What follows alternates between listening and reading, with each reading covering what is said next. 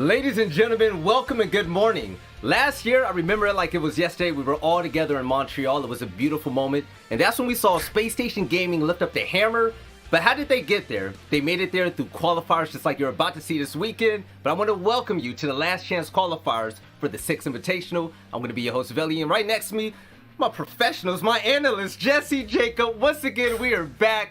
How you fellas feeling? Jesse, how you doing this morning, man? I'm doing great. I think that SI quals are a really special time for the Rainbow Six community. You know, we get to see a lot of teams that you don't get to see throughout the regular season, throughout the rest of the year, you know, and there's so much on the line for all of these games. It's single elimination, you know, this is it for all of these teams. So I think we're going to have a great weekend. Yeah, Jacob, I know you're excited, Jacob. Tell me how you're really feeling. Oh, man, SI quals are such a massive cultural part of Siege, which is why it's so cool. This is literally the best time of year, is qualifier season, and after getting the chance to do all of the open qualifiers from last weekend and seeing who all has made it to this stage for this weekend, I genuinely don't think there's a better time of the year than right now. Oh yeah, I'm so excited. So let's look into seeing what's happening this entire weekend. Yes, today, tomorrow, and also Championship Sunday, we're going to crown who's going to be the victor who will join the other teams at SI 2021. I cannot wait, but for today, we're going to have Beast Coast versus Ape as our first matchup of the day. And then after that, the new look Supersonics versus Rent Free. That's going to be a banger for sure. I'm excited, but you know what? As the players get into the lobby, we're going to have some beautiful breakdowns for all of you at home. Before we jump into the nitty gritty, I just want to say that I'm excited and I'm excuse me.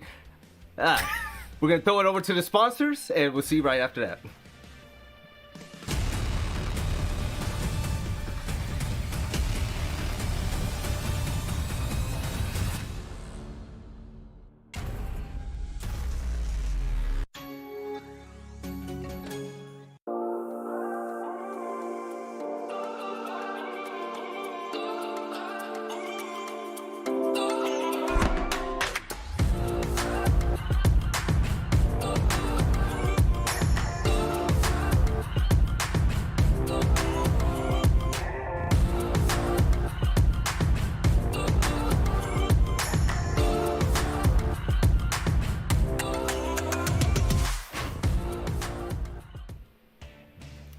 All right, welcome back. So let's take a look at a bracket. At the top, we're going to see Beast Coast face off against Ape, and then the winner of that will face off against Disrupt Gaming. On the bottom side, Altiora, we saw them last week with the Canada Division Finals. They're sitting pretty, waiting for the victors between the Supersonics and Rent Free.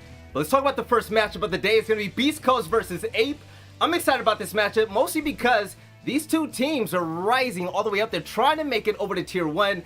And the analysts that we have here today, you guys know a lot about them, especially over in the Tier 2 scene. So, Jesse, I want to start off with you. When it comes to Beast Coast, when it comes to their play style, how can you seriously define it? Do they have an identity with this roster? Yeah, I think that Beast Coast can be a little bit more on the aggressive side. You know, there is this tendency from Challenger League teams to maybe play with a little less structure, to play more with their guns, and I think Beast Coast sort of fits that stereotype, that mold pretty well. Their one weak spot that I've noticed from them is their defensive win rate is not too great over the course of Challenger League in Stage 2. They only managed a 45% win rate, and in their Grand Finals game, of course, this team got second in CL. Their Grand Finals game against Rent Free, they only won 2 out of their 9 defensive rounds, and that's not great. From the VODs that I've watched, and I have watched most of their games from Challenger League, it seems like that's largely coming due to a lack of intel, whether that's players getting into their bomb site, whether that's roamers getting caught off guard. I do have a little bit of worries for them there. But they've got some strong players on this roster, and there's some names you'll recognize, some names that are new, so they've got a lot of surprises, I'm sure. All right, now, Jacob, I'm looking at you right now, man. Going against Ape, what is going to be their X factor? What do you want to see from this roster to pull it out to get to the next stage?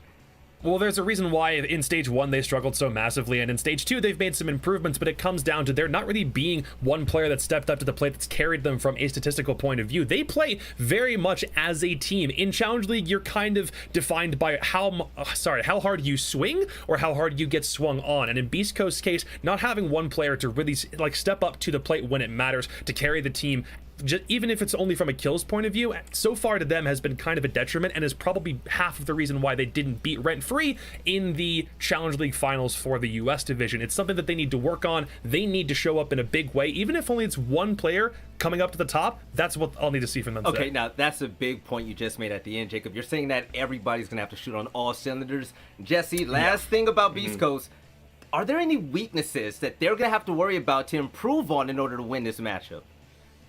Yeah, I mean, I think part of that is going to be the defensive playstyles, right? That lack of intel is going to be hard for them. If they're going to have somebody to step up to the plate and maybe solve that, if they want to have one player that really steps up, I think Sippen has been a great player. Across their defensive rounds, he's been sort of the only one that I've noticed actually be able to have a huge impact on defense. He's that standard, Jaeger, like roaming player that you see on a lot of teams. He likes to get aggressive. He likes to run all over the map on Jaeger. And so I'm hoping we're going to see a little bit more of that from him. He is managing to win them a couple of rounds, whether that's early, getting that man advantage, or late, coming back in and saving his team with the clutch in either case. So I'm really excited to see some stuff from him. But Jacob's absolutely right. We need to see the whole team shooting today if they want to win this game. All right, now let's get to 8. Beast Coast, I love the name and I love the players on that team. But this team, there's some familiar faces. And Jacob, they got some pro league level talent there that we've seen in Tier 1 bang out with the best of them. When you look at this roster, I mean, do they have some sort of pedigree to them? I mean, they absolutely do. Both Call and Forrest were members of that old E United roster before they had a couple other players switch in and back out. This Ape team is actually a name that, if you're familiar with, played in qualifiers for last Six Invitational, but the team obviously looked a lot different. So when you revitalize an old name like that, you're kind of hoping that it also brings with it the same pedigree or the same level of experience, but they have kind of a cross between new blood and talent that's been at a T1 level for a really long time. Problem is, in Challenger League, they weren't able to place any higher than, I believe it was 6th place, and even in other leagues and competitions since then, there hasn't been a lot of performance, and it almost seems like they're kind of letting themselves down, or something doesn't seem to be gelling. So the thing that might be the X factor for them, they have more support staff. They have the coach Forceful from Mirage, who, because Mirage seemed like they're slipping recently, an addition like that to Ape's lineup could very well be the glue that they need to try to stick together and see if they can't hash things out. Now, looking at this roster, there's changes. They're bringing in coaching staff, but there's an individual on this team that you really like, Jesse. Now, tell me about Yaga. What is he going to bring to this roster?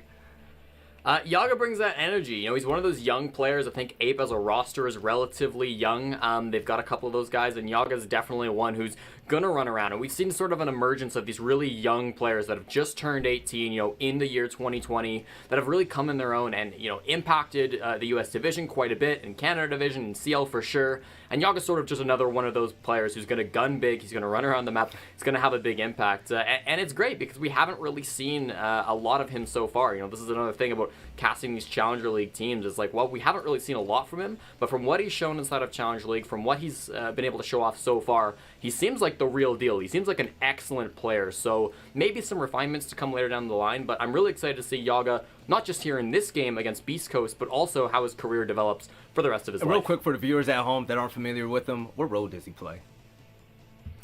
Yaga, he's going to be a pretty impactful player. I've got it written down right here. I actually love his Capitao play, something I've seen pretty recently from him.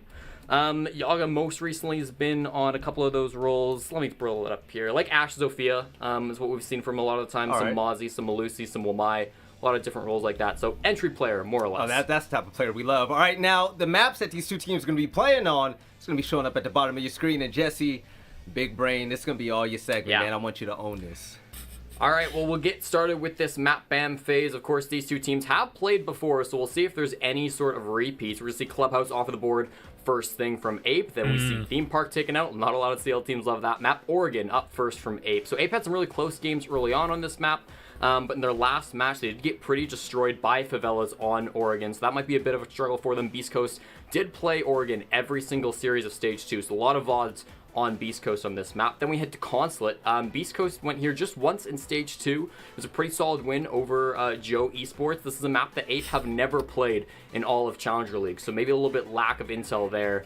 And then Cafe, coming up last, I believe, on this ban phase. This is going to be another one of those maps that Ape has never played, but nor have Beast Coast, so this is definitely going to be a question mark. And I believe since Ape did play CCS, there were some matches shown there, so perhaps some VODs.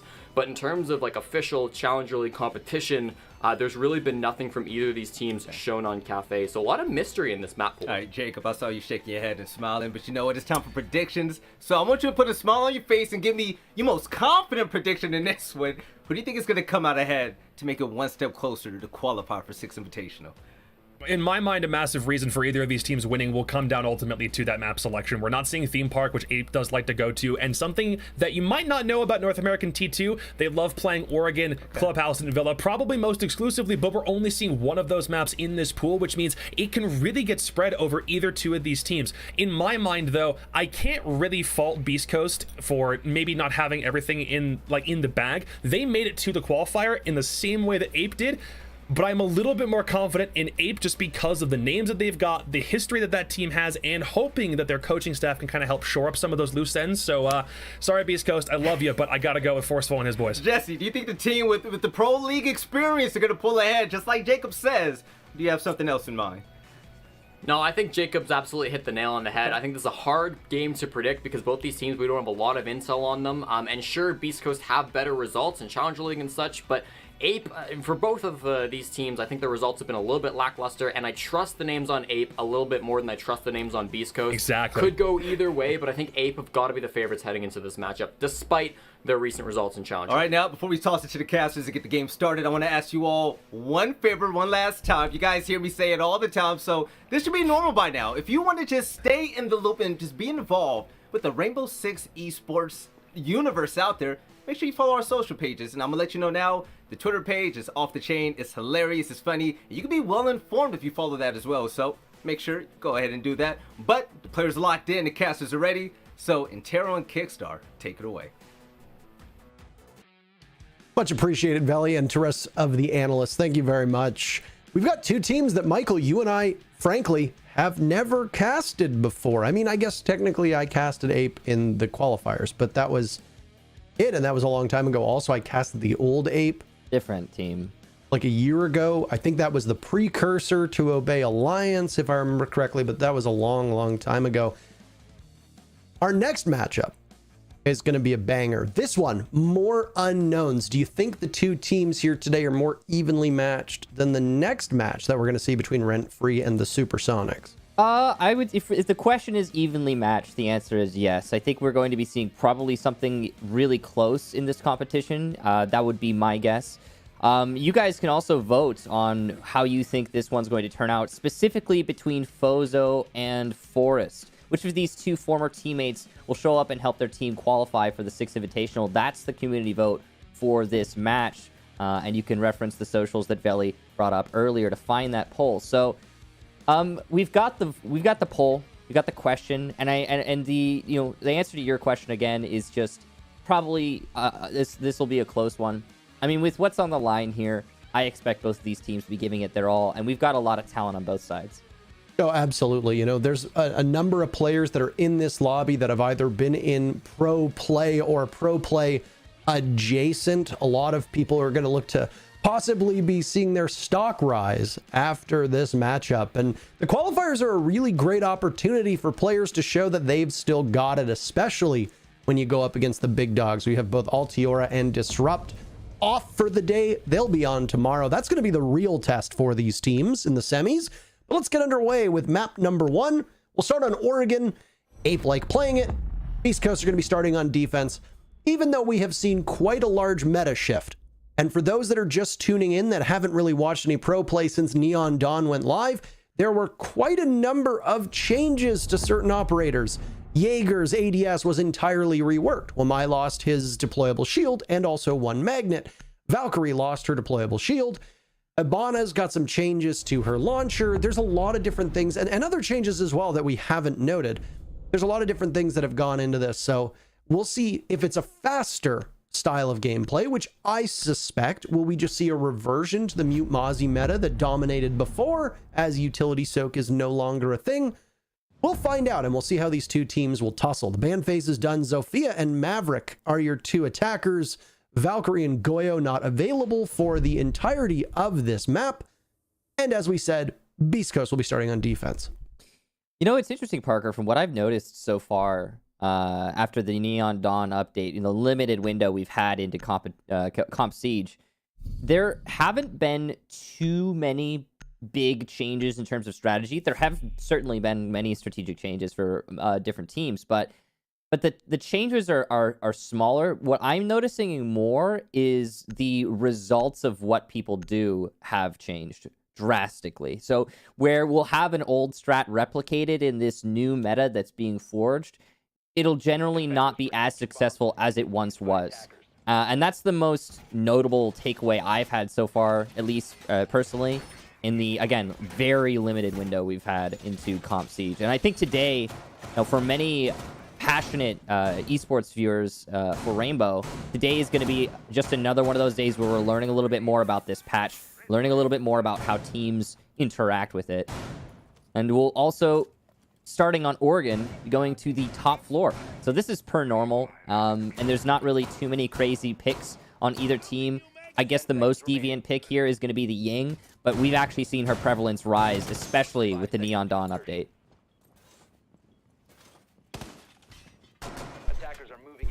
Ying, Hibana, Ace. I mean, the Zofia ban is going to be huge as well. Beast Coast banned out Zofia. That is a targeted ban against Ape because we do not see Zofia banned all that frequently.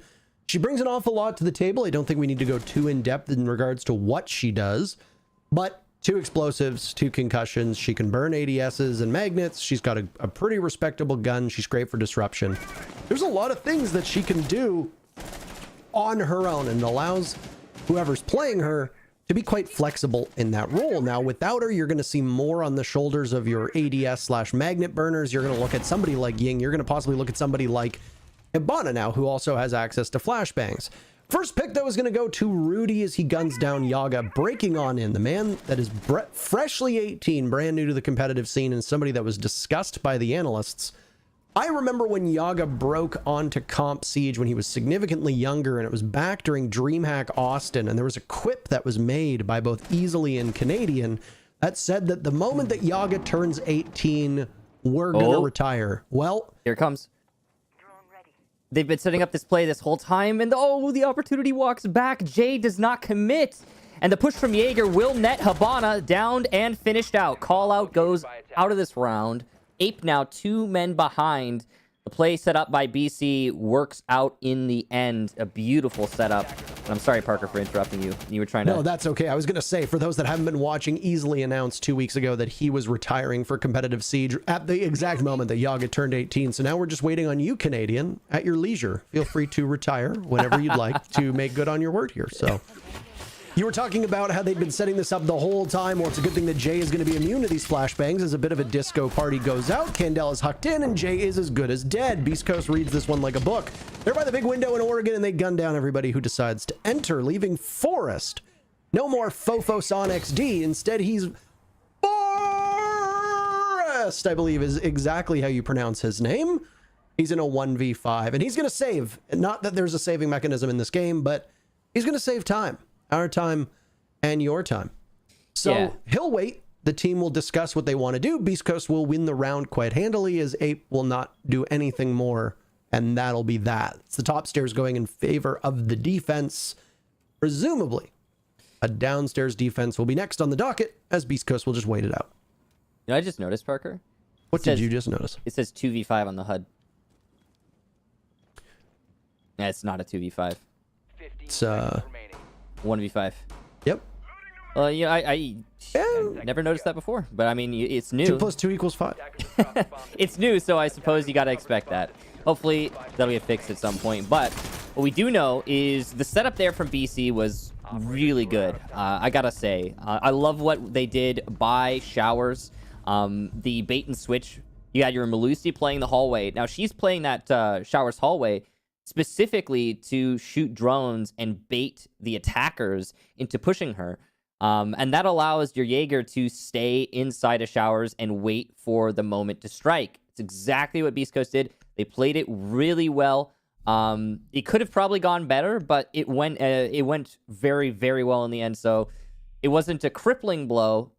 It was just a good setup downstairs. And it plays off of the expectation of the norm. And Ape provided that norm that was exploited. The big window attack, that's why they brought the Ying in the end, just wasn't potent enough because they hadn't gotten any of the picks they wanted downstairs. And by they, I mean Ape. And there was a firepower disadvantage. So even if you're going to blind a few people with those Candelas, someone else will be there to take those blind people's spots. And then you'll have a pretty well set up array of shooting, I guess, to tear out the or tear apart the attack as they vault in through the window. Well played by Beast Coast. I mean, it didn't really seem like Beast Coast had to extend all that much. They just waited very patiently, especially what could have been that early altercation with Ghost downstairs by Showers. You are expecting that either he was going to pounce pretty early on or there was going to be an immediate discovery from Ape. Nothing happens. I don't even know if they droned him out. Now, they didn't. I understand if you're going to take from small tower that there's a lot you have to do before you can push up. But Showers are one of the first places that you gotta look, especially with how teams like to defend that part of the map. It's an extraordinary amount of negligence on behalf of Ape here to not discover the location of Ghost playing by the lockers. To play devil's advocate, and you know, it is a light defense here, but there was that Melusi in the hallway trying to hunt drones. But I will say you're right because in the end, because that Melusi eventually fell back. So that at that point, you have to drone out the lockers. And you better bet after a mistake like that, Ape will be droning out, not the lockers, but the showers thoroughly every single time now. So, you know, I'm sure they've learned their lesson now, but each round can really matter in these situations. And it's going to cost Ape in the long run.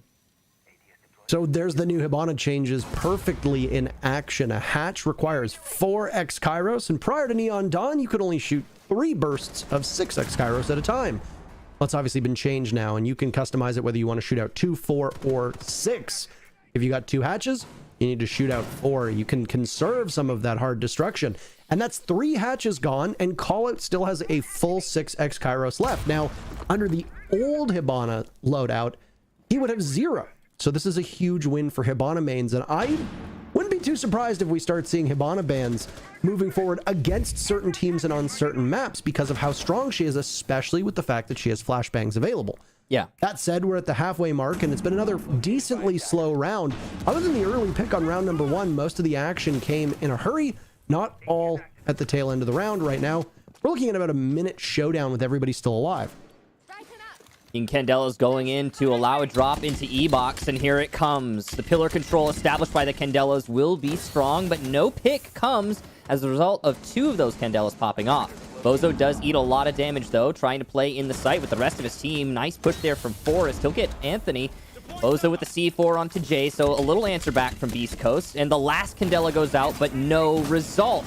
2 of the ace charges used on that wall, but Sippin from above will take out 2 Ape players, and it's all on Melted and Callout to finally take this round. They're in sight, though, and Callout will get 2. Great positioning from the man. There's his 3rd on the mirror window. It's all Ghost all of a sudden, but he's got Diffuser, and he can play off it with only 23 seconds. Callout with the 4K, though, and it just doesn't matter if you've got that Diffuser. Callout has got your number. What a swing that was. The positioning of the Wamai on the back tower stairs was known for quite a while. At about 40 to 50 seconds into that round, Yaga pre-fired into the wall upstairs by stage, aware of somebody being in that location. And it seemed like the Wamai did not really want to pick much of a fight at all. So the Wamai just simply held back. That's when we saw the pressure from above. Hibana taking complete control and the Ying dumping into E-Box before the full push from Ape came out above. They completely relinquished their cover up top until Sippin struck and picked up that 1 kill before immediately pivoting towards the hatch that had been opened up. And it was pretty standard stuff. We see teams take the back tower stairs and try to retake stage and then meeting hall quite frequently when a defense is getting pressured, because not every attacking team is going to have the tools at their disposal to watch meeting. Now, with that said, there was a Nomad in play. I don't know if Melted had deployed an air jab up in meeting hall or not, but regardless, it didn't work because that retake was completely possible. One person who received a ton of feedback and I would say criticism for his play in pro play was Callout. And the man just charges into the bomb site with his team at a disadvantage in terms of numbers, and he completely turns it around. He picks up the final 4 kills all by himself because it was clear that when Sippin retook the meeting hall portion of the map, that everybody on Beast Coast were trying to give up the bomb site, fight in a post plant, and then retake it. One of the problems with that was that the diffuser was surrendered by the bottom of tower stairs. You can't really retake a bomb site when they don't have the diffuser to plant in the bomb site. which is what allowed Ape to then make that pivot, and Call It in particular, make a strong play and clean up the round for his team. Yeah, you gotta really respect popping off like that, because I mean the round was at that point lost, really, I think, for Ape quite easily. And BC's got to be a little bit frustrated by a result like that. Good clear here from Ape, or not BC, sorry, Ape have to be a little frustrated, pardon me. Good clear here by Ape. They've got the control they want. Good information management. I think that they've learned from their past mistakes in the first round. Now BC just setting up in the site, not really trying to extend themselves too far. I like that little play there from Anthony and Sippin. Sippin trying to play on the staircase. Anthony using his drone to try and gather information for his aggressive defender. That's good. We've seen Echo played a little bit more as of late. He is finally available because, you know, he's been changed quite a lot. And, ooh, look at this. It's actually another bait from BC. Look at... Oh, wow. They keep doing this. They did it on Lockers Showers. Now they're doing it on Tower. They're denying droning of T3 by pushing Sippin up the staircase occasionally and making the attackers think he is the only threat. Late in the round, this will allow Ghost to flank. And it's just... If this is the sort of thing that, again, doesn't get punished by Ape, then we've got problems in the long run. Now, we just heard that drop clear as day, but I'm assuming that Yaga did not. And it was from Yaga's perspective that we actually heard him. So Ghost will be perched like a gargoyle on a ledge before dropping all the way down. And he might be able to catch somebody here if they're pretty unsuspecting. And there you go. Yaga cannot outduel Ghost. He's caught with his pants down, and there's no call that Ghost is on the flank. He snaps up a second onto Forest. If there's a rotate into meeting, he can go for a third, but he gets outdueled by Melted. It's still BC with a commanding advantage right now, a 4v2. 40 seconds left for them to be able to pull this off from above. You've got some utility on the side of Ape, but it seems like this is going to be a hopeless endeavor. They'll clear out the barbed wire before dropping through E-Box, and with 30 seconds left, the Echo of Anthony has no chance against Melted. He and Jay both in on the action, a great shot onto the smoke, but it's Fozo and Sippin to clean up the bomb site, and a second attempt at laundry and supply proves successful for Beast Coast. All right, I know that Beast Coast is playing this in the epitome of what is he doing there? I get it. Yeah. Okay. But at the same time, they're doing it very well. The way that Beast Coast is setting up these cheeky spots is not, just on the fly. It is not without thought. There is a considered approach being taken here by Beast Coast. They are baiting out the drones.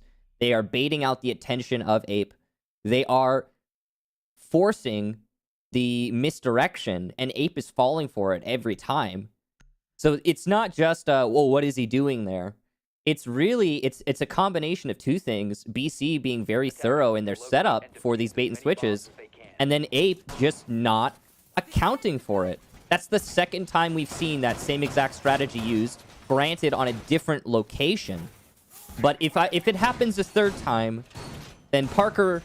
I said it earlier, I'll say it again. We've got a problem in the long term of this match.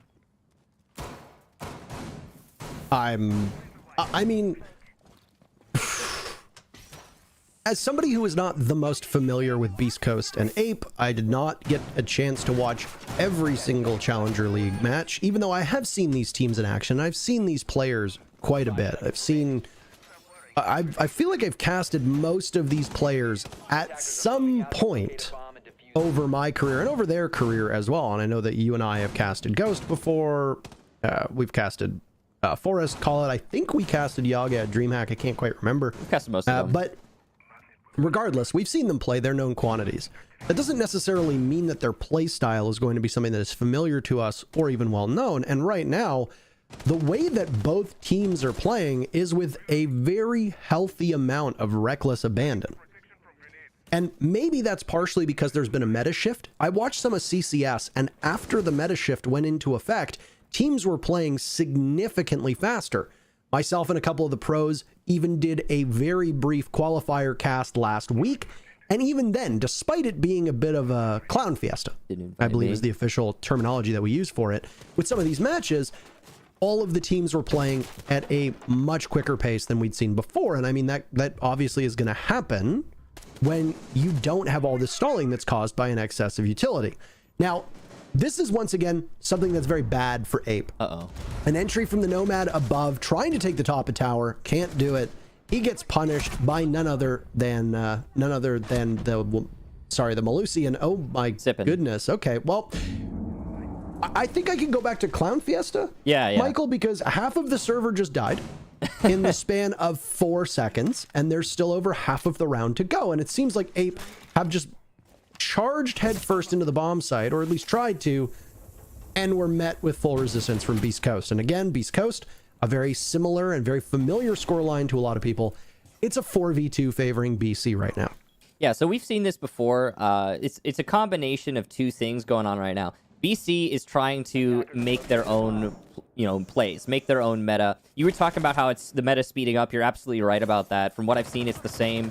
A lot of more, fast-paced defenses because it's necessary. It's harder to hunker down. It's harder to not have a presence offsite. It's harder to let the attack get to you. You have to accept their plans more actively. So that's what BC is trying to do. So it's a combination of that, plus Ape having, honestly, pretty poor containment. And I know that's, it's a little bit critical to say, but it's true. In this case, the containment has been lackluster. Nice reaction there from Sippin, but Forrest is just faster in that engagement, and he'll leave it 50 HP down, but a kill up. And that's really important as we near the last 25 seconds of this round. Yeah, they were in a rock and a hard place, but they show some signs of life, and Ape were able to turn it around on round number 2. This is their chance to show that it just wasn't a one-off occurrence. Call Out was the man of the hour last time. He got a 4K to seal the deal. Well, he's going to need to get a 3K this time. He starts with 1, Fozo, 5 seconds left. His greatest enemy, that Banshee, that's going to slow him down, and he misses it. He's got too many angles to cover. Rudy puts him out of his misery, and it's a 3rd round on the board for Beast Coast as they stretch their lead. Yeah, I wouldn't be surprised if Forrest put up, or not Forrest, if we had a better show put up there by Call Out, if not for the Malusi. But those Banshees, they really do get to you. I think honestly though, that round ended much sooner. In the first minute and a half, actually, on the early engagements between Sippin and Ghost, they really have been putting up great performances on their roams.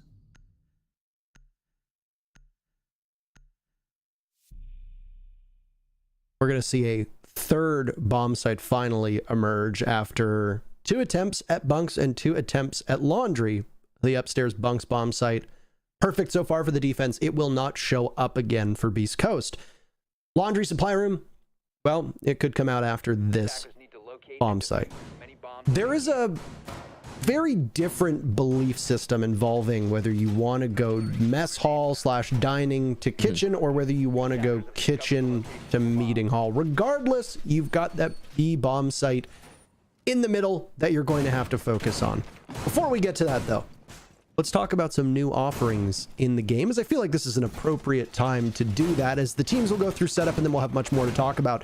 There is a Rainbow Six Invitational Battle Pass right now that came out with Neon Dawn, and you can get it right now. 100 tiers, over 130 rewards, 134 rewards actually to be exact, and all of the sales help fund the 6 invitational prize pool. It's a form of crowdfunding. You want to put your money where your mouth is? Well, you can do just that, and you can earn some pretty nice skins and in-game perks at the same time with the 6 invitational battle pass.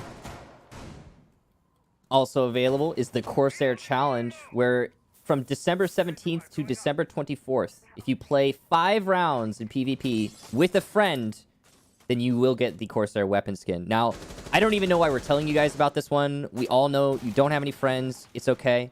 But if you put in a valiant effort, I think that counts.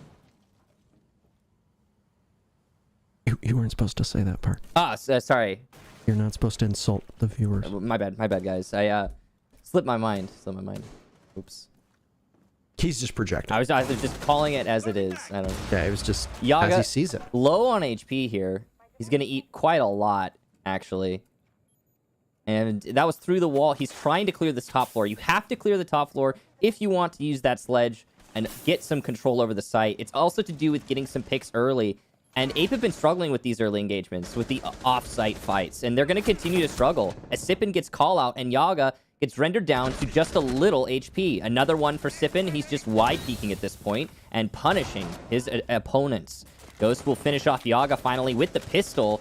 And once again, Ape struggle with the early fights. They cannot clear out these roamers. Forest, once again, coming in to try and correct this. He'll be at the top of white stairs, hoping for somebody to walk into his crosshair. If he gets swung from over by what used to be the generator, which is the doorway to attic, and over by couches, or the foosball table games, as people refer to it as, he's as good as dead, and he'll have to reposition now. Once again, just trying to bide time. We talked about how the 4v2 in favor of Beast Coast was oh so popular. We'll get ready to meet the 10-year anniversary edition, aka the 5v2. So even more daunting odds for Ape. Forest is just completely oblivious to Ghost playing inside of kids' dorms, and down he goes. DEFUSER is there as well. Last member of Ape positioned by Big Window. Melted will scamper off, and the Nitro Cell will explode with no target in sight. This is going to be really risky for Melted, though. He can't even make it through the bottom of the white stairs. A call for a tactical pause, as Callout will look for a reset.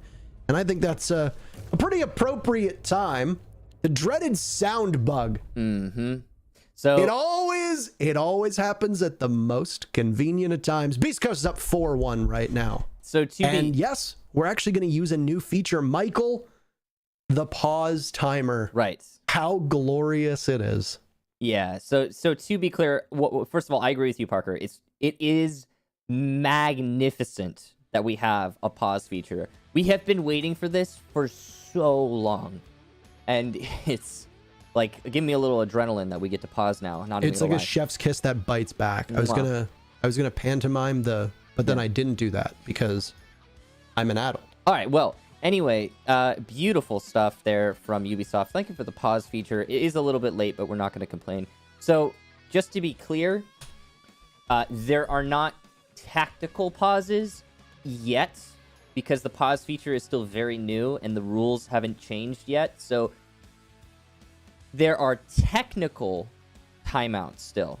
So every single map, you get, as a team, one technical timeout. So he has a sound bug and has to take a technical timeout, and that's what's happening now. Yes. Yes. So once again, sound bugs pop up from time to time, and with that, they're going to go for a reset, technically, for Callout, who had one really strong round. That's the only round that his team Ape prevailed in. Everything else has broken in favor of Beast Coast. They've got the opening duel in all 4 rounds that they have won so far. They have now completed a perfect rotation of bomb sites, starting off on laundry supply room down below, moving upstairs to the top floor for bunks, and now just completing the meeting and kitchen defense, which you wouldn't really know that was the bomb site because all of the action occurred once again up by bunks. In fact, most of it, the epicenter, seemed to be by white stairs over to the couches up top, over to games where people want to plant. So, I mean, I guess that happens, right? If you're going to try to take kitchen and meeting, you need to take control of attic. Those double panel walls at the end of attic are going to be reinforced. You're going to want to put a soft destructor, whether it be an Ash, a Zofia, a Sledge, most likely, maybe even a Buck upstairs in kids' dorms. None of that happened, Michael, and for the umpteenth time so far on this map, it honestly looks like Ape did not spawn into this match with any drones whatsoever. I don't know what is going wrong here, but for some particular reason, it has been a miserable experience for the droners on Ape because they are not doing anywhere near enough yet to figure out what's going on with this defense from Beast Coast. Yeah, I agree with you. I think, it's particularly harsh to say they're spawning in with no drones, but it does kind of appear that way sometimes. These fights on the roamers, I think that they're not ready for those fights. And Ape has definitely got to do something to change that. Just a quick update for you guys. A full rehost has been called, so we're actually going to have to rehost the lobby, so we'll be a little bit longer. I thought we were done with them. I thought we were done with them too, I tweeted that we were done with them. I tweeted it, Michael. Nah, it's okay. I tweeted that we were done with it, and you know what? We're not. We weren't done with it. Yeah. We were not. So, real quick, I think this is a funny little tidbit. Our Twitch channel, Rainbow Six, has access to the Twitch prediction feature now, Parker, and 66% of the viewers right now that actually participated in the poll, who takes map number 1, bet on Ape. and they bet a whopping 2.1 million channel points on Ape, who are currently down 4-1. Michael, it's like one of my mother's favorite memes says, and we're off to the comments section to see what the experts have to say. So, I mean, you'll note that Parker and I didn't make like an outright prediction on which team we thought was favored going into this match, because there's not enough to really truly go on. I mean, we can make assessments based on our understanding of these players, and that's all well and good, and we know most of these players fairly well. But these teams are not only slightly, newer and fresher than is, relevant in our minds, but also we're dealing with a completely new meta. Like, this is a new game. This is a new Siege. So my advice to everyone making the predictions and putting their hard-earned points on the line, be a little bit careful with how much you go for, because you don't want to be broke that early on. I mean, I'm kind of glad that I didn't make a prediction, though, because if you look at these two teams, I would have given the nod to Ape over Beast Coast. I think that Beast Coast as a team has some pretty phenomenal players on it at this level of Rainbow Six. But overall, I think as a team, Ape are the superior unit. Now, what we've seen so far has not been the Ape that I've seen play before, and I know that it's not up to their potential. Either one of two things have happened. Either Beast Coast have magically doubled in size and strength overnight, or Ape have somehow just forgotten how to play. Need we remind everybody, the map that we're playing on right now, although Ape is starting on attack and Oregon is quite a decisively defender-favored map, this is Ape's map choice. Now, sure, if Beast Coast are held to a 4-2 scoreline in the first half, that's pretty par for the course if your teams are evenly balanced. You expect them when Ape goes to defense, they will have the same scoreline, and then we'll go to overtime, where guess what? Ape defends twice. That will obviously favor them. But right now, without being able to contextualize what's going on, this looks like a very poor beginning to the series for Ape. And with the way that these qualifiers work, there is no double elimination. If Ape gives up Oregon and has a poor result on Consulate, that's it. Their dream of making it to the Six Invitational ends here. We're back into the game though, Michael, so we don't need to speculate and ramble on. We can actually see what unfolds. And the final defense for Beast Coast will be over on Laundry Supply Room down below. We'll see how this setup goes. We've got a pretty similar lineup. Once again, heavy emphasis on the information for the defense. Fozo and Anthony both bringing the Maestro Echo. It's been so long since we've seen both of these operators played in tandem. It's just such an oddity, actually. It's almost jarring. Apart from that, the Wamai Jaeger combo still coming in strong. It's not as strong as it used to be, obviously, because Wamai has lost a disc and Jaeger is just completely different. But it's still solid combo, still good operators. Even apart from their utility, they contribute always to the team. So, bottom floor here. This is the only place we've seen Beast Coast be vulnerable, but that's because of the 4K we saw from Callout. And I don't expect something like that to happen again. So far, it's looking like we're staring down a 5-1 half for Beast Coast on defense. There's no guarantee of that, of course, but they have been looking very solid.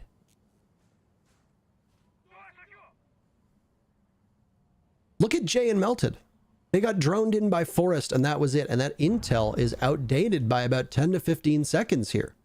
This is a great deal of confidence and how quickly they were able to assess this. And even though it is a downstairs defense, the focus right now from Ape is to clear above. And I think that's the right choice to make. Beast Coast have been very unpredictable with how they're holding map control.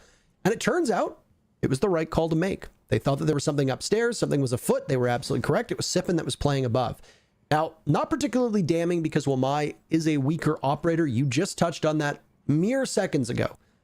But those magnets do generate over time, and none of those are going to be available anymore. So Sippin is gone. Upstairs pressure is gone. Sippin was also the crucial figure for retaking meeting last time, if you recall. So that's another worry that isn't going to exist for Ape. And that single kill alone turns out to be exactly what Ape needs on this round. We'll see if they can transition now as we're halfway through the round towards a successful conclusion.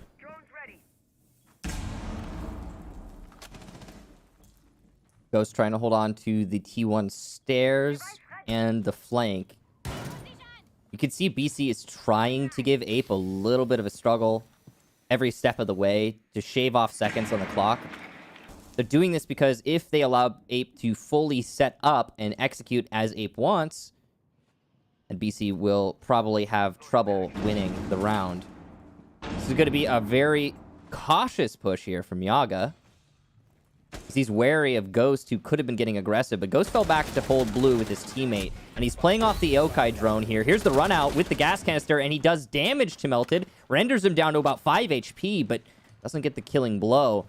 That's an unfortunate whiff there. The push up the stairs, though, will not work out. Ghost goes down, and that's 2 of your top performers on BC just gone. Luckily, Rudy is going to eliminate Forrest, so it's not over, but callouts in the site again, and he's going to get shut down before he can get more than 1 kill. Now it's Rudy and Fozo, but Jay is downed and Melted is on low HP. Yaga has to be the hero here for Ape. He might be able to pick up Jay. He certainly will be able to pick up Jay, but look at the time. Just not enough for Ape to linger. They have to push in, and with 2 players who will die to 1 shot in play, it's not ideal. Rudy will get Yaga, so it's all 1 HP for the last attackers, but they're making it work. Jay gets a team kill, and he'll lose the final fight. Fozo wins it out. BC take the first half, 5-1. What a mess, but a lot of that stemming from exactly what you said, just low HP on behalf of Ape. They just decided to go for broke through E-Box. They dropped right into the plume of smoke that was tossed out by Rudy, and Rudy with the rotate in the elbow that was never secured meant that the smoke could continue to play into bunker and rotate back into the back of bomb site, all while watching E-Box doorway 2. The only real thing that Rudy had to worry about was getting any form of pressure all the way from Freezer, but it was very apparent about halfway through the round that Freezer was not a part of the strategy for Ape. So Ape ended up being all sequestered by the same doorway. It's a single doorway. You can't shoot around it. There's no soft destruction you can really do. You're in bad shape. Nomad rotates over to blue with a sliver of HP. There's no utility left for the smoke. All it comes down to is single gunfights and a bit of misfortune for Jay. I feel like that fight really could have broken either way with the pre-fire from the Ying into the closet that the Maestro ended up winning. 2 guns with no shortage of ammunition. It really just comes down to who hits their shots. And Jay was only on 20 HP. Fozo's going to win that fight with a single bullet from the Alda. And that's exactly what ended up happening. The scoreline for Ape that we said that is not terrible would be 4-2. Things are a little bit more dire only by a single round, and the hill for Ape to climb just got significantly steeper. We don't see a lot of 5-1s on Oregon. They're totally possible, not very common, especially for this to happen on Ape's map. I understand that they had time to kind of cool their heels and get call out back into the match and maybe discuss some things. At the same time, this is a grim first result for Ape, and they've got a lot of work ahead of them to get themselves back on the same footing as Beast Coast. Attackers have located a bomb. Ape going for a roam strategy similar to that of BC. A bit more present in the middle floor here, as you can see. Call out playing inside a meeting, trying to work around this opened up drop. They know the drop is going to get opened.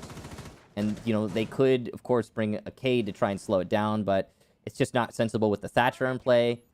And with the Habana, it's you know, not even going to cost the attack too much to open the drop. So instead of reinforcing it, Ape open it themselves, and then they play around that drop on their roam, giving themselves a retreat back into the site.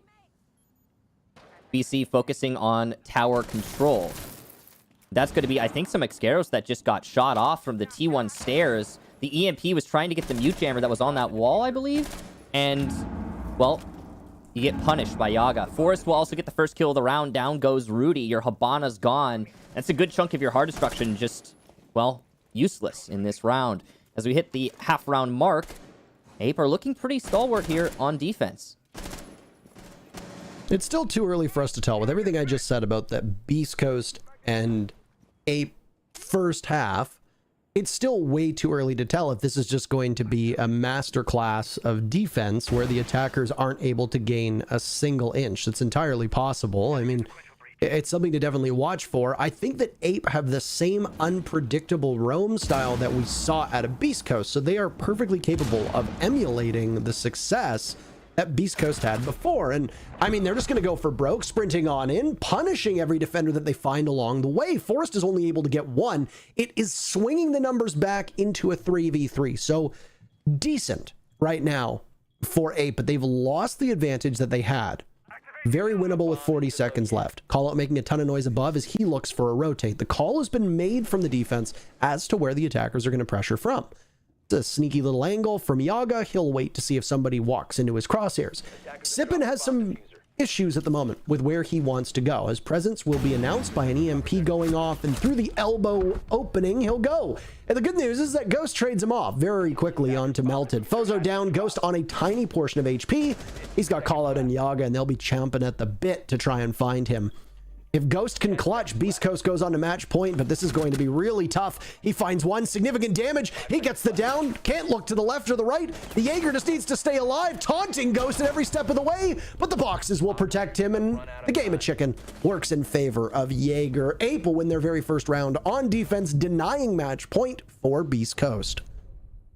You know, I think had the fight been presented to Ghost there, he might have won that, honestly. His aim was on point. He was aware of his opponent. The opportunity just didn't present itself. Had there been a rotate in that freezer wall, I think we would have seen a Ghost take that fight. But nope. Nate put their second round on the board. That's good for them. Bottom floor defense tied up.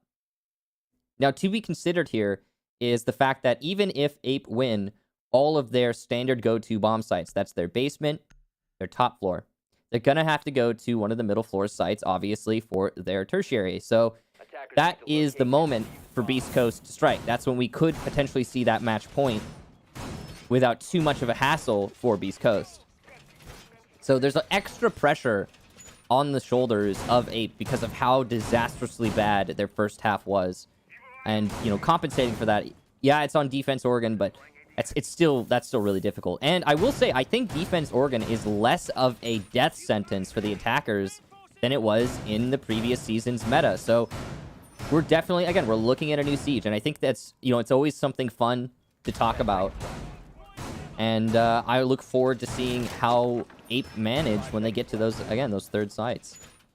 I want to see how it shapes up. It was an unpredictable third site that we talked about when most of that action just occurred upstairs over by White Stairs. But that's not always commonplace. A lot of teams on defense will instead try to hold meeting, will try to hold tower, they'll forfeit some of attic, and they might not even be too chuffed when it comes to the kids' dorms portion of the map.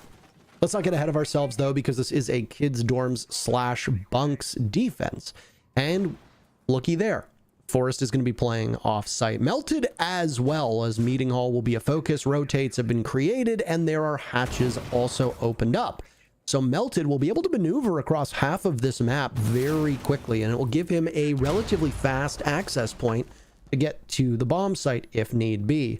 Meanwhile, Beast Coast's presence will be felt over by the closet wall, opening things up as best as they can to try to apply pressure there. Usually once teams do this, they will either swing towards attic with the remainder of their forces and utility, or they'll go towards the big window. Those will be the 2 points of interest. That's a ballsy play by Forest, but it works out. And once again, Rudy is the opening casualty. He's feeling something today, isn't he? And he gets droned out for good measure, but that drone can't do much to stop the rampage that Forest puts onto Beast Coast. Sippin and Rudy now both gone, and Beast Coast at a disadvantage themselves, a similar situation that Ape had to deal with quite a bit when they were on attack. So Ape are mounting a little bit of a comeback here, and they're starting to build up that momentum. The ballsy play is right, Parker, but it was the right play there for Forest as well. So making it work for his team. Nice shot there from Anthony, though, at the top of White Stairs. He will get tagged back, but not finished off. That SMG-11 just shaves him a little bit. Be down to about 75 HP. There's still a chance for BC in this round. They've got plenty of time, a whole minute to work with. They also still have those X factors of the roamers. That's Melted off site. He sees the Ash, and Ghost will lose that fight out to a nice shot. Well placed by Melted. Now just Anthony and Fozo. Fozo in trophy. Anthony downstairs. He's trying to find the roamer of Melted. That's not really been working out for BC every time it's happened so far, and it'll continue not to work out. Melted, a great roam on the middle floor, and Callout will finish off Fozo. No more chance for BC. Ape take their third round.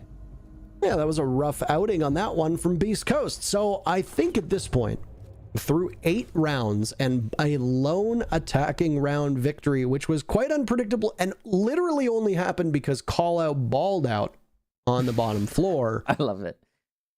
I think it's safe to say that we are just looking at a defensive bonanza. And I would not be surprised if we continue to see these defensive numbers climb. And honestly, Ape is going to claw their way back. This is one of those things where we struggle as casters because we can speculate, but things can turn very quickly when it comes to momentum or somebody heating up or one round breaks in a way it shouldn't necessarily, and it changes the entire tide of a match. We see a 5-1 scoreline, and most people, including us from time to time, will think, oh, well, this one's over. Obviously, not the case. It's still possible this ends up being a 7-3 and Beast Coast surge back, but 2 rounds right now, the 2 rounds in particular that Beast Coast just turned in, do not inspire any confidence in me whatsoever that they're going to be able to muster up 2 wins to put this one out of reach for Ape. They might be able to salvage a single round. I think that this is going to be their best opportunity to do that as we see the 4th bomb site on Oregon get played. This is the dining hall, mess hall / kitchen bomb site instead of the meeting kitchen that we saw out of Beast Coast when they were on defense. These tend to be your tertiary bomb sites, the ones that you will lose most frequently. Think about a map like Consulate. This would usually take place of lobby, or possibly even Teller's Archives. Think of a map like Clubhouse. This is your gym master that you expect the attackers to have a good fighting chance on. Parker, look at this. So in the past, you would bring shield on Wamai, and now obviously you can't do that. He's got impacts though.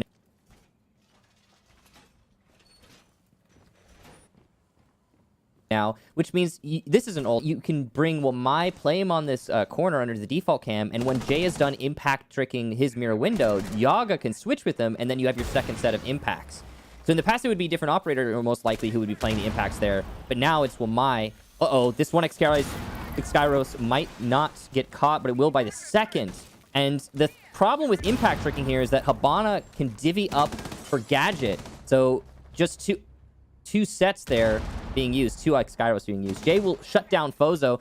So yeah, you do keep the mirror window up for a little bit longer, but you punish Fozo as well, and Sippin gets the refrag. Jay a little overextended, too close to the mirror window. That was a messy hold there from Ape on the Lockers setup, and at the same time, it worked out pretty well for them in the end, even though they lost Jay. Neither team proving to be all that adept on the entry. The defense are absolutely clobbering the attackers when it comes to these opening duels, and the defenders will continue to grow that lead that they've had so far in these duels, because there's another kill coming out from Ape, and it's Forrest, the one credited with it.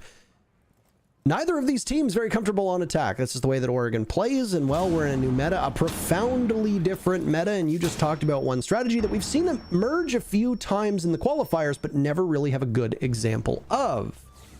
Anyway, there's a minute left, and Ape will continue to tear through Beast Coast. Rudy and Sippin. Well, Rudy finally gets to play around.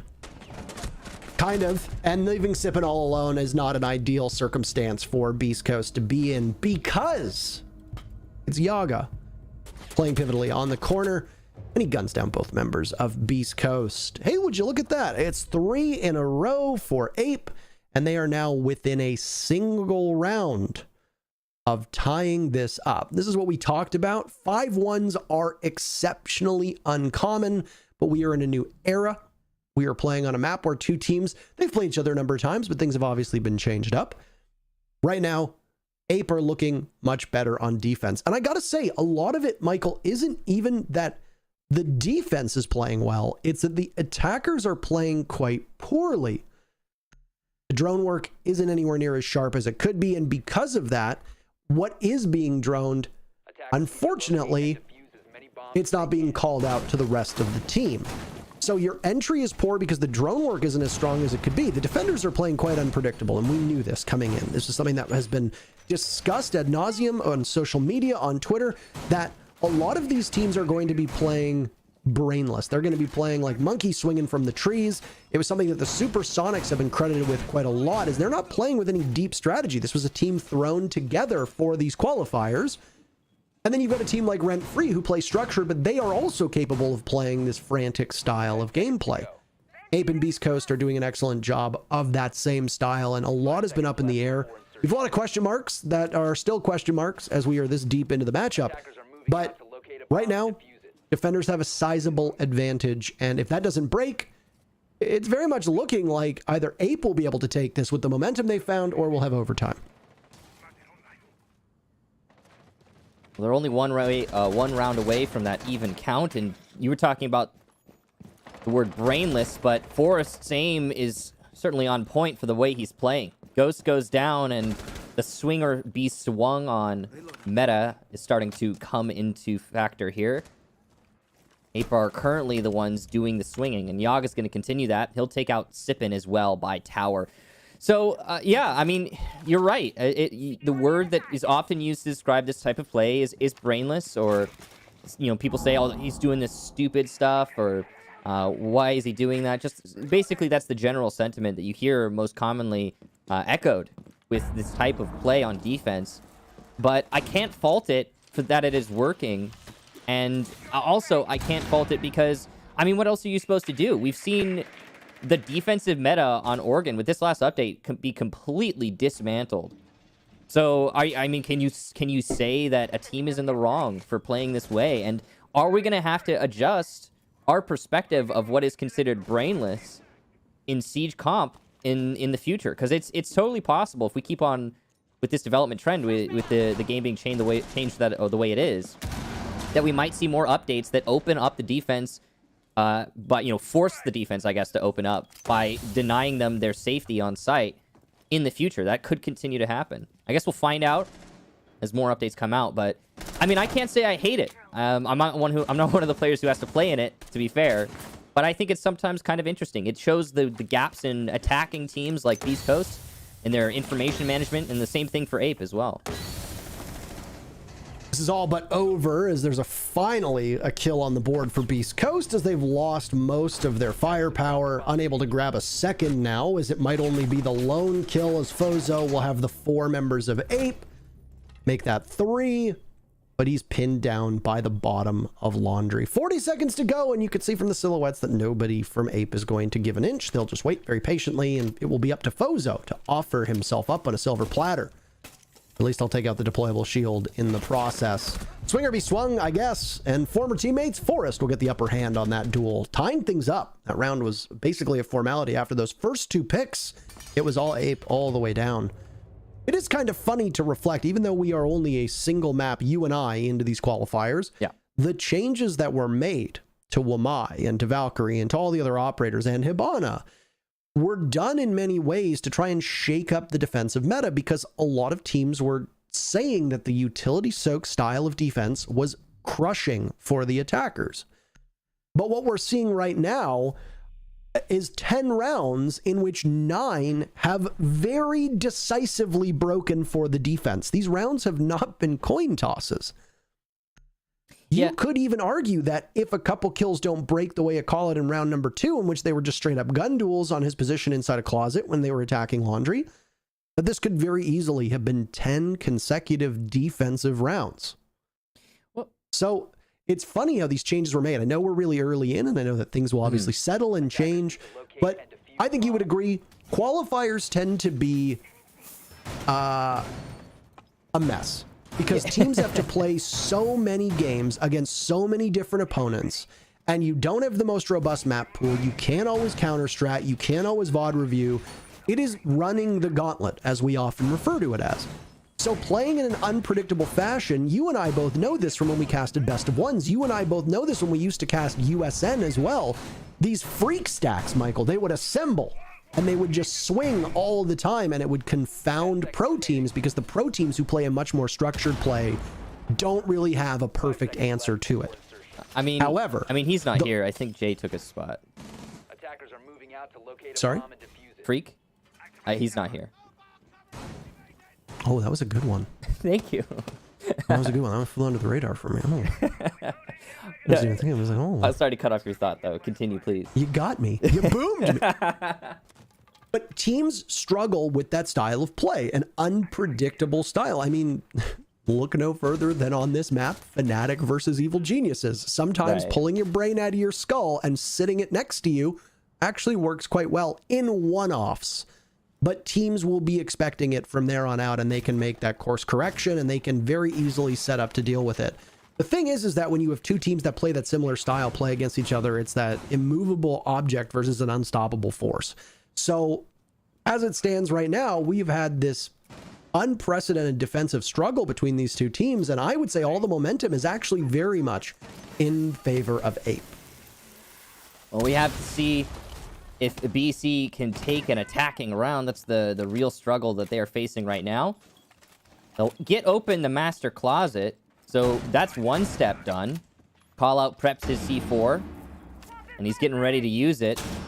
He might be trying to use it for the anti-hard destruction. He might be trying to use it just to get the kill. Either way, it's prepped and ready. Jammer is Thatcher EMP'd right now, so the wall is openable if one of the attackers go for it. Looks like it's going to be Thermite, Rudy possibly, who might go for that play late in the round. It could also use the ace. He'd probably be the safer bet in this situation. There it is. But the Mute Jammer has re-upped. The Thatcher EMP was used too early, and that's the last one used as a result.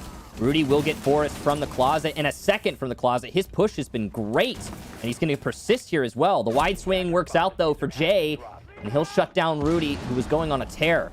Aper's still in this round, but it's the most prosperous round we've seen for BC so far, and they'll get another one to boot from Kid's window. Sippin will pick up a kill, and Anthony adds to it. Now it's just Melted, the roamer, who had such a good round last time they defended this site, who will get one kill. So no flawless, but that's it. Sippin shuts him down, and Beast Coast gets their first attacking round and match point. The caster's curse in perfect effect here after saying that Beast Coast were by far and away a better team and that they had this one basically locked up, yada, yada, yada. It's not possible that Ape is going to be able to come back from this. Ape starts to come back, and I said, well, I mean, Ape's got the momentum now, and then Beast Coast shuts the door on that one. With a single round left in regulation. Overtime is not a requirement at the moment, but it very much could be. Ape will defend twice if that's the case. And with the way that Oregon between these two teams has shaken up, obviously Ape are quite happy about that. Their hurdle is to do Kids Dorms yet again. Now, it was a bit of a rough outing on that previous round. It seems like Beast Coast just cut right through it, and I don't know if that's been the plan all along. We both have been knocking the droning efforts of both of these teams. I wonder if they're not necessarily droning to find the roamers, but are droning to find the quickest path to the bomb site and just finding a roamer oopsie daisy along the way. Because that's what the strategy seemed to be for BC on that previous round. Within a minute, they'd already taken the closet wall. They had command over Trophy. They had a good hold over Attic. They were in good shape. Even though they weren't in Attic themselves, they had the line of sight that was required through the Attic panel that leads into Trophy. And BC were very, very quick about that. Like I said, within a minute, they'd already opened up the wall and could begin to pressure the bomb sites. That's pretty good time on what has been a very defender-sided Oregon. I don't expect to see Beast Coast replicate that again, but now just because I said that means that's exactly what's going to happen. So don't be too surprised. Regardless, we've got 20 seconds off of the clock, and, well, Beast Coast seem to be lining themselves up for the same style of play. They had some difficulties with the Thatcher Ace combo on the previous round. How do you fix that? Well, you decide we don't really need Ace all that much. Instead, you're going to go with Hibana and Thermite here. And I would imagine that Thermite charge will go off on the closet wall. Meanwhile, Hibana's taking control of the back of Attic, opening up one portion of the panel that will lead into Attic from Tower. Because of this, Ape have fallen off. They're not going to hold that cross the same way that they want to. The angle that's played to hold onto the Attic panels. Instead, Forrest has moved over towards games, and there goes the walls. Forrest in a tough spot, and he's not going to get out of it alive. Ghost gets this opening pick. Beast Coast start off the round on the right footing. Same timing as before, roughly a minute. And now Beast Coast can begin to exert their influence on the bomb site. I gotta say, these are the first rounds we've seen from an attacking team where they're allowed to set up the way they want to without being punished by the roamers. That's key here in BC's performance. It was last time they attacked on this site, and it's once again on this time they're attacking the same bomb site. They get the wall that they want open. They're setting up on the windows, the rappels, and Ape isn't really doing anything about it. They're allowing BC to get that setup, and that's the problem. That's the difference maker here between this round and, well, and the last round and every other round. So we'll see if Ape can correct their course. They're only one man down at this point, so it's not over yet. It's not going to be an easy correction. Ghost, lots of damage taken there, I think, from Yaga on that big window. Well done to Yaga, at least tearing up Ghost. And he's going to be downed, actually, and finished off by Melted. So here we go. Answer back. 4v4 now. One of your hot gunners in Ghost is eliminated on the attack. I mean, losing Forrest isn't great either. He's been the standout alongside Melted, but there's enough firepower on both teams to be able to hold this one together. Yaga and Sippin both find their way onto the scoreboard for this round. Damage being done to the smoke from Fozo, and now he can't make his way through Attic. He's going to need to find the right target prioritization. Stumbling through Attic, he takes the fight, and that Type 89 just tears right through Jay. Call it on White Stairs as the hero, though, as he refrags. No entry from White Stairs as Sippin is guarding it, and Yaga will now need to go for the planter as Rudy is half the way through.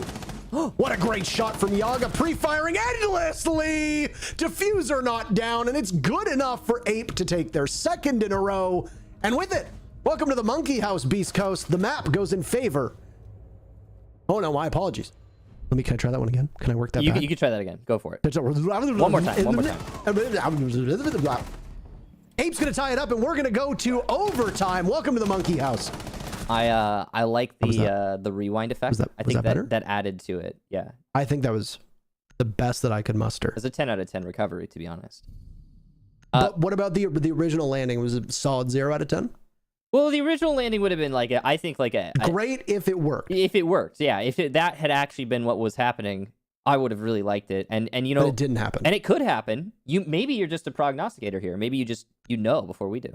It almost. I thought he got the diffuser down at the start, and then he didn't get the diffuser down, and then I fumbled the call. Yeah. I mean, it is what it is, though. I mean, that was a really great. That was a Paga moment from Yaga. And I gotta appreciate. What did you just say? I said that was a Paga moment from Yaga. I don't know. I don't know. It was good. He did good. He did good, Parker. That casting was the equivalent of Caliber Jacob's shirt. The one that Jesse wore when he was the big Ray. Caliber Jacob's shirt. The one he's wearing on the analyst. Oh, like today? Like a colorblind picnic table. He did kind of. The weird part was that he had like I think that's the undershirt. He had that showing, and it kind of just added to it. It made him look more like a picnic table. I do wonder why he was wearing a black and blue shirt, though. I thought it was it black and blue? Could have been gold and white. Yeah, I swear that was yellow. Could have been gold and white. Yeah, something like that.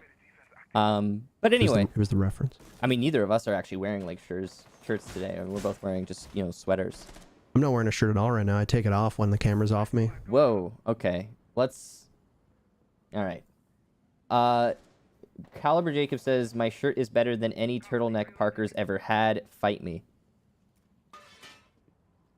That's rude. Those are fighting words. You gonna let that slide, Parker? No. Oh, okay. I'm sure he had to fight a stylist to put that thing on to begin with, so I don't know if he's ready for bout number 2. All right, chat. You decide who won that one. Oh, no. All right, so main lobby drop has been opened up, as has above the staircase. So control is established here for BC in that main lobby, and they're pushing heavy into meeting and over by tower. With that control, they could start opening up more drops. There is a Kaid in play, but of course Thatcher is not banned, so this shouldn't be too much of a problem for Beast Coast to get open the drops that they want open and to facilitate this attack. The setup has been pretty solid so far from Beast Coast. They haven't lost anything to any of the potential roamers, and we've still got half the round for them to execute onto the site.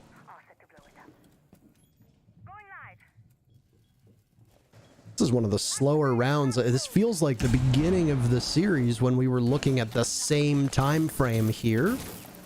Unfortunately, Fozo throws those X-Kairos down and he loses them yet again. Beast Coast are being exceptionally sloppy with their utility, and you need to ensure, even though Hibana's been changed, you need to ensure that those X-Kairos are going down appropriately. Melted might have just saved his team with a play that is decidedly unsexy, which involves shooting hard destruction. As Beast Coast now thwarted from above, but they're going to pressure from blue. Twitch goes down, Ash on the ground. Ghost, his favorite rat play that you can make. He's going to deal significant damage, and just like that, Beast Coast dominate the kill feed before it swings back in favor of Ape, but for a single kill, as that's Melted, trading 25 HP. Jay still has 2 toxic canisters left. He knows that there's presence down towards laundry stairs, and this is decent coverage with these toxic canisters. With 25 seconds left, it will linger. Ghost not finished off by the plume of smoke. Melted can see, but he's not going to secure. He'll get flashed out and swung on over from Pillar. So Fozo now, with Rudy at his side, will have to find Jay. No utility left for the smoke and only 10 seconds on the board. Jay creeps up, finds one, but cannot transfer onto the second. Rudy abandons the plan and will go to match point.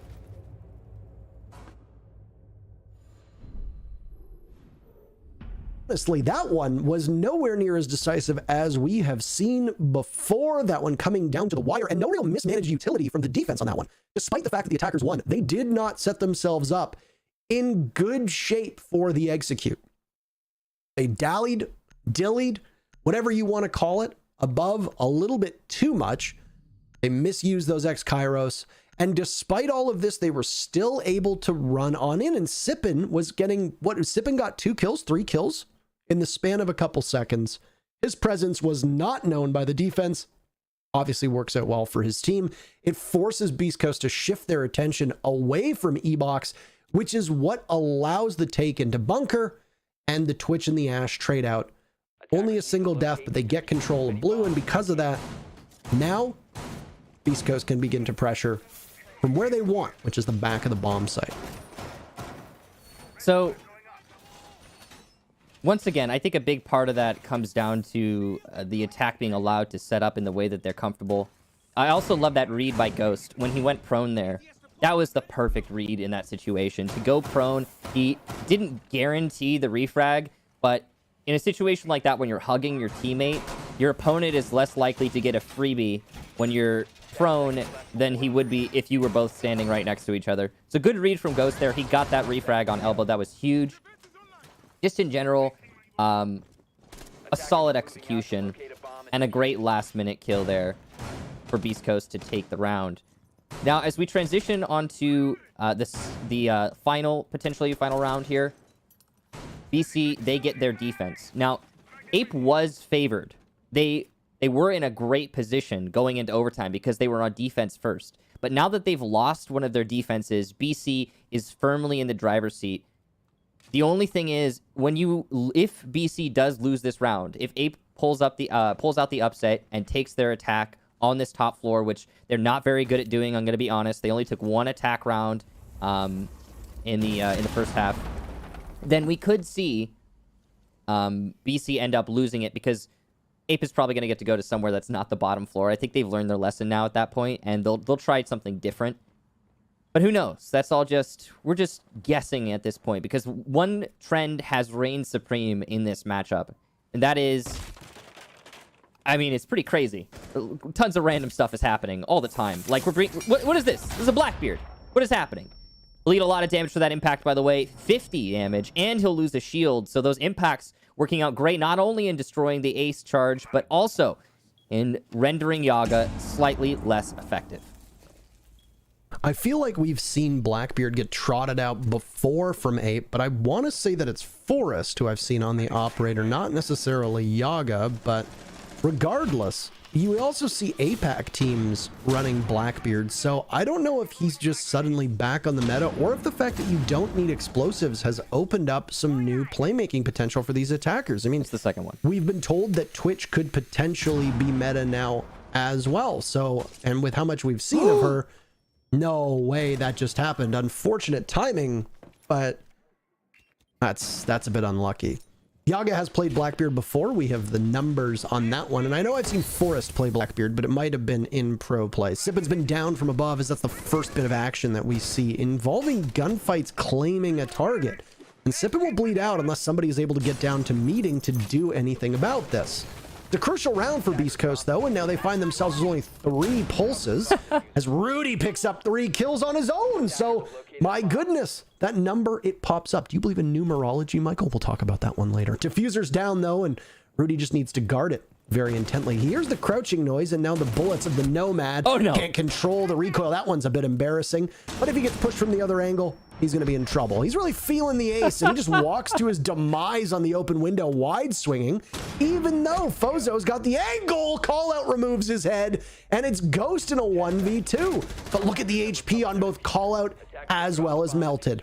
With just a tiny shred, he's going to have to outduel Ghost, but it's Ghost who's better, and Beast Coast takes the round, and I can say it this time, they take the map this time too, Michael. Woo! We did it, Parker.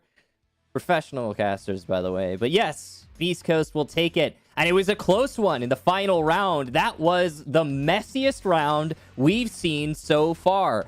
And, you know, you were talking about the difference in the soft destruction and how that might have changed things. I think mostly it just opens up your options. And a Blackbeard can be really good when you're dealing with the defense playing like this. So it wasn't Yaga's fault that that round was lost. It wasn't because they brought Blackbeard.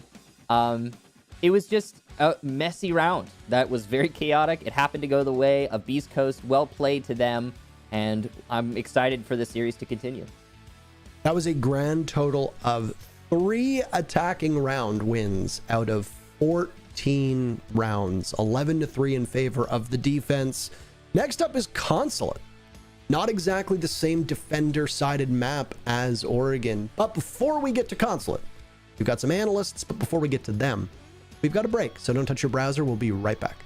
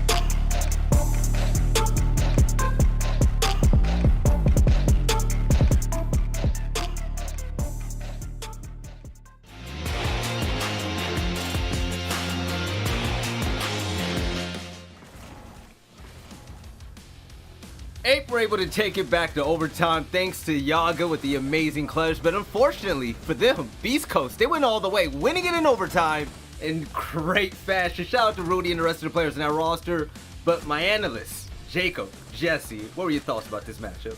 It's Oregon, it's typically pretty defender-sided. This doesn't surprise me that much, but the thing that matters the most are those couple of attacking rounds that Parker mentioned before we went to break. Those were super pivotal, not only in ensuring that we had a game that went all the way to OT, but also confirmed that Beast Coast could win 2 straight rounds in overtime and not even have to worry about going to a 15th round. That's how Oregon plays out, though this map definitely wasn't textbook standard. Yeah, I think this was a really fun map. We saw a lot of roams that I think we don't often get to see. Some really aggressive stuff, some big plays. Obviously, it was a little bit of a surprising one. Kept you on your toes. First, we had Beast Coast take an early lead. 8 pulled it back, and then we ended up in overtime where Beast Coast closed it out, an 8-6 scoreline. I think that it was an entertaining match to watch. Certainly more so than I was expecting, so I'm really happy for that. Yeah, so both of these teams are going to be going to Consulate next, but before we get into the talk about that, we got the stats coming up soon, but Jacob, man, it seemed like it was whoever was the best at when it came to roams. We didn't see attacking teams, both of the teams on the attacking side really do that well, but we saw big plays all around, and you said that was a pivotal moment in each and every single round, getting those opening kills. The opening frags mattered a lot, but it came down to the roam play from both teams. I think Jesse and I were both trying to figure out who on each team was droning at any particular moment, and it didn't seem like it was really doing the attacking team that much favors they weren't looking for, where especially whoever was playing Jaeger was positioned that entire game. Anyone who had specifically Jaeger, and more often than not Malusi, going around the map finding 1 to 2 opening picks within the first minute to a minute and a half was all the difference that the defending team needed to make to stall attacking plans in their tracks. And when you're able to get entry kills off of a roam like that, and you can completely stall out attack strategies, there's not much recourse, and whoever was attacking didn't have a plan to fight back. Yeah, because we saw a few plays, like especially Ghost earlier on in the game, getting to 2K, almost getting to 3K, Ghost had right? a lot, Forrest had a lot, right? It was the same play all around. Wait, you said it was call out. I went outside to get my sushi. You said call out had to run out as well, where he got a 2K that just turned the whole round on his head, right?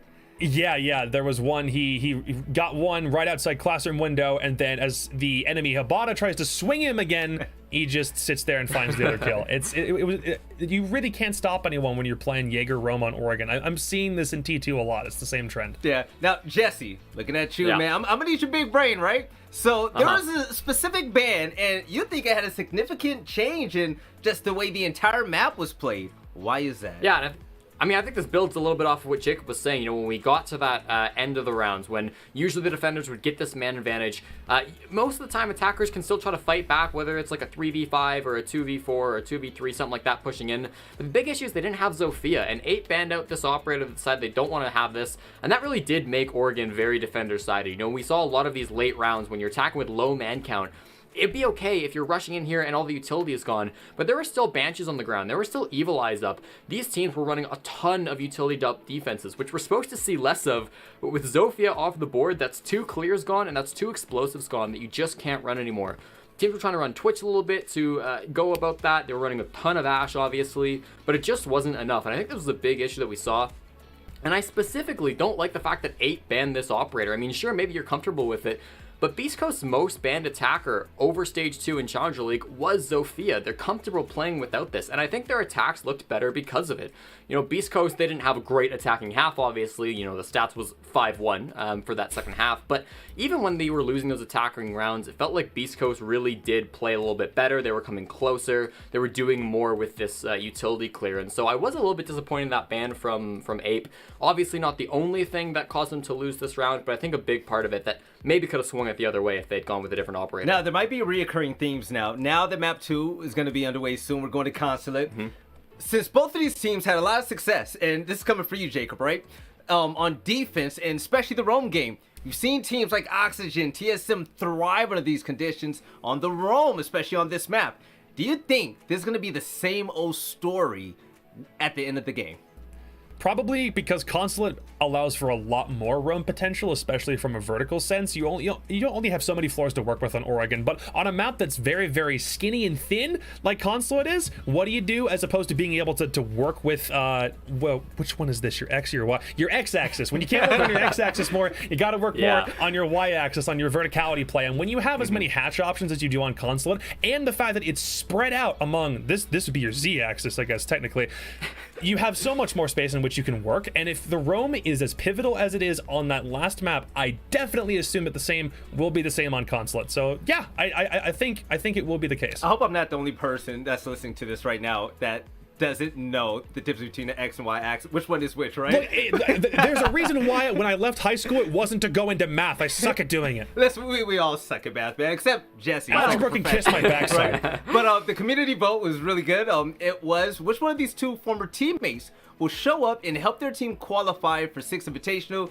Jesse, the choices were between Fozo from Beast Coast and Forrest and Ape. Who do you think won? Ooh, I would probably imagine that it would be Forrest to win that poll. I think he had a pretty good game overall. Fozo as well, though, was a big impact player. So I'm going to predict that the community predicted Forrest. All right, Jacob, what you thinking, man? I'm pretty darn sure that's the case, though I think he's also probably going to cash in off being that ex-EU United player with a little bit more Twitter following. Okay, wait, time out. If it's a Twitter poll, it's got to be Forrest. Time out. Did you guys look at the answer before I asked the question? No. Okay, just why? making sure. It's not like it was sent to us by our producer in a group DM. Why would I ever look at it? So you did see it. Okay. I actually didn't see that. It was Forrest with 69% nice, right? And then Fozo 31%. Nice.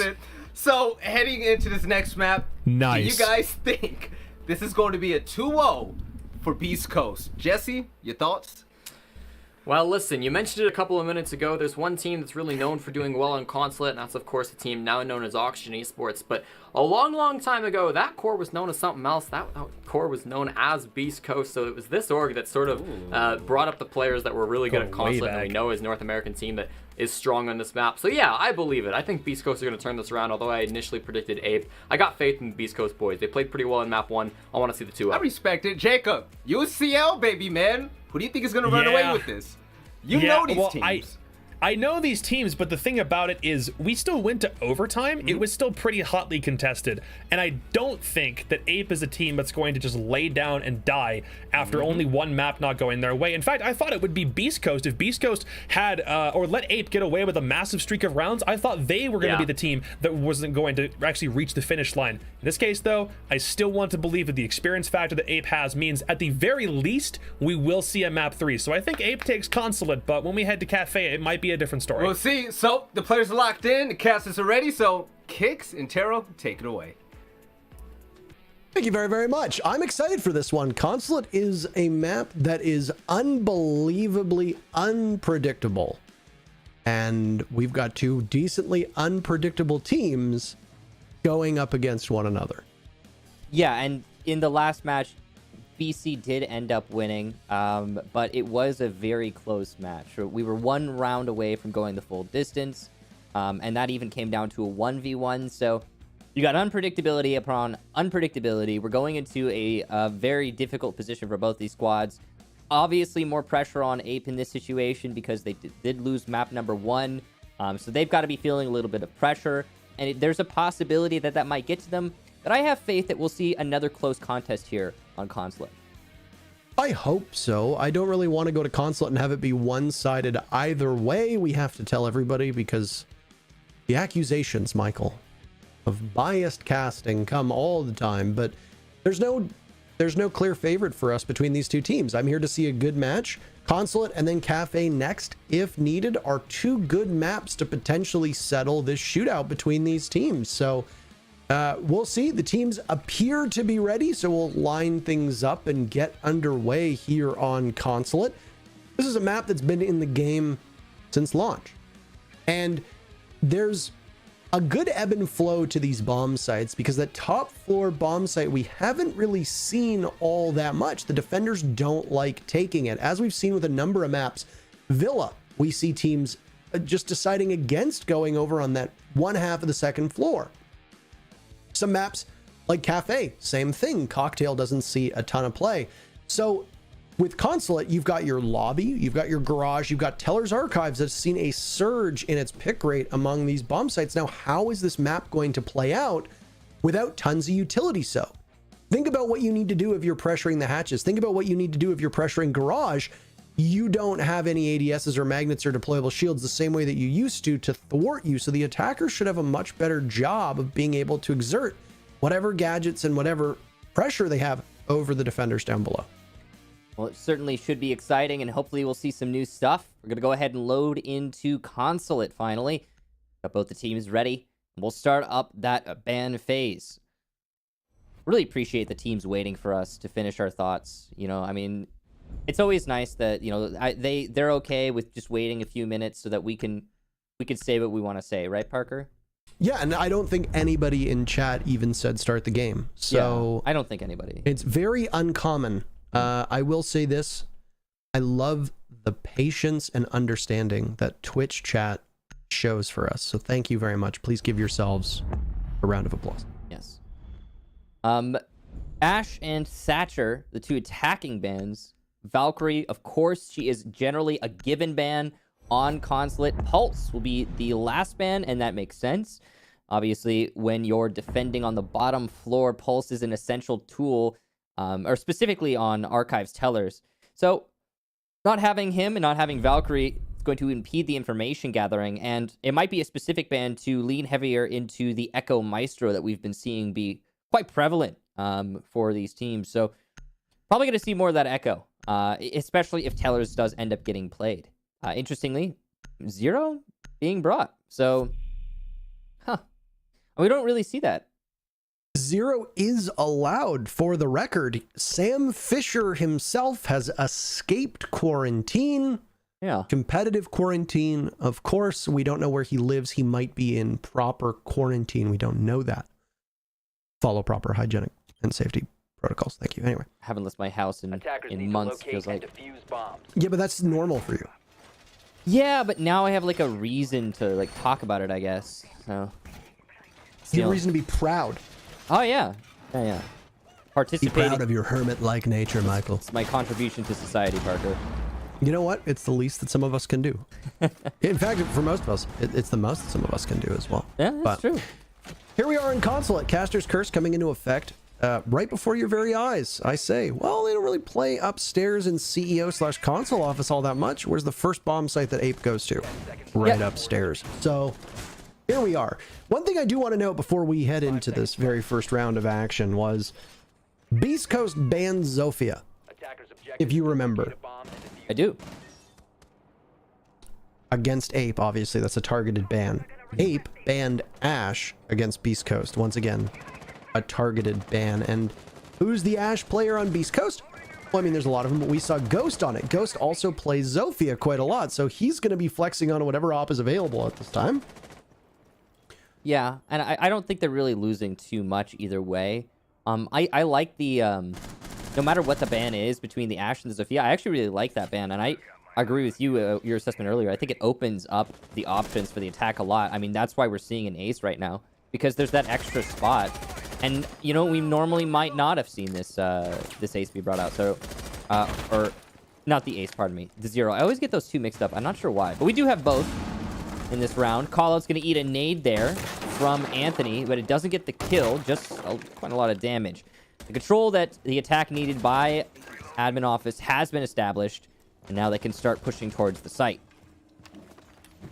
That doesn't work, Anthony. I believe we call that a swing and a miss. You're gonna need to literally call over Rudy to open that one up. Yeah, somebody's gonna need to do it.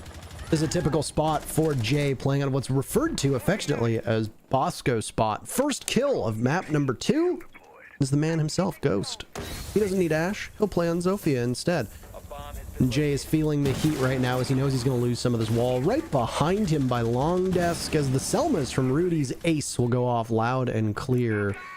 There's also a Sam Cam, as it's come to be known as, I love colloquially, that. but Sam Cam, that's good. A Sam Cam, as they call it. Waiting to see if Sippin's going to be able to do much more, but that gadget's going to get caught by none other than an ADS. It's called an Argus launcher, right? Beautiful shot from Sippin, by the way, as he assesses that Bosco spot is completely clear. Ape is losing all of their numbers, and they will dwindle right now, as a flawless round is very much within the grasps of Beast Coast. All you need to do is keep Sippin alive. He can't do just that. So Jay will get traded out right at the last second. Yaga finds one, but then he's immediately punished for it by Ghost. Ghost started the killing. He ends the killing, and the Diffuser goes down right before that kill happens.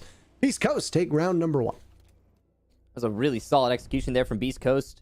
Most important to note there, I think, is the control that was so swiftly established in admin office. Ape brought a Clash, of all things, to try and control admin office for as long as possible. But Clash, playing by Coffin, just was not able to do very much. The early control that BC got, especially thanks to the 0 on Printer Repel, was fantastic. The follow-up with the push into admin office was swift. And from there, the hard destruction onto meeting was well executed. Also very important, the smoke in meeting died very early on before he was able to truly use his utility to delay the round in any meaningful way. The Clash didn't really play much of a factor, and just we saw 8 players getting gunned down one after another. Great setup, great execution for BC. Really not a whole lot else to say apart from that. Swift entry, and honestly, the defense of that top floor, it crumbled pretty quickly, and I think that's a good reason as to why people don't actively like defending that part of the map. I mean, how fast did you see that wall on Long Desk go? It was gone in moments, in absolute moments. It totally fell apart. So I gotta say, I mean, it's not a curious decision. It is not exactly the bomb site that teams like to defend on. Ape didn't really have a hope in hell of being able to hold it. And just like that, it's a failed experiment. You don't need to go back to it. Now it's going to be a defense downstairs, which is far more ordinary. This is a bomb site that gets played with much greater prevalence. And yeah, I mean, you've got 4 hard destructors on the board right now. It's the Thatcher and Ash band. So you've got Maverick, you've got Ace. You can play whoever you want. Hebon is probably going to see a ton of play as well if you don't have a comfortable Ace on your team. So you've got options here as attackers to really punish the defenders on Consulate. So look at this. Callout just made a hole above the breach, and he can play that hole from this drop. He doesn't need to be in piano, and he could deny the push in through the garage panel. There it is.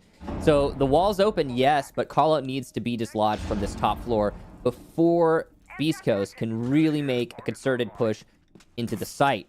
It's definitely going to have to... They're going to have to continue being concerned about that. Sippin got that 0 again. And, you know, the cool thing about his cams is, you know, you could use them for clearing out utility, clearing out those burn, you know, the discs or the ADSs. You could use him for flank watch. And when you've got a dead person on the attack, you've got, like, so much more information now. So I think we might see him be a little bit more useful later on. Interestingly, I don't think Callout has been detected on the top floor. I don't think BC is aware of this at all. Callout is going to be able to make some serious plays from this position if he is not found out at any point. There is no way that Beast Coast did not drone out that top floor, though. And there you go. Callout does get spotted as a couple bullets just whiz right past his head. So his position is known for now, but I mean, I say that, but we also could be very wrong at the moment because he could strike at a moment's notice. I think Ghost is somewhat aware of it, but there's no intel, there's no drop whatsoever. Grenade's getting hucked on down from Anthony, but they meet one ADS. Second one will go off, but it doesn't clear the pipe, so no damage is done. Jay gets the lead-off kill on Defuser. Down goes the Nomad, and Sippin's guard on Yellow Stairs will allow him to exert some influence over that A bomb site. You can see that the mirror window has been popped, so he has an vantage point that will lead all the way to the door where both Yaga and Forrest are playing off of, and you can see right now that perspective. 30 seconds remaining, and the stack up from 8 is very conservative, but it might end up working out in their favor. Sippin on Yellow Stairs, he punishes call out as unfortunately that Malusi's going to try to get back to the bomb site and won't be able to do it. Still stacked up at the bomb site doorway. There's Rudy to break on in. Great shot from him as he manages to breach the garage, but Forrest has his number. A second kill for Forrest, in fact. Jay doubles up as well, and well, Ghost isn't going to make it past Yellow Stairs. 3 kills for Jay, 2 kills for Forrest, and that's the tale of round number 2. Ape take their very first round, and they equalize against Beast Coast. All right. So that was a solid round there, but the ace peeking on the side of white, that was the undoing of BC's attack because they had the control they needed. They had what they wanted, the ability to just plant at front white. I believe that was Rudy. He's been a little peak heavy, I gotta say. He's been trying to take just one too many fights, maybe.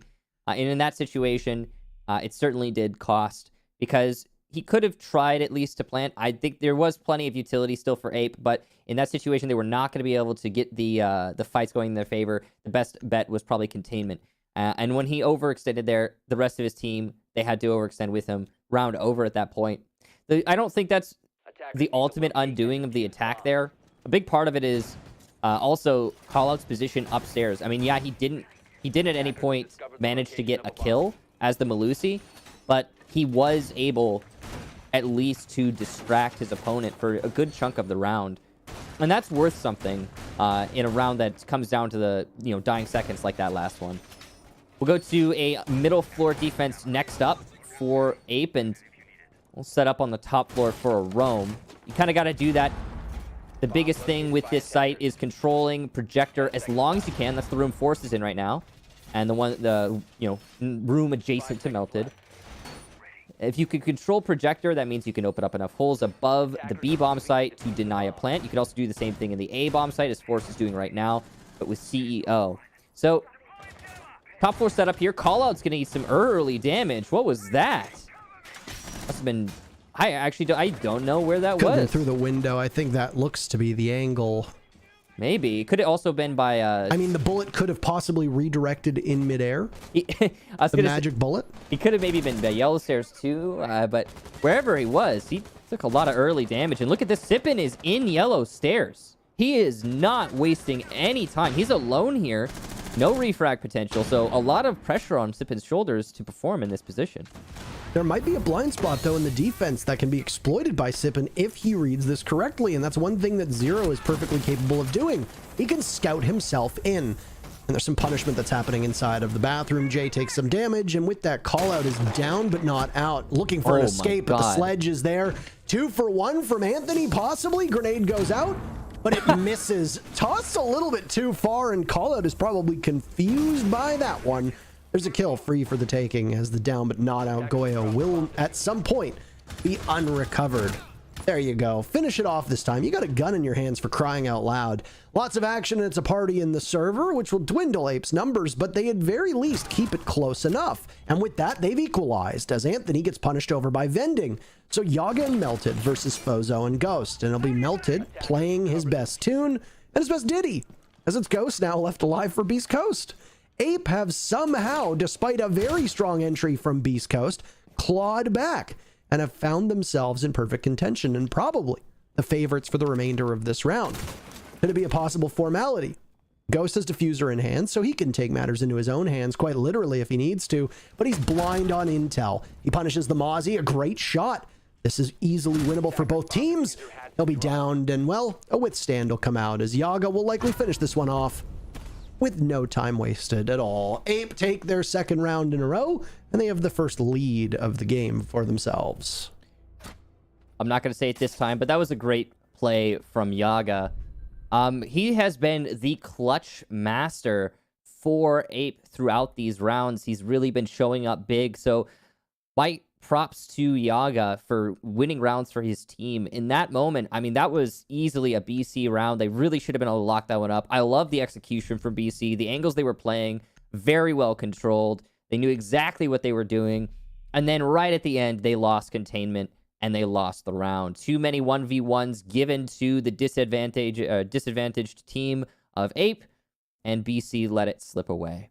So it'll be a top floor defense once again for Ape. They do not want to go to the Teller's Archives site, especially with no pulse in play. Or at least not so far. Maybe they'll change their mind later. This is the only site that Ape has so far not successfully defended, although that last round we just watched was definitely the type of round that could have gone either way.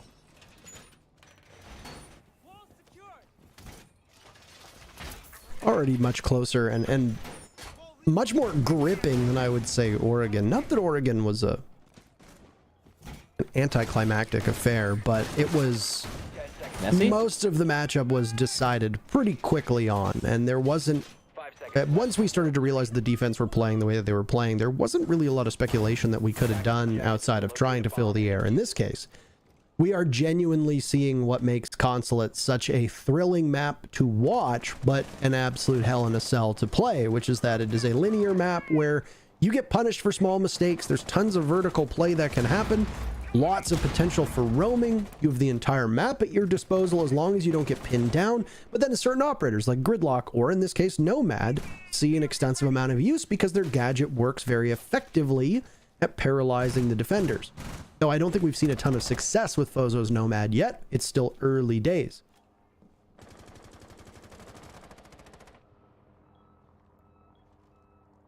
Speaking of early days, very slow going here for Beast Coast when compared to the last time they attacked this site. Last time they attacked this site, they were really quick on that admin office. Right off the cuff, straight to it. This time looks like a little bit of an adjustment, maybe. I mean, they're going for admin office. It might be the mirror window that's changing their strategy just ever so slightly. That mirror window will be nullified by the ace charge. Forrest chooses to go aggressive rather than fall back, and he's given away his intention here. That one shot. He might not have been intended to do that. Ghost will get J elsewhere, so there's your smoke on early on. This is the same thing that happened last time Beast Coast was attacking this top floor. Smoke not able to use his utility. Forrest is vying for a refrag, and he'll get some damage onto Rudy, but no kill. Not yet. He'll keep peeking, though. He doesn't seem to care about the fight back from these attackers. Call out, I think, looks like Ada nade elsewhere. Over by Yellow. But still, the control and admin is working out, and Forrest will get Anthony, who had made his way in through Printer. This position being played by Forrest masterfully will get a second kill before finally being shut down by Sippin. But at this point, the damage is done. Your Hard Destructor lost, your Sledge lost. A great round from Forrest. Yaga will be down, though, from the balcony. Using that impact, Zofia of Ghost, putting it to great effect. Now it's only one gun up for Ape. Just melted. He's got to find 3 targets. Luckily, he's got calling out for him on that clash. I had to say it at least once. And he's going to persist despite the impact that'll come from Ghost. That's his last one. And no stuns either. The camera's coming out here from Sippin. And this is going to be a very close slog. But Melted definitely the one at the disadvantage. With so many targets to find. It's intel as well from the Argus launcher and those SAM cams that have been put quite up. And Melted can see them zipping along, but he just waits and hopes to find something greater than a piece of gadget utility, and he can't do that. His Fozo's, well, he's just better. So the shield on his back, tries to put the team on his back, but he can't do it. A huge round from Ghost and the rest of Beast Coast as well. And we have an even scoreline yet again, as it's 2-2 after round 4. I thought that action was going to go a lot faster, I'm going to be honest. I thought when the advantage was racked up so substantially for BC, they would just maybe jump the gun, as we've seen them do and seen Ape do many times already through this series. But that was really stellar patience displayed by Beast Coast. They got control. They knew what they were. They knew the advantage they held, and they did not risk it for the biscuit and do anything too silly, too stupid. So BC earned that round.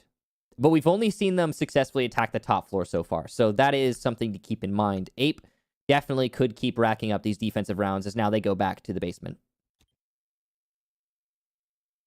Attackers need to locate and defuse. This is where Ape won their very first defense. They've gone up to console office twice and lost it both times. It is strange, now that we are in round number 5, that we have not seen a Teller's Archives defense yet. Now, if you look at the operators that are banned, I can kind of understand why. Pulse and Valkyrie are critical operators for being able to control that bomb site. They are your 2 best intel gatherers on defense when playing Teller's Archives.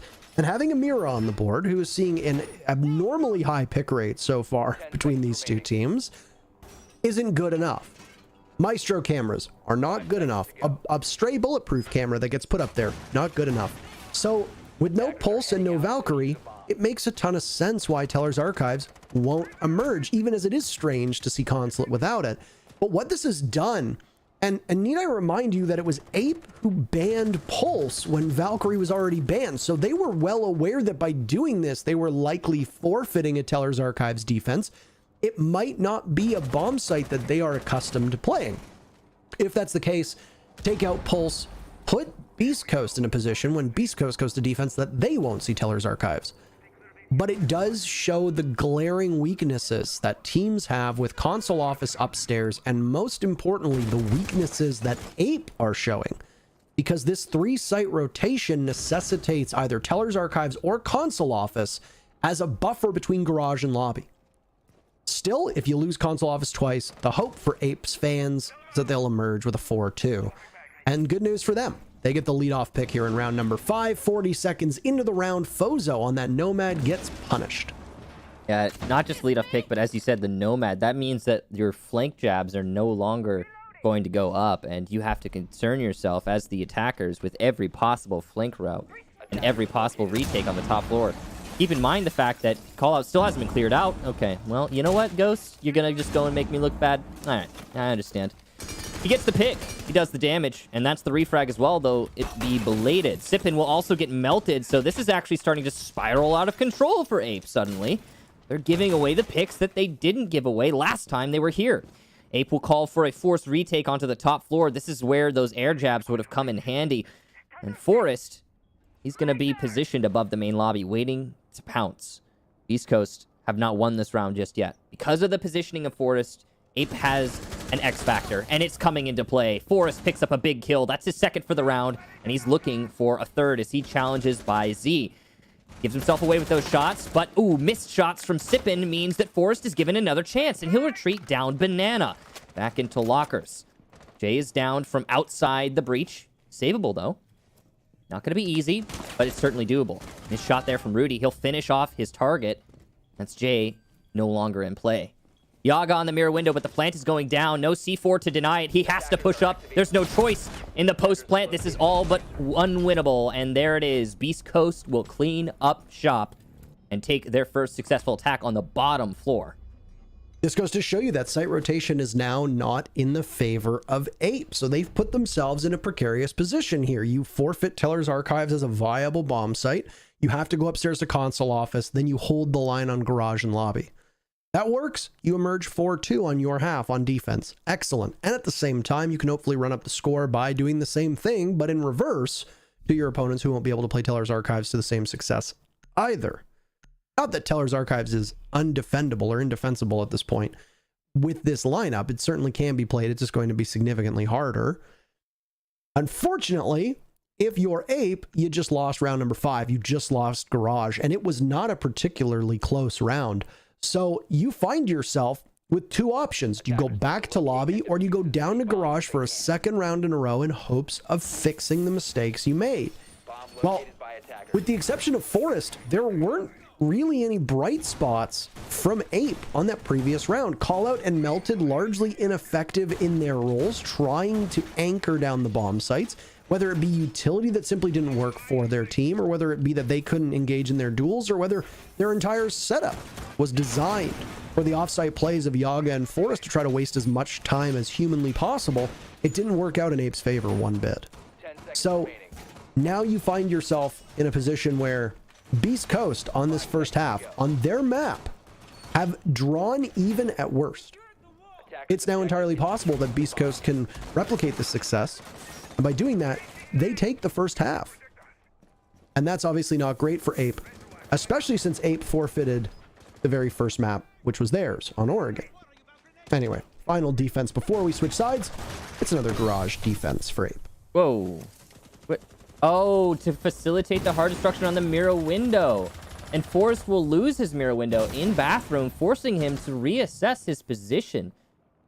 And I think you're right for the record, Parker. You were talking about there haven't been a lot of bright spots, at least in that last round for Ape, apart from Forrest. And he has been the bright spot for his team. And he's going to continue that by eliminating the hard destructor of Rudy. He's asked for a rotation, and a rotation he will receive. Melted is there to assist him. Good team play there from Ape. So damage done.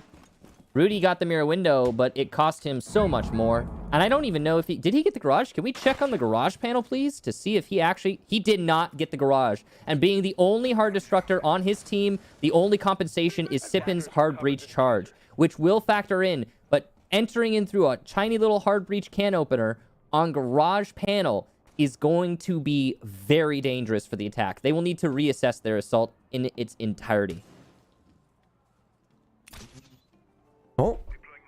That can possibly be the dagger into the heart of Beast Coast right now, even though there's still tons of time to make a correction here. And we've seen teams be able to pull off a server take, or at least a back take, without any significant hard destruction.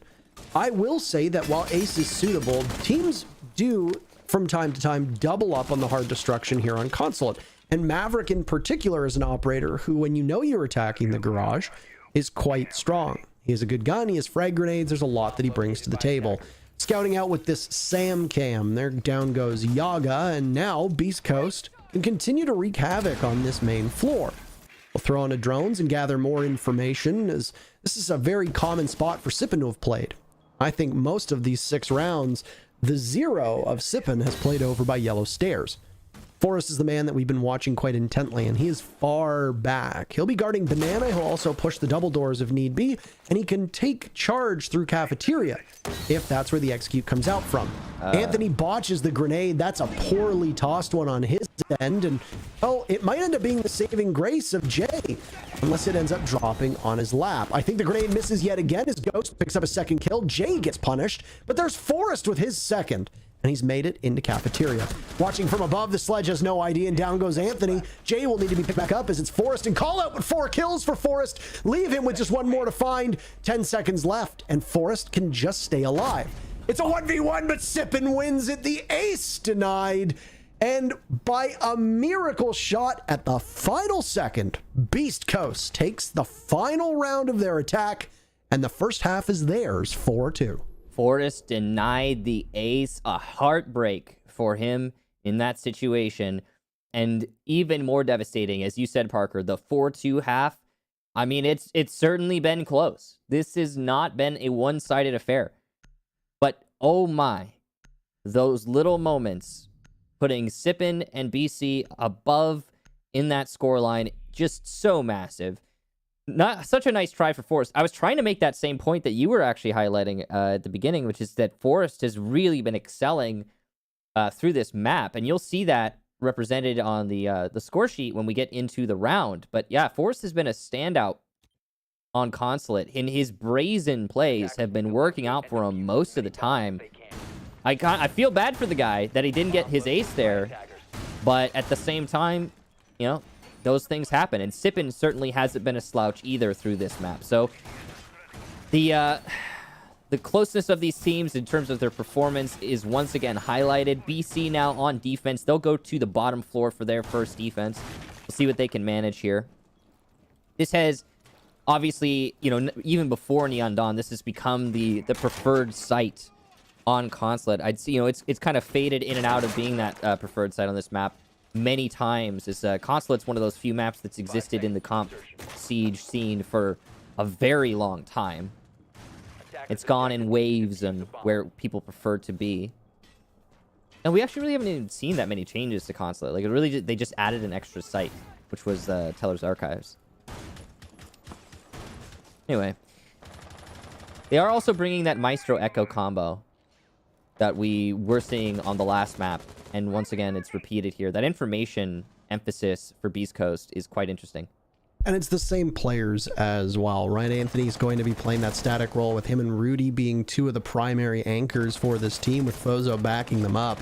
Sippin and Ghost have been carrying the way in terms of kills, and they've been playing on the roles that are most responsible for the kills, and they haven't been slouching in their role in particular.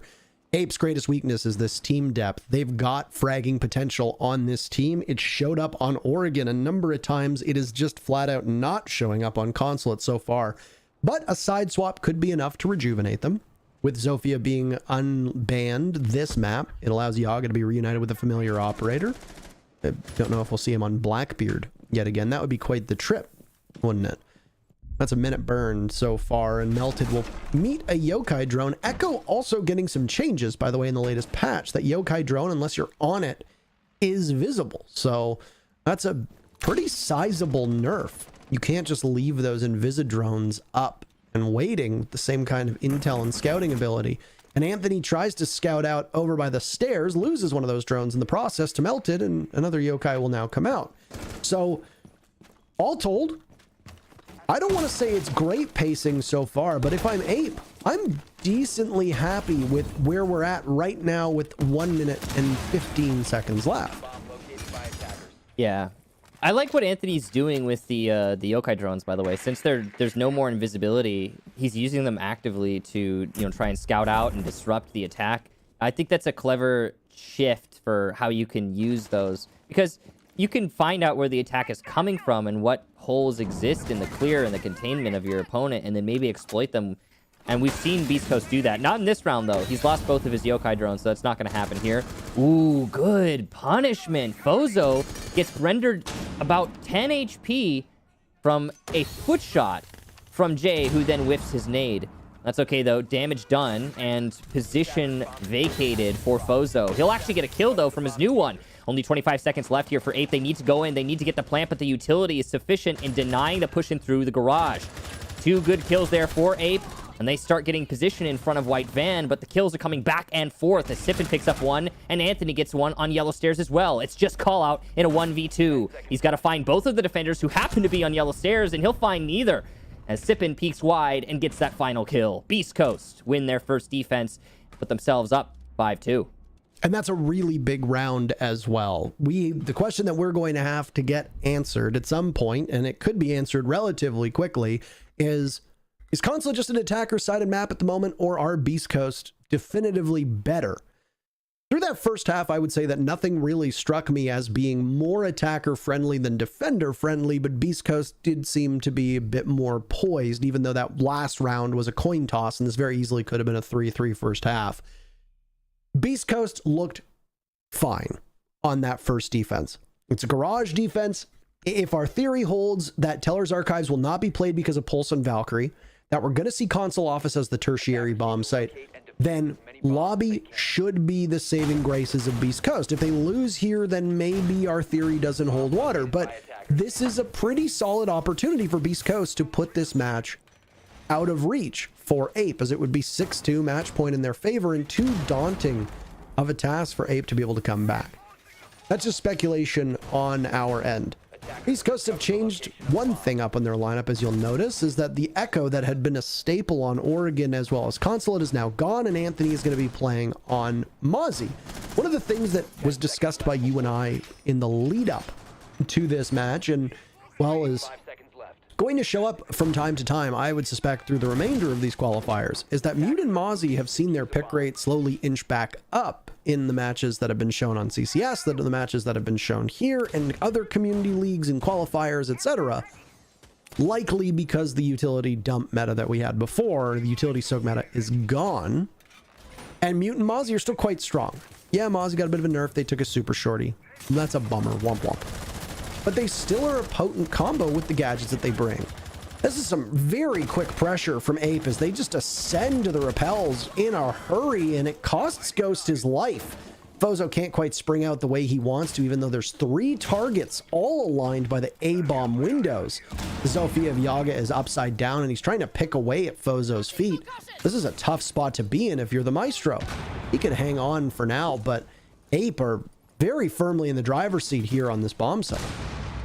2 nades do about 20 damage to Fozo, and that's unfortunate. Good call there from Ape. You can see they're trying to not let Beast Coast rotate at all, but Fozo gets where he wants to be, and he's doing a really good job on that Maestro of denying information using the Evil Eyes, as well as controlling the repel and denying the repel in.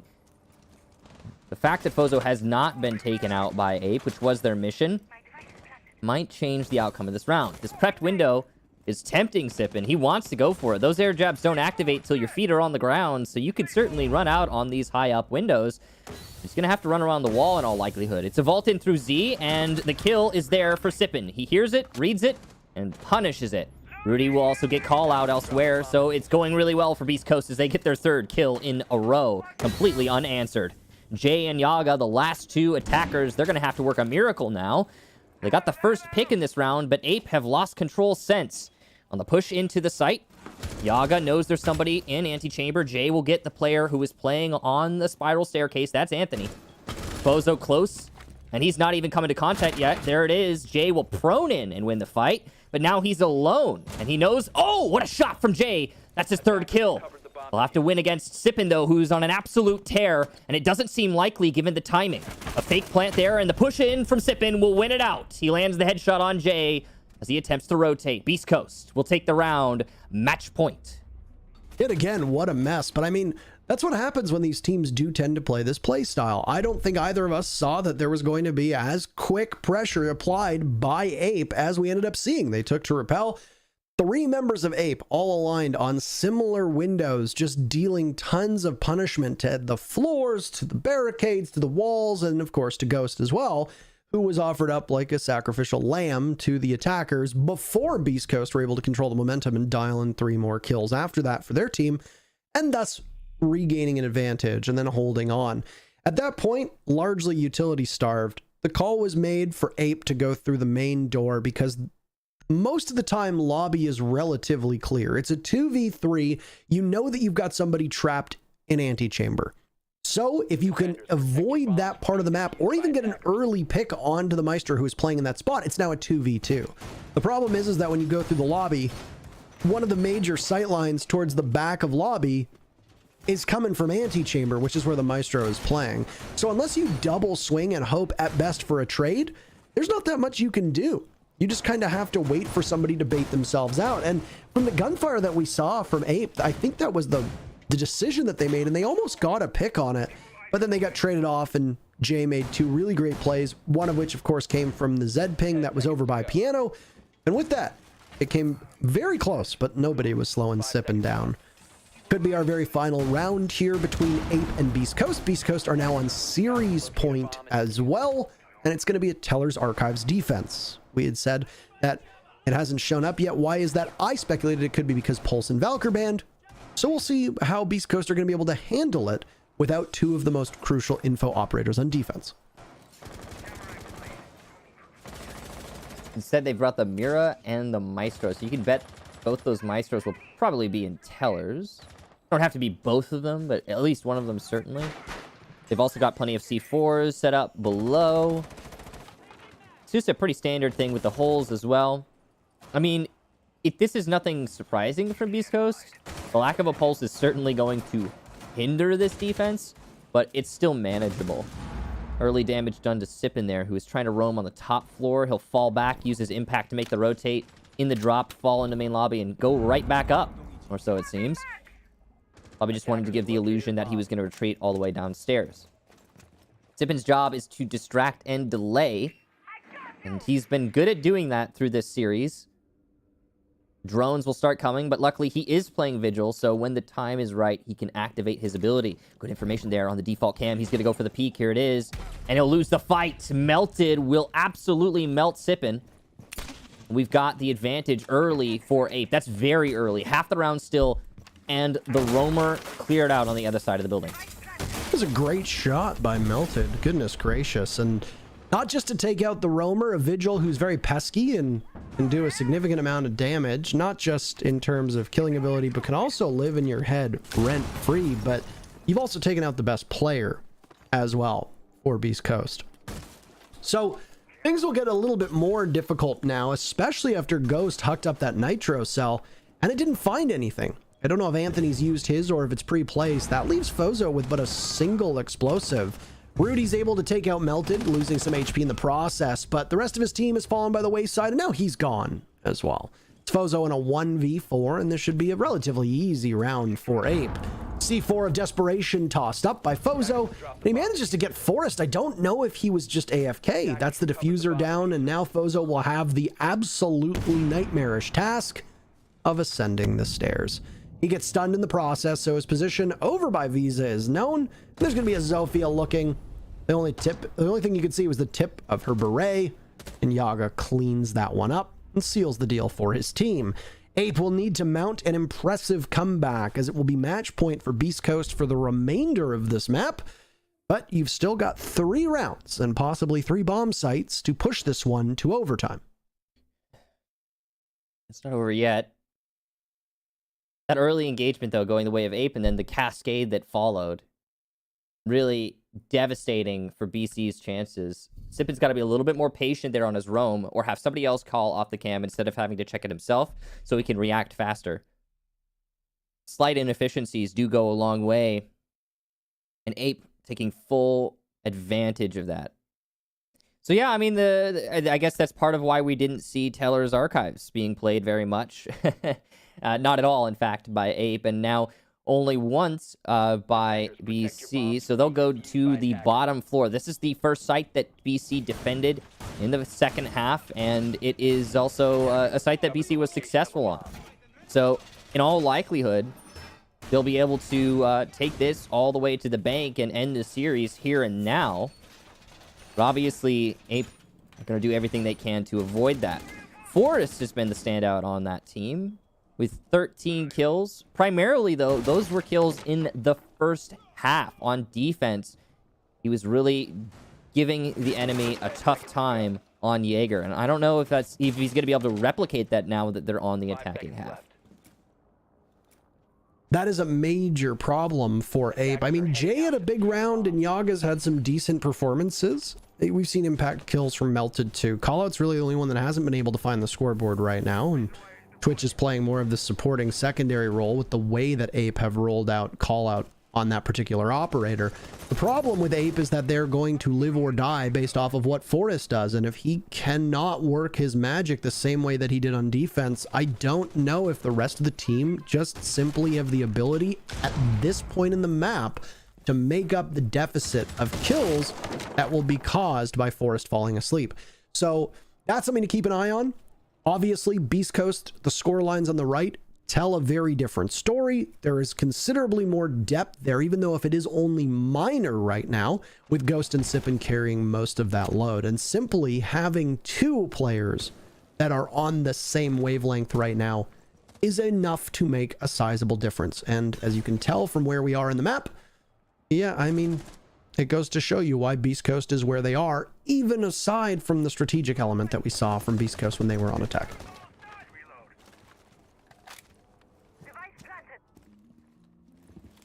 Ooh, pressure by Banana. That's dangerous from Ghost, but the air jab lands and deters him. Right call to fall back there. So we've got your soft destructor in J with the sledge, and we've got control above the site. Roamers seem to be pushed down to the bottom floor. Air jabs placed up on the retake lanes. So this is a very auspicious round for Ape. All of the things are lining up right now. Everything's going their way. They're even doing damage to Sippin early on. That's a good sign, especially considering, as we talked about, Sippin is the top performer for this team. So solid round already from Ape, and they still got a whole minute after they open up this garage to get the execution done right. It's only going to be the middle of the garage opened up, mind you, and there are pieces of utility still available to deny the plant for BC, but those will likely be burned in the next 50 seconds.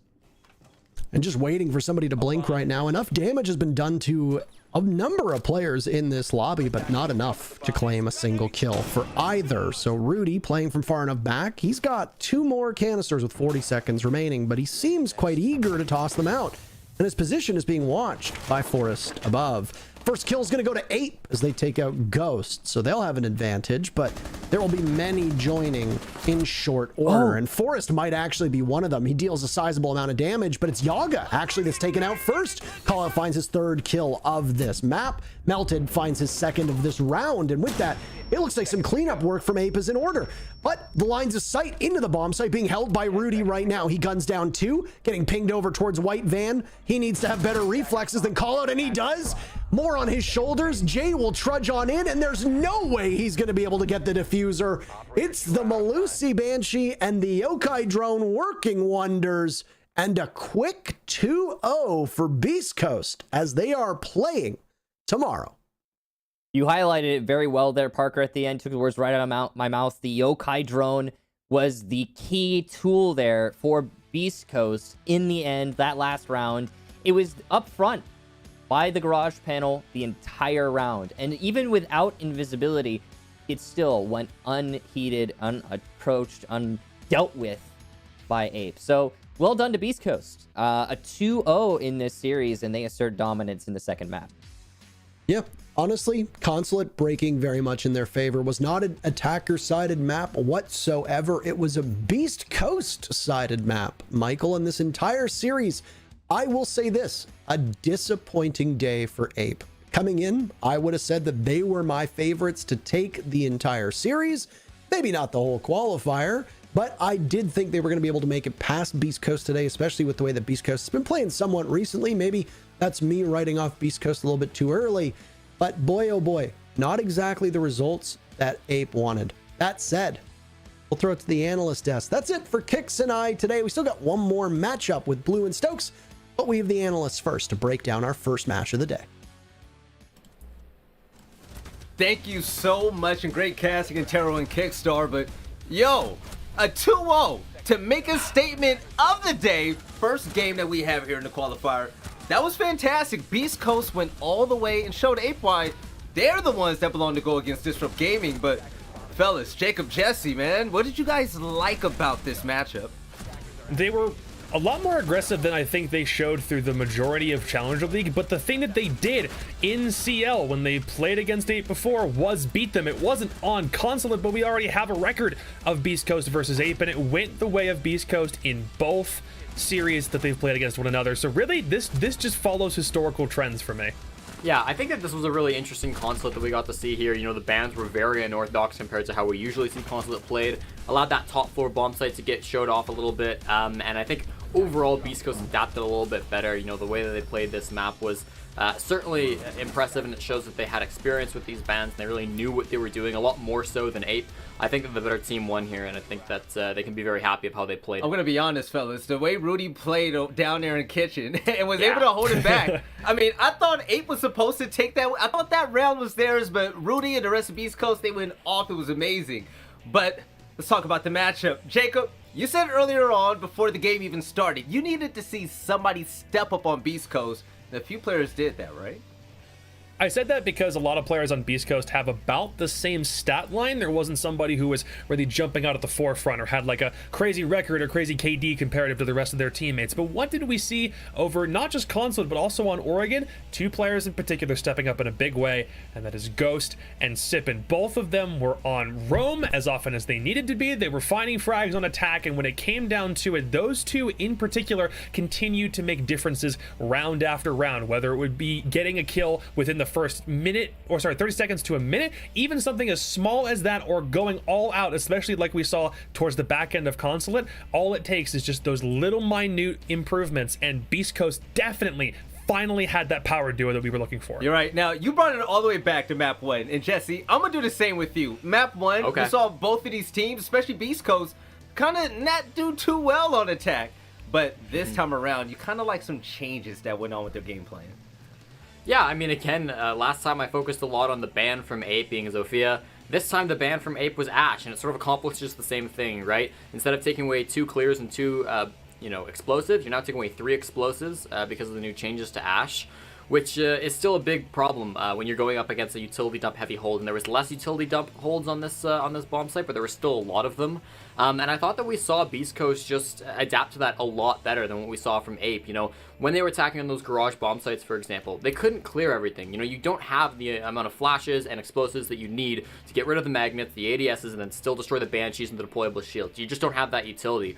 But they did a really good job of tearing up those floorboards with the sledge. Anthony did a great job there, and dealing with the utility that way. Whether they were getting picks by shooting through those floorboards, or whether they were just shooting the ADSs, shooting the magnets, that top floor pressure really did help Beast Coast on their attacks. And it's not something that we really saw from Ape. I felt that Ape's utility all around was just a lot weaker. You know, they were using explosives in ways that I didn't think were necessarily optimal. They weren't bringing as much as maybe they should have, although again, with Ash off the board and Thatcher off the board, it's hard. Yeah. So it really did impress me how well the Beast Coast were able to adapt to that, and we just didn't see the same thing from Ape, which again is concerning, considering Ape were the ones to ban out the Ash. Yeah, we saw some questionable utility play, right? We saw a bunch of botched frags and just them not clearing ADSs the way we thought they would. But Jacob, to me, the highlight of it all, how well Beast Coast were able to just run away with wins. Like, what we saw Rudy do down low was game-changing. I feel like every time Beast Coast had their backs against the wall, and correct me if I'm wrong, I feel like there was always a player that stepped up and won it big because, you know, my man, I keep saying his name because he's been going off since Oregon. Rudy and the rest of his team, they popped off, man. They're so clutch. Do you think this is going to carry over to Disrupt Gaming when they face it? I want to think that it will. This wasn't just a very, very back and forth contest. Oregon obviously went to overtime, but Consulate was an absolute smashing. So when it comes to facing Disrupt Gaming tomorrow, the strat might look a little bit different. I now have more confidence that Beast Coast can go into a game against Disrupt and it not being a completely one-sided affair in the favor of the US division team, because Disrupt obviously has a little bit more in their back pocket in terms of like experience and skill that they can use to help them go all the way to the Invitational. Thing is, Beast Coast did a very good job today. They played solid, wonderful, hard-stuck Siege, and they had two guys really, especially through both maps, do everything that they were supposed to do and create impact at moments where you did not expect it and Ape could not retaliate. That's a really good sign. Question is, against Disrupt, can they continue the same performance? And this is a pretty good, or this is raising my confidence toward that exact point. Okay, so this is a conversation that has to be had. Jesse, what statement would they make as Beast Coast to really itch out a win against Disrupt Gaming? Do you think it's going to send like just a shockwave throughout the scene and let the bottom side of the NA League know that pressure is coming? These players, they want your spot. Yeah, I mean, if Beast Coast can take down Disrupt Gaming, I think a lot of people see DG as the favorites inside of this tournament. Invitational is very much up on the table, and I think that first hurdle is going to be a difficult one. But if we get to the point where Beast Coast are in the grand finals due to the fact that they've defeated Disrupt Gaming, man, they're going to be raising a lot of eyebrows, especially for a team that just a couple of weeks ago, we were looking at them in Challenge League, and they were getting dumpstered in the finals. They were not really having the games that we wanted to see from them. So it was bad. It'd be a big turnaround. It'd be a big statement. Yeah, it's Jacob. Do you think it's possible too, man? I'm looking back towards that. Be Challenge League honest. final Don't game. be nice now, Jacob. I'm gonna need you to be honest on this desk. Let me know how you feel. Okay. Challenger League US Finals was rent-free against Beast Coast. Okay. Rent-free slaughtered Beast Coast. There was no opportunity for Beast Coast to get anything in that series. Thing is, that was also long enough ago that I wanted to take more of a look at how they got here through the qualifier. And if you specifically pay attention to the teams that they defeated to make it just to this part of closed qualifier, it's a team called Wichita Oblivion, which is a T3 team that they're not that bad. They have a couple of former pro players on that squad, which makes it interesting. But they also beat the Last Dance. If you're familiar with who's on the Last Dance, there's a whole bunch of other former pros that are on that squad that make up a pretty darn formidable roster. But they also defeated Last Dance 2-0. So I don't believe that Beast Coast's place in this part of the close qualifier is undeserving, nor do I think that when they face Disrupt is going to have an easy contest. The only thing I can't say with certainty is whether or not Disrupt is going to win by a landslide. I expect that they still will, but Beast Coast can make things competitive, and this series is proof of that. Proof of that exact thing. Yeah, anything can happen, right? And for those of you at home, we're trying to get this interview going on. It's qualifier season, man. It is qualifier season. Listen, this is where it pops off, but the interview is finally ready. Had the producer in my ear. So with Ghost. Let's throw Ghost up on the screen. I love Ghost. Ghost, if you can hear me, how are you feeling, man? That was a big win. I'm good, man. Like, my heart's pumping. So I'm nervous. All right. What are you nervous about? Was there a particular play or a moment that really ramped up your heart rate and got you nervous? What happened? The one that had my heart racing was just every time I play with Sippin on the Oregon, on the Rome, we're just phenomenal. Like, no one could have stopped us, even though like it was defensive met, but like no one just could have stopped us. Yeah. Now I'm happy I got to talk to you. Oh, I'm sorry. Go ahead. I thought you were done. Oh yeah, and that 2v1 at the end of OT, that really had my heart pumping. Yo, that was insane, right? Now, I'm happy that I got a chance to talk to you, only for the simple fact that my first ever event, USN 2018, you popped off, and, you were phenomenal, and I loved your play style, but, you took a step back, things happened, and now you're trying to work your way all the way up to the top again. How big does this win mean to you, and how important is it that you make it to 6 Invitational? Like, what is on the line here for you? Oh, it means a lot to me. For the past few teams I've been on, it's like I haven't had much experience coming into Pro League USN or after USN, and then after all the things that have been happening to me, I'm really confident with this team that they've helped me grow, and I like to give a shout out to PogChamp, the OG PogChamp crew. They've actually helped me a lot. Jara, Chala, especially Chala. I'm glad he's on TSM. I'm proud of him. Yardi, Trippin, they've helped me through almost all my mistakes I've been through, and I'm so confident that we can beat DG in tomorrow's match. Okay. I'm really That's what I confident. like to hear, man. All right, Ghost. I love it. Keep that confidence this up, win. okay? You want it. All right, well, you know what? Actions speak louder than words, so I'm going to need you to pop off. Now, for the last question here, I usually give the floor to the person I'm interviewing. So, for everybody out there, I know people love you. We see it on social media all the time. I want to give you this chance to give a shout out to the viewers, the fans, and also show some love to your teammates, man. You guys popped off. You guys were amazing. My teammates were very amazing. They've been great throughout the whole series. Helped helped. I'm nervous. I don't know why. Thank you to all the Beast Coast. Thank you to all the Beast Coast fans. All my and my wife. She's watching. I think I heard her yell. I'm not sure, but thank you for watching. I hope you guys enjoy that series. The 2-0 was a win, and yeah. I don't know what to say. Listen, Ghost, listen. I love you, man. I'm so happy for you and your roster. I want you guys to keep grinding. It's not over yet, all right? We'll see you tomorrow, and good luck against Disrupt Gaming. You take it easy. You too. All right. Yo, Bro, okay. how could you not root for Ghost All right. after an interview like that? I really want to see him go all the way now. His We're all story, a by the way, fan. for those who don't know it, is pretty darn remarkable. He's had to be in the Challenge League slums for a really, really long time, and for him to have a shot at Invite while still being in CL, dude, come on. Insane.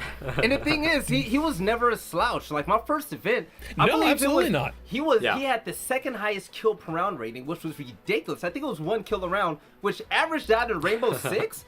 That's great. That is Yeah. great. But Oh, yeah. coming up next, this game is gonna be crazy. We're gonna see the brand new Supersonics team. They're gonna be facing off against Rent Free. This is the Free. game we have all been waiting for. So for all of you at home, don't go anywhere for too long. We'll be back soon after this short break.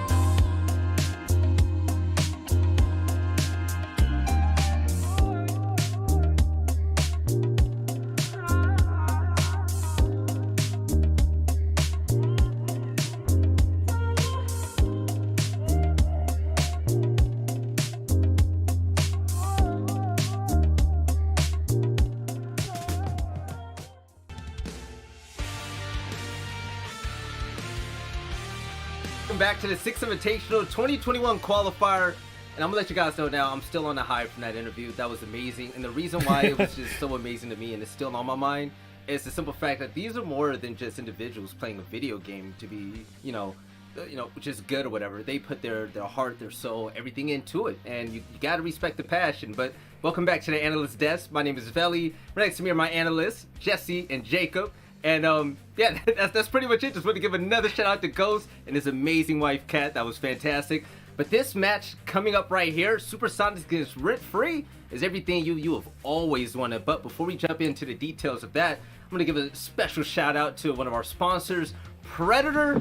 Now, I usually show off my laptop, but it's literally right in front of me. I'm using it, and I have been using it ever since I moved. I have a 2080. It is fantastic. But Jesse, you have basically the Megatron, like the ultimate version of this laptop. I'm jealous, man. Tell us about it.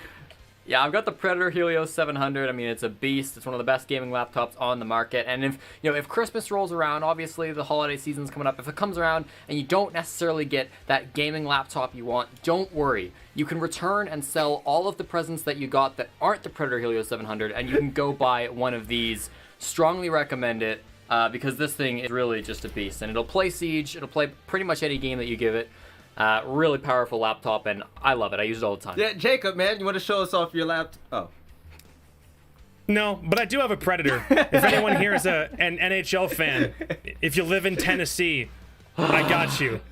If only for this, I have rescinded my Colorado Avalanche allegiance, and I am now a Nashville Predators fan. Don't worry, Jacob. You can sell your Christmas That's it. presents to get the laptop too, okay? It's fine. It's Nope, don't want the laptop. All I want is a Predators jersey because this logo is pristine. This is so good. Predator, if you're watching this, please Great give shade of yellow. Jacob a laptop so he doesn't have to eat a sandwich on camera again. Never give me a laptop, Predator, because it's too worth it for the meme potential if you never give me one. I'll take it, but let's jump into the matchup. Now, this is going to be fire. Let's talk about the Supersonics. No, not the Susquehanna Sonics, the Supersonics. They have gone through an entire roster change, replacing 4 out of 5 members. Super's the only one that remains, but looking at this roster on paper, Jacob, what can you tell us? What makes you excited about this roster? Because they got some gunners on there. Yeah, it's all players who have been in T1 Siege in the North American division at some point or another, especially recently with players that are coming from 2 squads known as Tempo Storm and E United that are no longer as a major part of the North American League space. But combining their prowess with Super, one of those people that has always seemed to be an IGL within top-level Siege for a really long time, does beg the question about what they're able to do. Now, we have zero history on how these guys perform aside from a 6-0 record in the 6 Invitational Open qualifier from last weekend. Yeah. And I guarantee that there are a lot of people that are watching the stream at the moment who have not seen how those games progressed. Super streamed a little bit of his perspective. I think we might have picked up one of them for a community cast. However, this might be the first time that you get to see these guys in action as this 5-stack. So bear in mind, all we know is that they've beaten some Canadian teams to get to this qualifier. They had a very easy bracket. I'm sorry, Jesse. Y'all got to work on it. Yeah. The thing with it is, though, you just need to give them a little bit more time. They need to solidify themselves in their roles. We will find out a lot about how this team operates, but whether or not they're going to stick together as this team in the very near future is still yet to be determined. I mean, pretty much, they're trialing to see if this team works, and what better way than to qualify for the biggest event that Rainbow Six has ever had, right? Why not? Yeah. Why not? Let's try it out. Now, Jesse, you're the numbers guy. You're the professional here. What do the numbers say about the roster changes that this team went through? Yeah, listen, I mean, I think a lot of people looked at the changes that Sonics made, and they scratched their heads a little bit, but I think it does make sense when you look at it from the numbers. I know that both the coach, Jobro, as well as the captain of the team who stuck around Super are big numbers guys, and I think that there are some valid arguments to make the changes they've made. You know, Gomphy was really struggling on entry during the regular season. At the North American qualifier, it got even worse. He really wasn't having a great time with that. So you drop off Gomphy and you pick up Rexon, the guy who had the best opening kill percentage in the entire regular season of the NAL for Stage 2. He went plus 19 on entry, which is pretty incredible. Other players that dropped, Slevin was dying quite a bit throughout the regular season. You know, his performance certainly was dipping out a little bit. They pick up Creators, as a player who had a phenomenal record inside of the NAL. He had a 0.9 KPR, the highest that we saw in the regular season. Did quite well. So there's some good arguments to be made for these changes.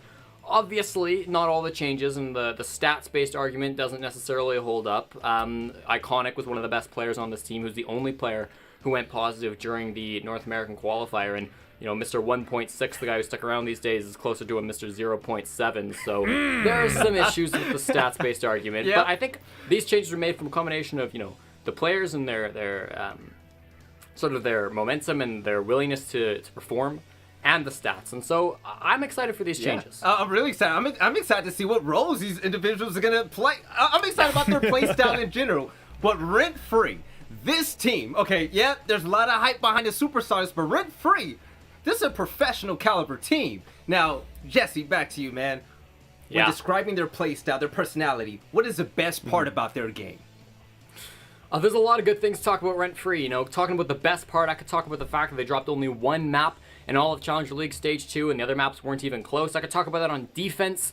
Their fights are so perfectly picked, and they win almost all of them. I could talk about how on attack, their roam clear is so good, and it's so efficient, Veli, it would make you cry. I could talk about the fact that Sweater is so much better than all the players he's had to go against in Challenger League, that he made that whole league look like a retirement home. But I'm not going to mention any of that, Veli, because the biggest thing for Rent Free has got to be their win percentage when they get that opening pick. For some context, US teams typically sit in like the high 60s for win rate with the opening pick. Good teams will reach the low 70s. That's pretty good. That's respectable. Rent Free have an 89% win rate with the opening pick. And when you restrict that to opening picks that don't get traded, so decisive opening picks, that number jumps up to 96%. Stop it. That's 26 of the last 27 rounds that they've won with the opening pick decisively going their way. That's incredible. And I want to put this into context, like, obviously, yes, they're playing worse teams than our typical US League teams. You know, they're playing Challenger League teams, the competition's a bit easier. Fine. Also, the sample size is lower. You know, you're playing like 3 best of 3s for that sample, 27 rounds. It's not insignificant. It's certainly still like 26 out of 27 is not a statistical anomaly. But that's still, you know, that's still about a third of what we saw before. Yeah, that's still a really great stat line. I mean, we saw Dark Zero, USN, US Nationals struggle against Tier 2 teams too. But, I mean, it doesn't matter because this team, they have that caliber about them. Jacob, we've seen them all in Pro League, right? So, just at the end of the day, do you think that Rent Free can continue to prove that they are ready for Tier 1?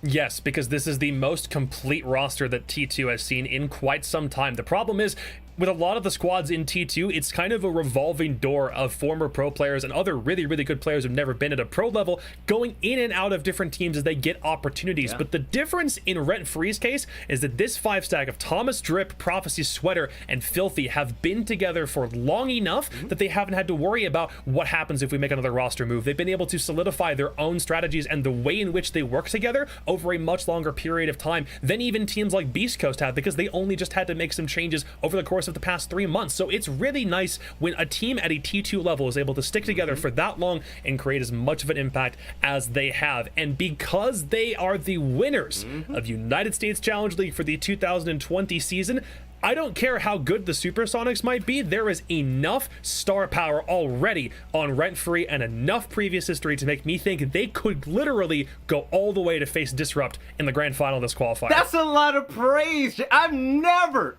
ever in my life seen you act this way and give a team this much props. I gotta rep my guys in Challenger League because these are some of the best teams you have literally never seen before. So to get to hype them up on the mainstream, why would I not take that chance? Give it to them, man. And I didn't mean are they ready for Tier 1. I mean 6 Invitational. We're going to raise it another level, right? You guys know what I meant. But the maps have been chosen. Jesse, this is your part, man. Run it. All right, well, we haven't seen a lot from these two teams in sort of map pool. Obviously, with this new version of the Sonics, we've basically seen nothing. So we're going to talk a little bit about what they used to look like with their old roster as these map bans come in. Let's take a look at what gets banned out and what ends up getting picked. Theme part over the board for Rent Free. Super's going to pick that's a logo. Consulate is going to be the ban. Villa will be the first pick for Rent Free. Rent Free haven't actually played this map yet, but teams do tend to ban it against them, so maybe it's a strong one for them. Sonics were 5-0 on this map with their old roster going into the qualifier. Unfortunately, they lost it twice in the NAQ, and that was both of their matches. So a little bit of a recent shaky past. Then for the Sonics, they're going to tick Oregon for their map, and the Sonics really tried to make this map work in Stage 2. The regular Sonics, the old Sonics. They kind of gave up on it in the qualifiers, but they're bringing it now. I'm hoping it's a lot better. For Rent Free, they played this once. It was in the CL finals, and it was a dominant win, 7-3 over Beast Coast, the team we just saw. Then for our last map, Coastline, only played it for Rent Free once. They've only played it one time, and that was a 7-1 game versus Favelas. Great showing by them versus the Sonics. Old Sonics, a lot of teams used to ban this against them, but they've been pretty good here. Again, hard to really dig into that team for any of these maps. Yeah, now I know all of you at home are saying, Veli, be quiet, start the game, and I'm gonna let you know now the players are ready. So before we jump into that, I gotta ask you a favor before I hit that start the game button. All right, make sure you follow the Rainbow Six Siege social pages. I'm gonna let you know now, like I said many times before, the Twitter page is always popping with amazing memes, updates, highlights, you name it, and plus, you wanna keep in touch with everything that's happening when the events are coming. But now, fellas, let's make it quick because these players, they want to get shooting. Jesse, who's gonna win this game? I love the new Sonics roster. Okay. I think it looks great, but Rent Free are just way too scary of a team. I gotta give it to the Challenger League team. Rent Free with the upset, Jacob. Are you feeling the same way? Yeah, but it's not an upset because this is a brand new team. We haven't really seen what they can do, and they might be really good players, but at the end of the day, you're facing a far more composed 5-stack that's got way more time and just as much experience at a T1 level, or almost just as much. I'm going with my boys in Challenger League. Right. Rent Free's going all the way, baby, I swear. We're gonna find out. I'm pretty sure Thomas is happy to hear this. I know he's ready to pop off, but ladies and gentlemen, now it's time. Supersonics and Rent Free. Blue and Stokes, take it away. All right, thank you very much, Veli, and welcome, ladies and gentlemen, to our second match of the day here from the SI Last Chance Qualifiers in North America. As usual, Stokes is going to be casting with me today, and we've got a match pretty much ready to go already. It is the Supersonics versus Rent Free. Stokes, how are we feeling about it? Oh, there's a lot on the docket today for us, John, with these two teams stepping up, especially the Sonics. I think that's what I want to talk about the most. This roster recently being obliterated, but then put back together with some really, really fine pieces. It almost feels like they, went to the Ripper Dock or something like that and got some new stuff plugged in. But I really like what I'm seeing here. Dreaming Creators coming on over, as well as Grixer and Rexen from E United. There's a lot of duo, synergy going on here, and then you have Super at the helm running this entire squad.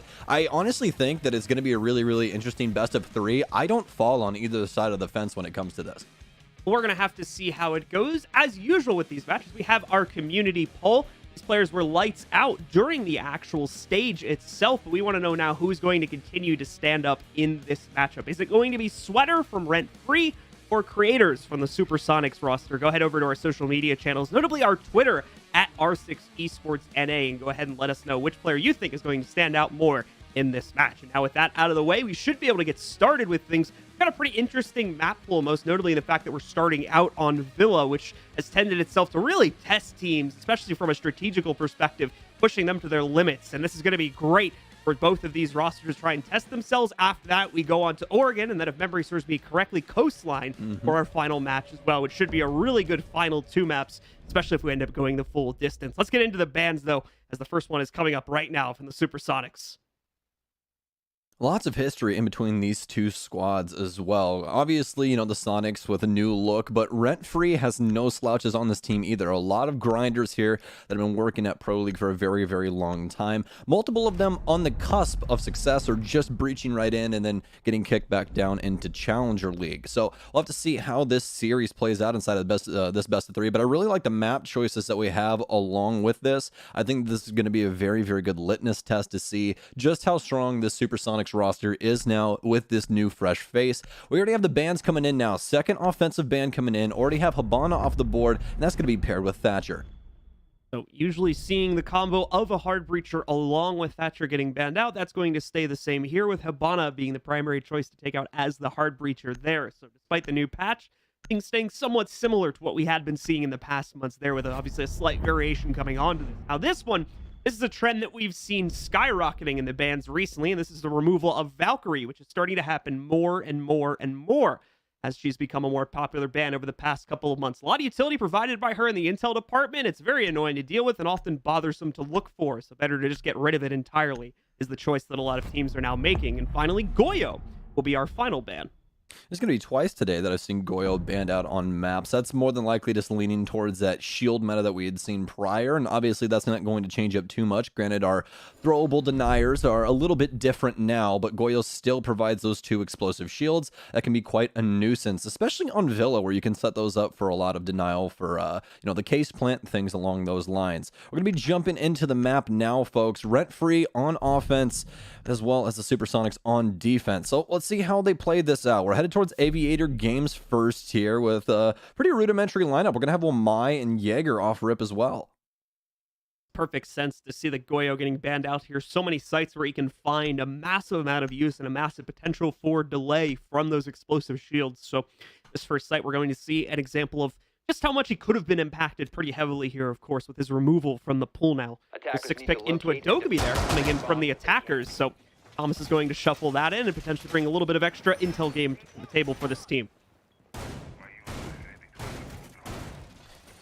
Okay, well, pretty interesting lineup coming in from Rent Free here. That Dokkaebi pickup from Thomas, so that'll help them with their clear, especially on that north side, if the Supersonics do want to go for that roam setup. But as of right now, it seems quite straightforward as to what we would usually be seeing here on, Aviator and games. So we'll see if they want to try and hold down this main stairs area and exactly how Rent Free want to try and attack this. They are going to have quite a few throwables here to try and assist with that.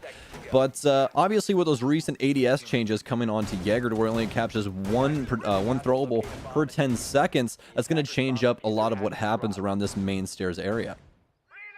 A lot of players from Rent Free working themselves over towards the Master side to start things out. Not necessarily going into Master itself. We'll get more info on that over the next couple of seconds here, as it does look like 1 to 2 players are going to work their way up onto the balcony with a couple more following behind. Intended destination does indeed seem to be that usual top clear. That is going to leave Rexon and potentially 1 or 2 other players on the Sonics roster here able to freely roam along on the first floor and potentially get in the way of this clear for the second floor players as well. So we'll have to see how that evolves. It does look like primarily Rexon would be the one to get into the way of that, but he's also started to fall back further down towards the main hallway on the first floor. It may not find much of an impact, at least early on here, after all. Still a lot of potential for him to play out towards areas like red stairs or even on the main stairs here later on in the round, though, as it does look like he's getting funneled back there now. Yeah, Rent Free with a very strong push off rep, using Dokkaebi masterfully, clearing out this entire area upstairs with drones and just the sound cues from those phone calls. Obviously, no mute to try and counteract any of those Dokkaebi phone calls coming in. So, great beginnings here for Rent Free as they begin to work on 90, already getting rid of some utility. But they need to mainly focus on the site. Not too much going on for the Sonics downstairs, but a nice pickup from Rex, and what else would you expect from him is he gets one and immediately drops the hatch downstairs. Talking earlier about how Rexon could find impact because it didn't seem like he'd been scouted out too proficiently down on the first floor, and it seems like that may have been the case. We've got other defenders starting to wrap back in from the main stairs spot now. A nice crouch position being taken there by Drip, though, as he prones himself with a slight hole in the door in order to trap Rexon when he goes in for a retake on Study. Take him down. It does seem like Drip's got an idea of the other player back by top main as well, and Craters will miss the opportunity to frag that player. However, maybe I've spoken too soon, and it seems I have. Craters leaps out, takes down Drip, gets the trade from the earlier lost teammate, and brings us down to a 4v3 with a little over a minute remaining. Well, we expected craziness walking into this, and that's exactly what we're going to get. Thomas on the tailcoats of the Ash trying to push up main, or excuse me, Creators as the Wamai trying to push up main. Just having flashbacks to previous Creators plays here for just a split second, but only 45 seconds remain for a play to happen from Rent Free. The Sonics, pretty good site presence here, but still have to worry about 90 as Prophecy's already worked his way upstairs. Air jab's all down for him, so they have a good blanket over this entire site, but they need these picks to happen now as Sweater goes down. Tries to pressure in off the phone call, finds one, but oh no, Prophecy swinging wide on all of these, trying to clean it up with a Han Solo pistol, but it's all for naught. Creators with a quick 2K, and the Sonics take round 1. Can't land those final shots with the pistols, and like you're saying there, Creators clean things up for his team as they're going to be able to take control that opening round, and we'll see the defense hold themselves in stalwart fashion to pick up the opening round and continue to rotate their sights in actually fairly normal fashion, which is quite a surprise here when it comes to the Supersonics roster, just because of the fact that inside of at least the Pro League areas, we've been seeing teams start to shift away from picking these top floor sites initially. We've been seeing a lot more teams tend to go for either the living room hold or the dining room hold as their second choice. But it does make sense sticking with the basics here for the Supersonics roster when we consider the fact this is a fairly new team, so they may have not had the opportunity to flesh out some of the deeper aspects of this map as of yet. Yeah, absolutely, but it seems as though, what they're bringing to the table is working for them. That first round, just deciphering what was really going on. Supersonics kind of set pace there. Rent Free was trying to get, a nice collapse set up for the site, trying to get control of Study whilst they were pushing on the Master side. That's a pretty standard take for this map. The Sonics decided to, just throw all the books out the window and go for some debauchery, and that's exactly what happened. They immediately run outside, get some picks, and it seemed as though the aggressive plays really won them that round. Rent Free not exactly ready for OMI to be jumping off of the Study balcony, so we'll see if Rent Free tries to adjust and play closer together for some trades or what have you, but it's more than likely going to require an adjustment from them. But obviously the Sonics can always slow things down as well. That's something that we see happen quite often inside of Rainbow Six Siege, just abusing that can't exactly think of the word right now. Pacing. There we go. That's the word I was looking for. The pacing of the game. That's something that a lot of these players, particularly Rexen, has been really, really good at inside of his career, is just always messing with that timing to really put you on your back heels. See, Grixer going to try to line up a bullet hole for himself. It quickly turns into an open wall, however, and he leaves himself pretty exposed as a result of that. So Sweater will find the quick first pickup here, rent-free, as they're going to be able to take him down, bring it into a 5v4. Rexen with a fast response, though. Rexen seems to be on top of things here right now for the Supersonics, and most notably getting the first kills in that department for them. He's able to hold towards top main. Still a little bit scared of the drone presence that had been shown at that main stair just a second ago, so we'll have to keep his eye on that as well. But start for him.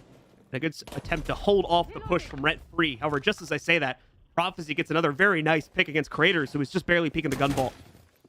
Well, it doesn't seem as though the Sonics want to back down, though. Rexen already adjusting to Classical Hall and tries to find a Nomad, but Prophecy's just quicker to the trigger. Still has 2 air jabs on his person as well, as Rent-Free continues to steamroll this entire round.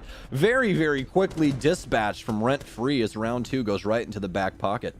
That's a snowball and a half right there from rent-free. As soon as they start getting those entries into the at least the AVG site, they're able to clear things out pretty quickly from that point forward. Mostly because we saw quite a few members of the Supersonics continue to take duels after that point, after they had started to kind of fall behind a little bit on the man advantage. So maybe need to cool off the aggression just a tad here with what we've seen so far from the Supersonic side of things, and that issue will fix itself pretty quickly, I would imagine.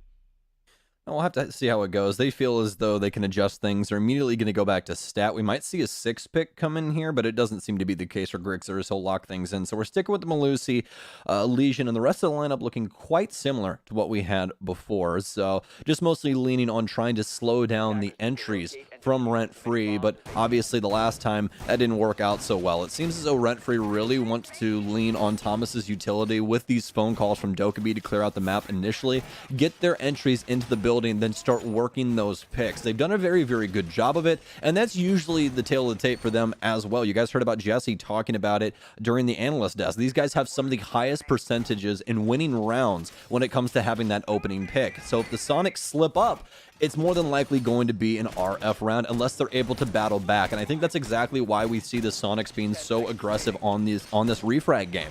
As long as they're able to get the refrag and equalize that man count, they have a chance. But the problem is that it seems as though Rent-Free, when they do get that pick, they just start the engines and that steamroll just starts, as you were saying before, that snowball. It just seems like an avalanche at this point. We'll have to see if that continues on.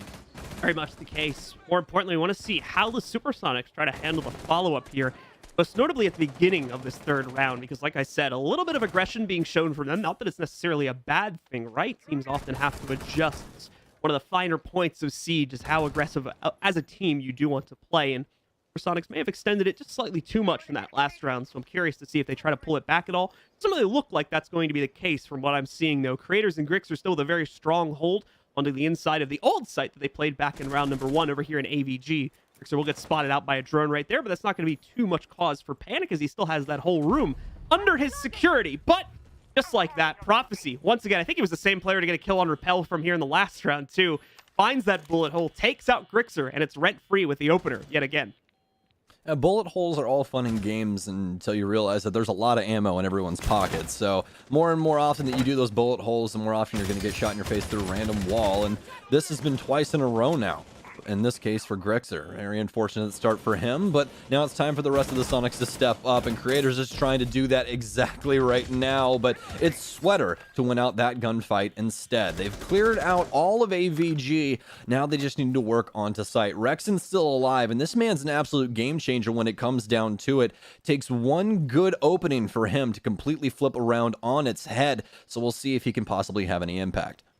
Rip's still doing a lot of drone work over there by Master in the meantime here as Rent-Free has cleared out the majority of the area around AVG. Still have to focus on the actual site, of course, and that's where players like Super, Rexen, and Dream are still alive, and mostly, with Rexen being the exception, of course, having been untouched up until this point in the round here. That's going to start to change. We do see Dream move in, attempting to deny the breach that's being made on the primary site wall, and it looks like that attempt at a denial was a success. Flexen now trying to work his way around here over towards Trophy as well as he's getting ready to push himself back in, but I think we'll just be dealing with the utility for the time being as we're into those last 50 seconds. Just the final preparations are being made now here for Rent-Free. in order to make their execute happen. That does mean that they're going to be running into some pretty dangerous elements here pretty soon, including the Alda sitting deep in the site played by Dream. But Super had a little bit of a problem keeping himself consistent there. It was moving a bit, put him out into the open, and that revealed himself. Drip finds a nice opener. He's going to look for two here as he brings Super down low as well. Waiting for the rotate, but he's not going to get it just yet. Thomas finds the next kill instead to take out Rexon. Super's not too far behind as it's a flawless round from Rent Free to pick up number 3 for them. You know, I was asking myself earlier when going over stats for Rent Free why their attacking percentage was so damn high. It's at 74%, by the way. That's their offensive percentile. It's truly insane what these guys are able to produce. But their pacing is just so strong when they get those initial picks. You can see they work their way towards site. They make sure they're all on the same page, and they don't overstep. That's the biggest thing. What a lot of teams run into is since they already have that initial pick, they try to get aggressive, obviously push their advantage, but then they end up, losing the entire plot. They give it right over to the defense, and then you run into a lot of problems and implications that you necessarily don't have the means to solve anymore. So for Rent Free, this pacing has been extremely, extremely strong, getting these initial engagements, sought and out of the way extremely quickly. I loved their take, get that 90 pressure with Thomas, as well as push Drip over to bust window, and then start applying pressure from Study, force them back and try and get some picks that way off of those window repels. It's masterfully done from Rent Free overall. I really, really like what I'm seeing here. For the Sonics, though, it really feels as though they're not exactly ready for Rent Free to be collapsing on their roamers. They're setting up a lot of this roam game to try and support them. They have, the reinforcements as well as some utility in place, some bullet holes here and there, but Rent Free are completely circumnavigating all of that, and it's been really, really strong so far. So it's really up to the Sonics now to step up to the plate and try and make these adjustments.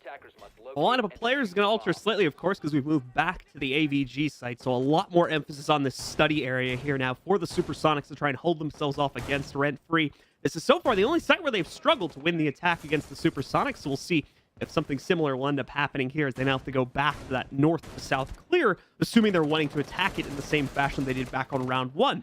Now, that does not look like it's going to be the case, however, as checking from the early player positions here, with just within these first 30 seconds or however much, we're going to see a completely different approach being taken by Rent Free. They're moving in through the first floor, through Art Studio, through the main door. They weren't using these pretty much at all in the previous round, at least not until very late in the rounds. This is a pretty big shift on the attacking strategy. Very smart adjustment as well. This is the only round that they've lost so far up against the Sonics, and it was simply because of how they were able to pick apart their take. They go for something different, but Dream rocking the vertical angles as well as Creators picking up one of his own already puts Rent Free in a bad spot, but they're trying to battle back. Thomas is going to find one from Repel, but that's only going to be a pick onto the smoke. Definitely an impactful play, but still have a lot of utility to worry about on this defense, particularly these main stairs players. Creators can be a massive nuisance here as he can possibly swing through and find some people with this AUG. Still has some help from upstairs as well as some good vertical play happening from Grixer on top of the bar. This is a massive problem here for Rent Free. Might need an adjustment soon, but it seems as though they want to try and lean on the utility, especially that intel game, to try and find themselves some picks. Thomas going for a complete reposition over here, getting himself into the connector in a moment, and he'll be joined by Drip about 10 seconds after that. Sweater still on Repel, also has been completely ripped HP-wise. He's down at about 25 himself. Same can be said for Dream, but with the majority of the Supersonics still in an okay fashion, they don't need to worry so much about the low HP. Just as I say that, though, Grixer also going to get hit pretty heavily. He'll go down to a little over 25 himself. Last call going to roll out here, see if it gets some any extra intel. Thomas trying to capitalize on this late reinforcement that's going on as the player moves away from it, but the shots come in just a little bit too early to catch the player coming off of the animation. So not going to gain much from that out of that situation. Breach now being made over here on the gun vault wall. Will it go off? Yes, it will. Only one of them, though, as the second does look like it gets denied. Okay, well, Rent Free now with another pick. Dream down. They have a big chance here, but they still have to worry about the main stair players. Creators takes down Sweater inside of Study. That's going to open up this entire side of the map, and now it's down to just Drip and Thomas. Thomas on very, very low HP. No frag grenades left, but he does still have his cams alive. Problem is now, though, he's taking damage from other means, and truly down to one shot now. Drip going to open up the rest of the gun vault for him, but some prone angles already been taken up, and now he's actually been downed by the Selma charge. That's extremely, extremely unfortunate. It's all left up to Drip. Does he see the man crawling on the ground? He does. Takes him down, but not going to have the opportunity to do much else. Drip with a team kill, but more or less Thomas just getting a little bit too close to that hard destruction. We'll end up giving the second round here to the Sonics. Thomas only sitting at about 5 or 10 HP there in the late round scenario, and that Selma will do just about that much damage to you if you're standing too close to it. So a very unfortunate turn of events for the Rent-Free roster. Did seem to have a little bit of a chance to try and fight that out, but once he went down, unfortunately, things were not looking too good for them anymore. It's going to tie us up at 2-2. The problem coming up here for the Supersonics, however, is going to be the fact that that's the only site they've been able to lock down for themselves so far. It does look like changes are on the horizon, though, as they are now finally going downstairs into a dining room hold for their next attempt. The strongest 6 pick of them all, the Jackal to Jackal 6 pick here for Sweater. And to see if he's rocking that PDW. We've been seeing a couple of Jackals pick up recently. Very, very strong SMG, but that doesn't mean that the C7E is a sleeper pick or anything of that sort at all. Extremely, extremely strong AR inside of this game that a lot of people favor. So it seems as though Sweater definitely wants to go with that. As for the rest of Rent-Free, though, we are talking a massive amount of soft destruction for these guys. Filthy and Thomas both picking up not only the breaching charges, but some breaching rounds, impacts, and all of the sorts. So we're going to have a lot of vertical play here, especially since that recent change to Ash, since she has 3 of those breaching rounds paired with those breaching charges. So 6 explosives for all of that vertical goodness. Now they just have to worry about the possible roam game here from the Sonics, and it's definitely going to be there. We already see Rexon upstairs setting up some deployable shields with his teammates, so it looks as though they really want to try and get the ball rolling on that defensive play top floor. Creators roaming around the map, seeing if you can get any early drones here just to hinder any intel game from Rent-Free. Obviously, the Jackal's going to assist in this case, and this is probably going to be the best round to honestly have him. They've already rotated around the map quite a few times, so there's going to be plenty of feet for Sweater to find to get that early intel going. Lot to build off of here. Bit of a more cautious start, I should say, for Rent-Free, considering I've seen them start out rounds previously. Sweater getting himself a good amount of intel to work off of there upstairs. Only the one player getting locked down, but it does at least give them an idea as to where the roam game may be, at least be centered from, as he very quickly moves to the bottom of the red stairs there to check things out, see if there's any roamers that are trying to play in between the living room and white tarp rooms there to try and cross between them. So not going to get anyone this early on. Rest of the team is taking a pretty passive stance here as well. Not necessarily trying to take too much control early on, but that should start to change now that we've entered the second minute of the round. Well, plenty of pressure here from Rent-Free early on, but nothing that's amounted to a pick just yet. Just mostly working the map, trying to get this intel going on, and they've already cleared out multiple parts of this. Prophecy already working his way into Piano, so he'll have a nice cutoff for Red, as well as Drip looking to hop inside of Bike. This is a very, very aggressive play. He'll make some holes in the bottom of the door, and then we saw him utilize this earlier to get a pick, and he's going to do it again. What a play from Drip to take down Dream. Beautiful pick as well. That's the pulse down, but Rexon immediately fires back onto Filthy. Another pickup here from Sweater, in the meantime, keeps Rent-Free in control, even if only by one player at this point in the round. A lot to build off of, though, and the Supersonics aren't done fighting just yet either. Super himself going for a bit more of an aggressive swing at a laundry there, more importantly to check for info over anything else, but also maybe hoping he could get one there. At 50 HP, he's got to be careful about the way he approaches this, though. We have other factors to worry about here, too. Rent-Free also has quite a few things to worry about themselves if they don't clear out the second floor. Potentially the fact they may be walking into a trap. You can see the angle that's been lined up right there, and Crater is going to be the player to find the pick. Drip goes down. This is the ignorance of the second floor that's coming back to haunt them now, but they may be able to get over it anyways. Prophecy, again, trades it back out, takes down Super just outside of the laundry area. Running into some issues, but they're fighting back as well. But it's Grixer to equalize inside of sight, going for 2 now. The pressure needs to come through for Sweater. He knows Ella's here, but that close range gunfight, the Scorpion's going to eat him alive, and that's exactly what happens. A 1v2 now for Thomas. This is his time to step up and shine, but no, it's Grixer from behind Tetris to take him down. Nice pick there for the Sonics, and yet another round in their pocket. 3 rounds now on this defensive half, and they're looking quite strong here on Villa. Definitely looking good for themselves to try and be able to pick up quite a dominating lead going out of this half, of course. One more round left within it. We'll see if they can finally get that trophy statuary round for themselves. That's what they're going to default to here for round number 6. Yeah, already losing statuary twice in pretty convincing fashion as well. We talked about previously how Rent Free's take for this site is quite strong. They handled the roam game extremely, extremely well. I really don't see too many holes in their plan. So really this is down to what the Supersonics can produce, what is going to be the game changer here. And it might start inside of operator selection, John. We're getting rid of Legion. We're picking up Pulse. Now this is going to change what is possible for the defense, especially if Creator stays downstairs. Especially in the basement here on Villa. Pulse is an extremely potent operator when he has the chance to use that vertical play with his cardiac sensor to get intel for his teammates. You can basically be the maestro for gunfights. You tell your teammates where to go, where the offense is, and you just start getting kills. That's really how it is. He's almost constant intel all the time. They're also going to be setting things up downstairs so that Creators has a safe haven to use nitro cells if needed. Could see him paired with another nitro cell wielding defender as well in the near future. But I really like this adjustment so far from the Sonics. We do want to remind you guys as well about some stuff that's going on in-game, most notably the SI Battle Pass that is now available. 100 tiers and 134 rewards. All sales of the SI Battle Pass will go and support the SI prize pool, so make sure you guys are checking that out, seeing if any of those skins are worth your trouble to grind for. Maybe you can go ahead in game right now and pick up an SI Battle Pass. Oh, well, they absolutely are. First things first, this might be a little bit biased operator-wise, but the Ash skin looks so good. So good that they put it at the very end of the Battle Pass, so I have a lot more Siege to play. I'm not exactly salty about it. I just kind of wanted it faster, you know? So... that as well as the attachment skin. Oh, that thing is so beautiful. Flexing Filthy, trying to find Pulse inside now. This not going to be the best when it comes to these gunfights, as Filthy trying to work the hot pings, able to finally find Creators after quite a few magazines dumped through the bathroom wall. Filthy with a good opening pick, and once again, Rent Free is off to a hot start here as they get that opening frag, which so often leads to one rounds themselves, but we need to worry about a couple other things as they work their way up to the site here. That includes the remaining roam game, which, to be fair, there's not much of it. A lot of their players have already started to peel back, but you've got Rex in here right now, who's already, in fact, trying to take a fight.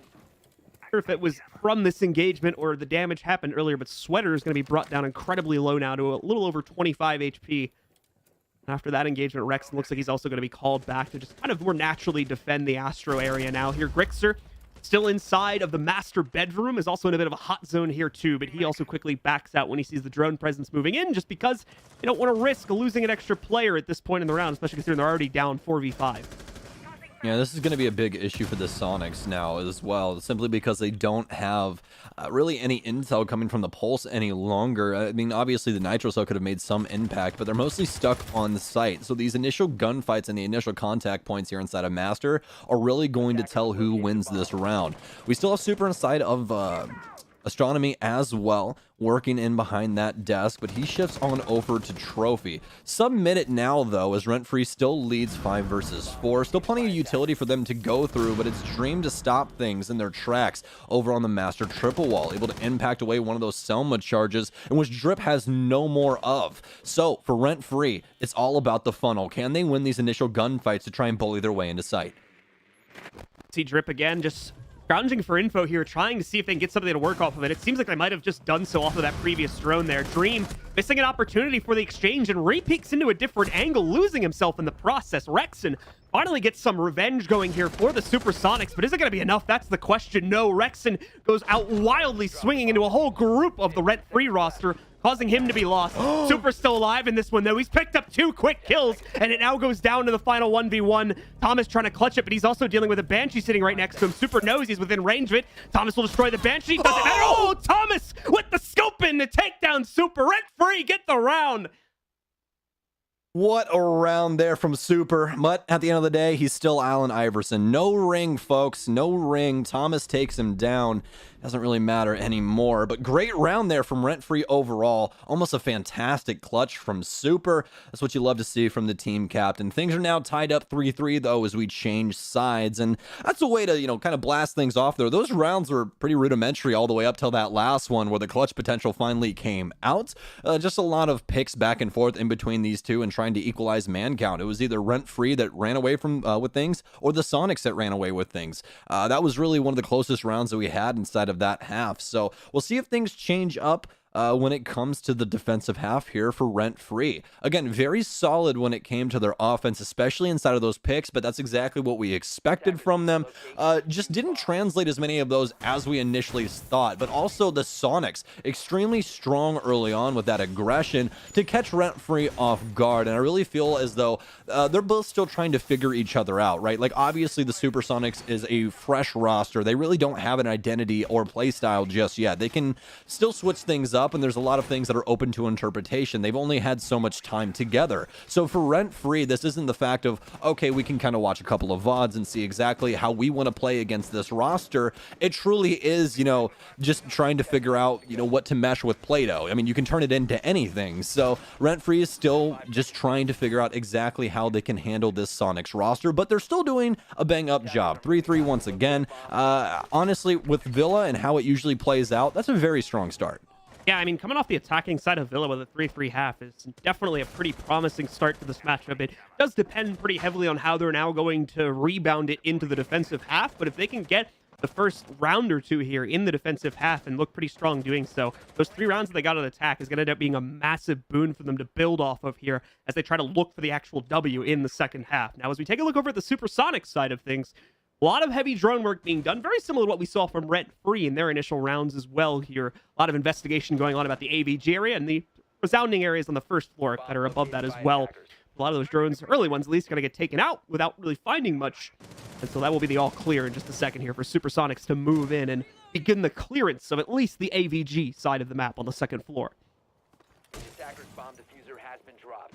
Attackers Well, recovered the bomb diffuser. no harsh defense here from Rent Free, but as soon as I say that, Thomas, with a nice peek outside, finds Grixer all the way down by Art Studio door. Hell of a shot from him. Takes down the sledge. That shouldn't have too much of an impact, besides obviously man count here inside of this round, since Sledge isn't going to have, obviously, a lot to do with that hammer. Still, those grenades could possibly find somebody, and having that gun up could definitely help a lot. But now Rent Free, once again, with the man advantage lead, and this is something that they've grown a liking to. Flexin, Filthy, picking up once again, and Thomas going to fire back. Oh no, this is not looking good for the Supersonics at all, as Dream's finally going to get one of his own, but Prophecy with the refrag, it's all already down to Super. It's a 1 versus 4. We saw him get a triple kill the last time, but he can't even get the first kill. Sweater with an uppercut to the chin, and Rent Free walk away with round 7. Dream and Super, the last bastions of hope right there from Supersonics. Dream getting some unfortunate timing, and Super just not able to get anything going for himself in the clutch. That is a definitive opening round here from Rent Free to now push themselves into the lead at 4-3 over the Supersonics. Definitely a good sign for the follow-up rounds. Interesting choice more than anything to start it over on the trophy side of things compared to Aviation where they're going now. But again, a lot of times it just comes down to team choice here, and it seems we have an odd man out with them choosing to go for that one first. They're going to return to AVG now for this upcoming round as they look to solidify their 5th. Okay, so 6 pick coming out for the defense. We're going to get rid of our good friend Mozzie and pick up an Alibi, and that's what I wanted to see there. We're getting rid of Sam, and we're going to go with Lion. It's not the fact that I don't think that Zero is an impactful operator. He just really hasn't been flushed out inside of his role just yet for a lot of competitive teams. Obviously, he provides so much utility, but I really feel like there's not really a spot for him just yet, especially with the recent change to a secondary utility taking away his frag grenades. So I like the Lion pickup just because I feel like the Sonics, well, at least in, you know, the past Sonics roster, right? They were really, really strong when Lion was on the field. They were able to get a lot of picks, put a lot of pressure onto the defensive setup. This could be more of the same. I mean, again, when we were talking about before this match even started, we have 2 duos from 2 previous T1 rosters that worked extremely well together. So as long as, Super being at the helm is able to coordinate all of these things with that Lion in play, I feel like this could be a really strong operator lineup for them. We'll find out if that's going to be the case here now for the Supersonics as they're out and about on the board. Sweater is looking for an initial pick as well, managing that cross, trying to see if he can catch anyone from it, but it's not going to be the case. So he'll have to quickly back away and focus on the main stairs where his actual job this round seems like it's going to be focused on there for the Alibi. Rexen, Grixer, and some of the other members of the Supersonics, though, are already working their way up onto the study balcony and into the art room window, where now Sweater tries to stand in the way and hopefully will look for a direct confrontation. Once again, though, he'll be severely disappointed as the drone will send him right back to the main stairs position. Yeah, still plenty of drone spinning down there as well, even though we got the initial one. Is the Sonics starting off strong here with the drone game, as well as getting rid of the shield inside of Study, but it seems as though they want to make a quick adjustment downstairs and try putting on some pressure with this EE1D. Piano control already in their hands, and not too many rent-free players downstairs. In fact, everybody's already rotated up, so they have free reign over this entire mid-floor right now. But big problems now is Super's actually been downed outside by what appears to be a Nitro cell more than likely. Yes, Drip has already used one of those, but Prophecy now trying to go for 2. Thomas gets one as well, as Rent-Free is all over the Sonics on this entry game once again. Not looking good on the attacking side here for the Supersonics, especially with regards to their early rounds. Unable to make any decent impact so far against the Rent-Free roster. All 5 players at full HP up until that very moment, of course, where even then, the winner of the fight is a member of Rent-Free. Prophecy now kind of stuck in the corner here, but it's not going to matter. Another free frag is picked up from them that's going to go unresponded to. Thomas takes down Dream. Super's now the last player standing, and it's not going to stay that way for very long as Drip shuts it down, and it's a flawless round from Rent-Free. Oh, that one's gotta hurt. That's 2 flawless rounds now for Rent-Free throughout this map so far. Beautiful defense right there. As soon as the Sonics try and go for their setup and start putting pressure out downstairs and adjusting for the staircases that they wanted to try and take, that's right when Rent-Free starts their attack. They get aggressive to the staircases, start picking off a lot of these players who really didn't have any refrag potential. It seemed as though the Sonics just spread themselves too thin. They thought that Rent-Free was going to give up some of this map control for free, but that was not the case. The Lion really having no impact over that round at all. This is Rent-Free's world, and it just so happens the Supersonics are living in it. Very definitive statement there, but it rings true. 5-3 is the scoreline coming off of a very solid attacking half. Rent-Free are undefeated here so far on their defensive half. But as Stokes said, 2 flawless rounds nearly going in their favor here, with the last one for sure a flawless nature. Now over here into the kitchen hold next, where things are going to definitely start to get a bit more difficult. The roam game gets a bit more complex.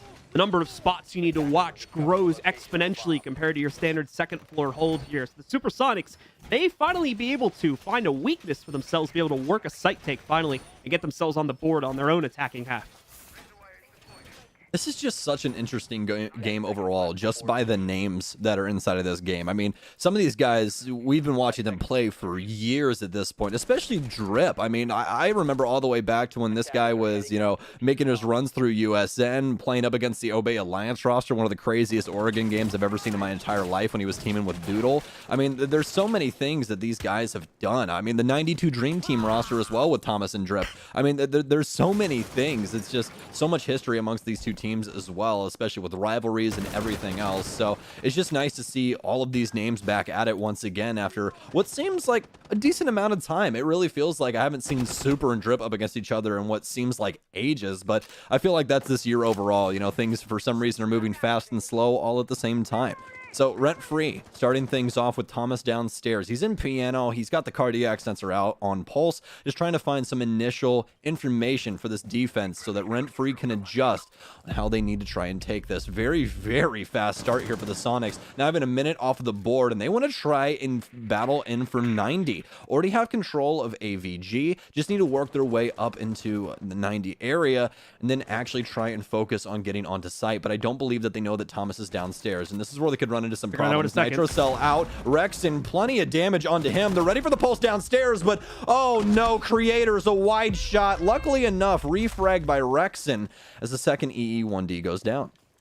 Oh, 4v4 at this point. At least the Supersonics able to keep things in even terms at the beginning of the round. Rexon looked like he was going to go for a drone for a second, but he's got a normal drone in order to help him out here on his push forward and try and work his way into Saturate. Has the info on Sweater's going to be able to take him down. Some damage going exchanged onto Dream, but it's not going to lead to the kill just yet. Filthy's able to down him. Prophecy gets the confirmation. Grixer, once again, though, trades it out for the Supersonics to keep them in this at a 3v2. Coming down to the last minute and 15 seconds.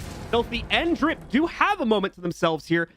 They may not be given it, however, as the Supersonics with that man advantage, maybe trying to go for a quick site push. We'll see how they choose to play this over the next couple seconds here as Filthy trying to get a little bit more aggressive, going for the counter flank now, but it looks like they're watching for it. There's a player on the inside of Master Study, or excuse me, a Master Closet. I'll have to quickly back down Astro. That's a very smart choice. He didn't even get to go up against the player on the inside of the closet, but had he done so, he more than likely would have been a dead man. Yeah, seems as though they're in the trees right now. Oh man, Filthy's gonna want that one back later when he goes into VOD review, but very close shot with the SMG-11's not going to matter much. Nice shot that time around though. That one definitely matters as Grixer, the sledge, goes down. No more vertical play available to these last two Sonics members. They need to make some magic happen with 25 seconds remaining. It doesn't seem as though they want to try and go for a refrag setup either. They might try and pressure from two separate angles, which would be two disconnected gunfights. Rexon trying to make his decision now. He has the top control, but immediately hops into red hallway. He wants to pressure Tarps. It's going to be coming from Bike as well. That AK-12 absolutely rips in the hands of Super, but they need to get in and try and get this case down. Only 3 seconds remain, but with very minimal time, that case must be planted. Drip has to try and make something happen here. Adjusts out, and Rexon steps in front of him. He's the bullet sponge, but he's sending shots as well. Drip hits the floor, and the Sonics are back on track. Drip the peak, just not working out in his favor, most notably on the view model department there, as I think the scope and the gun model that have blocked part of his vision that could have given away those players. But either way, big props to Rexon for making that round work in the last couple of seconds on the entry department. He's the big man that makes sure that things go through and that makes sure that him and his teammate are able to get onto that site and get that diffuser down if it did end up going into a post-plant scenario. So big props for him and making sure that that goes their way, and more importantly, making sure that they finally get themselves on the board in this half. As Kanye West once said, scary. That's exactly what Rexon is. He's a very, very scary player, man, especially with the recent adjustments to Twitch's kit. I actually really like this operator choice for him. He has those secondary stun grenades, which everyone was really accustomed to on Ashe, and particularly Rexon. We saw him use those quite often to be able to get those initial engagements and just make them look pretty. That's the beauty of having stuns in your kit. They're not only for burn, they can make your gunfights easier. We saw Rexon trying to ricochet those off the door and try and, do that inside of the statuary area, but nevertheless, you pair some stun grenades with a player like Rexon in the F2 with a 1.5 scope, I mean, you're in for some fun, most definitely, if you're a Supersonics fan. So for that, I would really like to see them stick with Rexon on this Twitch and try and continue to push things through. He's definitely been the game changer so far when it comes to the fragging department. See if that's going to continue to be the case, or if Rent Free will now look to shut things down now that they've finally given the Supersonics a round to play off of here. Rent Free can start to rotate back into the sites they've already taken control of earlier on in the half. That's going to start upstairs once again at Trophy and Statuary. Supersonics, let's take a look at how their opening push is going to work itself into the map itself. Only Grixer pushing from master side so far. It does seem like the rest of the team is going to go to the south to north clear they used on the previous attempt as well, with drones being the big emphasis here in this first minute or so of play. Again, very similarly to how they approached this the last time they needed to attack it. A very, very straightforward clear here. South to north, handling study. More than likely going to have some pressure downstairs just to make sure no rent-free members want to try and blow them up. Obviously, we saw the pulse play down here the last time, so the Sonics will be aware, and that will surely be on the docket as you see Super drone downstairs with Dream. And they've already confirmed that rent-free are mostly on the north side of the map, just playing around the living room as well as kitchen area. So good beginnings here for the Sonics when it comes to the intel game. They've already worked their way all the way up to bench as well. This is a very fast round right now. Very, very fast indeed. Rent Free not giving as much resistance in the roam department as they had done on the previous attempt here, where they got very much in the face of the Supersonics roster when they tried to push to the inside. So the drone's now starting to reach the site, starting to explore what the setup is looking like here. That's going to put Thomas in a bit of a precarious situation where he does have to watch the skylight now. And you can see a red silhouette there looking to take that angle in a moment or two. It's Grixer on the other side of it. Now he's missed his chance, of course. The Jaeger on the other side, Thomas, is very easily caught onto this, but okay, hasn't caught onto that, and that's very unfortunate. Puts that ADS down, and it pretty much immediately gets shot out by a Twitch drone. Tries to pre-aim once again onto that position upstairs through the skylight, and he's correct about it, just doesn't have the actual angle needed. I feel as though a lot of these guys have been dying to that angle inside of scrims because I've seen multiple of them check it every now and then whenever they're on this site. So somebody's definitely been a nuisance recently from there, but it seems as though Rent Free are still waiting patiently inside of sight. We saw the Sonics get some really good intel early on and work their way all the way up to benches, and it seemed as though they wanted to try and go for the early execution, but they didn't have any utility to try and deal with what was going on inside of Statuary. We heard the breaching rounds go off, but didn't make any contact as they got caught by my disc. But now the Supersonics already adjusting things over to master. They're trying to put some pressure down now as they've gotten quite a bit of damage damage off onto Thomas as well as Sweater now, and it's actually Super to step up to the plate, but the trades ensue. The Supersonics now on top. Prophecy bullying his way into Master, but Grixer with a nice refrag as Rexon cleans things up with a nice trade onto Sweater. The Sonics tie things up. Sonics, working mainly just off of their entries in the site, are able to win their round off of that. Great job being put up by them. And it now, I believe, should tie things up at right around 5-5 here. And yes, that is indeed going to be the case. Players over here on the other side of the coin, you're going to have to start being possibly a little bit more proactive. It's really hard to kind of dissect what went wrong in that fight for the defenders here, just because it all broke down so quickly. I don't know if they just weren't reacting enough to players going down and they didn't have trade positions set up appropriately, but for some reason it was a lot of kills coming in from the Supersonics that just weren't getting responded to in any sense by Rent-Free until the very end there.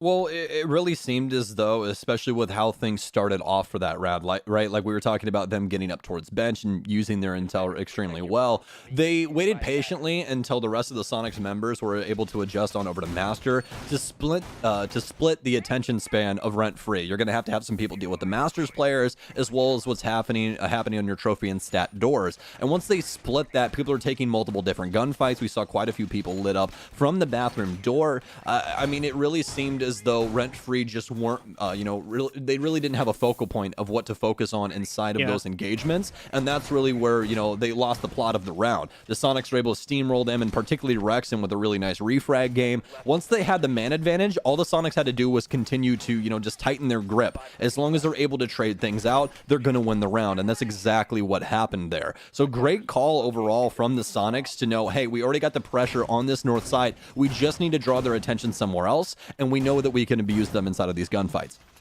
All right, guys. So into the tie point here now for both of these teams. Whoever picks up this one will get their one and really only chance to try and push this into a map point situation. And Creators is just going to hop on into Art Studio, catch Sweater, take him down, and get the Supersonics off to a good start here. Did he just hop in with a pistol and smack this guy in the face? I don't know if he had the pistol when he hopped in, but he definitely killed him with the pistol. That much is true. Oh, man. Whew, I was just trying to write some notes, man. Come on, Creators. Give me a moment to breathe, but that's going to be a big pickup as well. I don't know if Sweater got all of his utility down. I really hope so. It looked like he was still setting up or just checking the other way, and you didn't even hear him hop in. My God, that was so quick. I don't even think Sweater expected it at that point. Well, some very poor beginnings here for Rent-Free as Sweater gets taken down in some very weird context there. But now the Supersonics, they have a chance to get to map point here on Villa. As Rent-Free continues their setup on site just to try and stop some of these initial pushes from the Sonics, especially around this main stairs area, it really seems as though Rent-Free are drawn towards Study, almost enthralled right now. Nitro Cell's out trying to stop any push attempt at all, but all of this utility is falling on deaf ears. There's really no one here that's going to get damaged from it. All they're truly doing is not only breaking up the floor, but also breaking up their own utility. We saw some barbed wire there just get exploded as the Sonics are taking things, at their own pace, just working the map, getting some frag grenades in, a decent amount of damage off onto Drip, but nothing to really call home about 10 HP there. But now it's really just up to Rent-Free to see how the Sonics are going to interact with this. They really want to get another pick, it seems, before they try and go for these engagements. Let's see if Rent-Free gives it to them. Dream, a little bit of an arcade battle here, it seems, with Prophecy, and Prophecy will win it as he's able to finally line up the angle he needs to commit to the swing. Takes down Dream, who's been waiting for that chance for so long.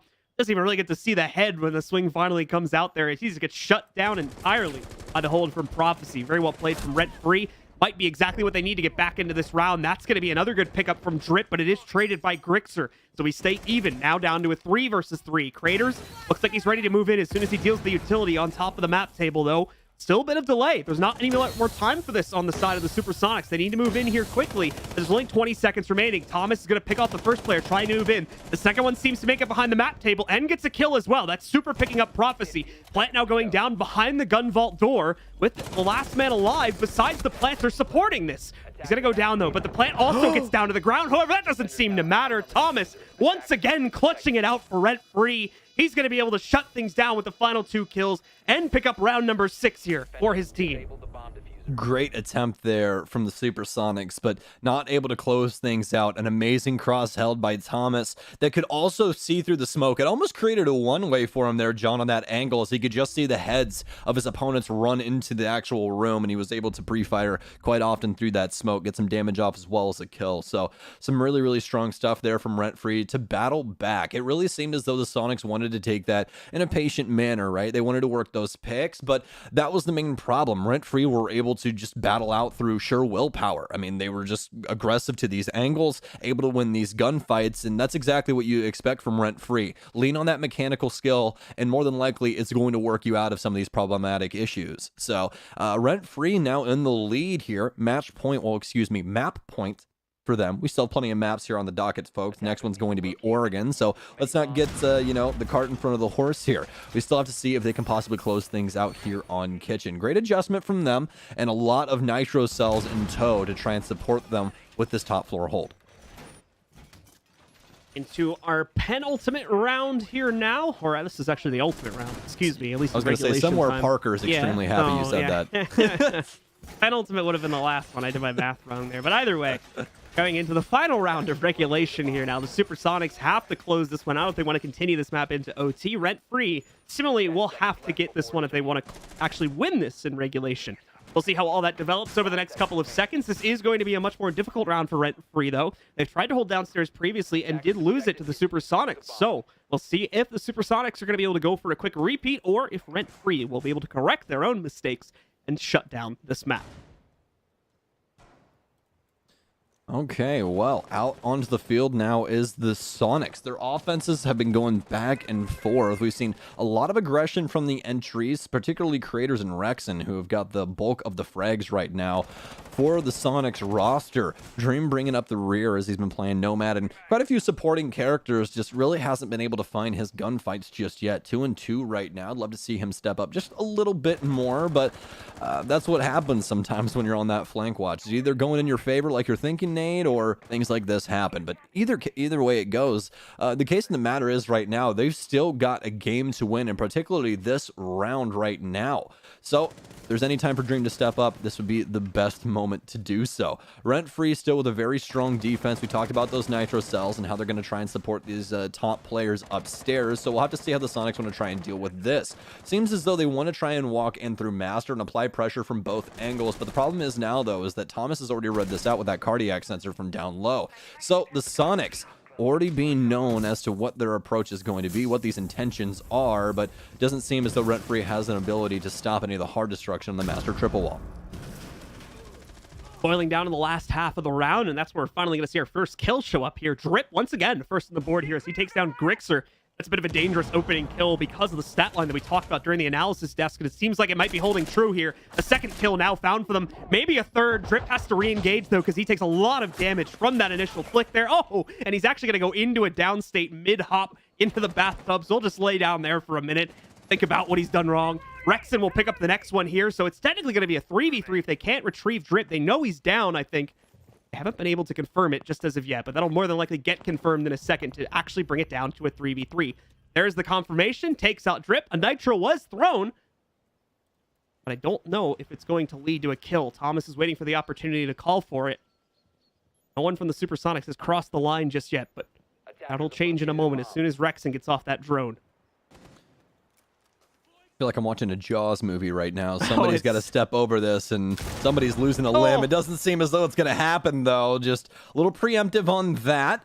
Now knowing that their fate could have been a whole hell of a lot different if they stepped on the wrong part of that floor. But only 25 seconds remain now inside of this 3 versus 3. Sweater, as well as the rest of the Rent-Free roster, prepared to handle things inside of China. Sweater's going to step up inside of the kitchen. Just Big see if he damage. can catch somebody on an off angle. Lots of damage here, but oh my, Rexen bullies his way in. But he takes his own gunfight damage as well. Down to 1 HP, almost able to flick to Thomas, but that's 2 for him now. All down to Super, the team captain, to try and keep him inside of this one, but it's not going to matter. Thomas with the trade onto Super and a triple kill on the round seals the deal here on Villa and pushes us on over to Oregon.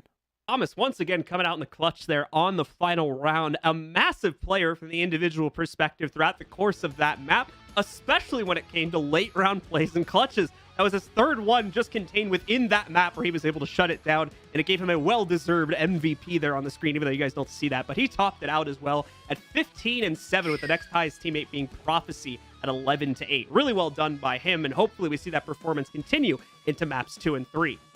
Yeah, you have to be happy about that if you're a Rent-Free fan, especially for Thomas. I mean, this guy has been on the grind when it comes to competitive Siege for an extremely long time.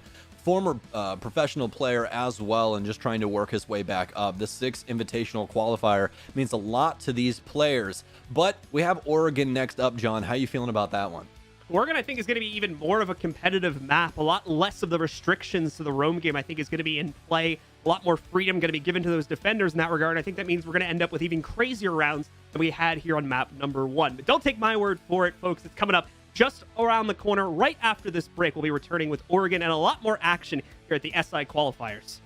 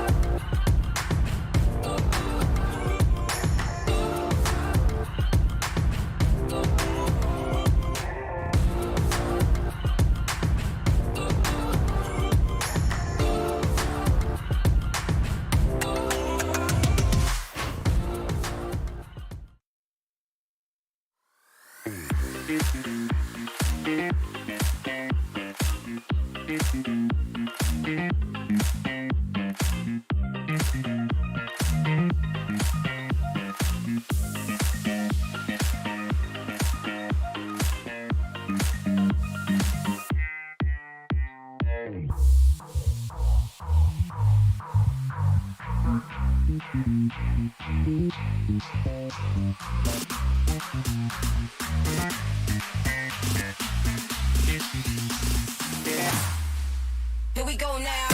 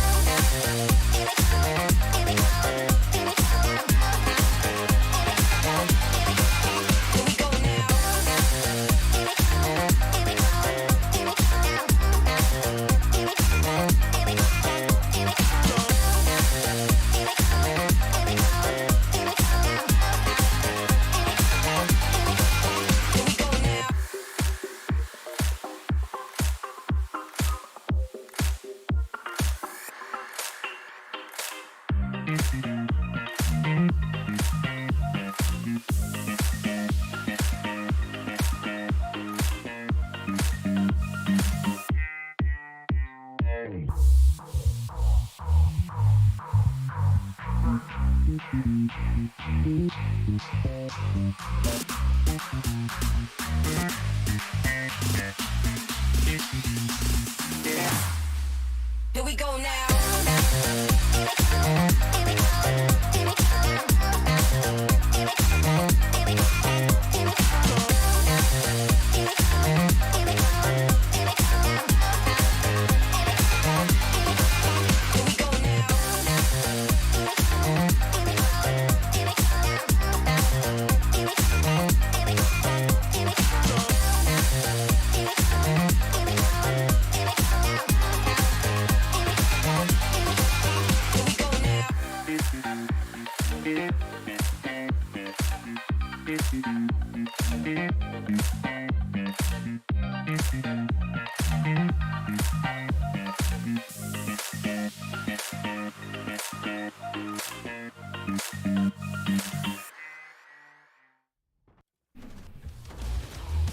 All right, I haven't been disappointed at all. Villa was an absolute banger, rent-free, able to pull it out against the brand new, the new look Supersonics, but they were just highlight plays all around, and fellas, I wasn't disappointed.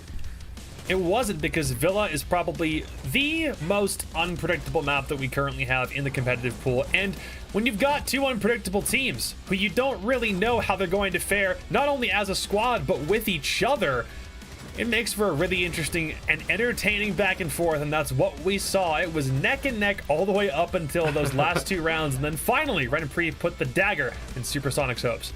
Yeah, I mean, this is my favorite map, Villa, here, and then these are quickly becoming 2 of my favorite teams. We had a lot of really great rounds. The action was non-stop. I mean, Renfree and Supersonics is proving to be an extremely exciting matchup, just like we all thought it was. There were some, one-sided rounds for sure, but there were a lot of close ones. I mean, the amount of 1v1s we saw just between Super and Thomas was incredible, and the clutch potential that some of these players had. You've got some of the 1v1s on your screen now. Great shots by Thomas. Was just fantastic. I mean, a lot of really exciting stuff happening on Villa here. Let's go, Tommy! Let's go! I love Thomas. I love him. The best, man. So that was a beautiful map for multiple reasons.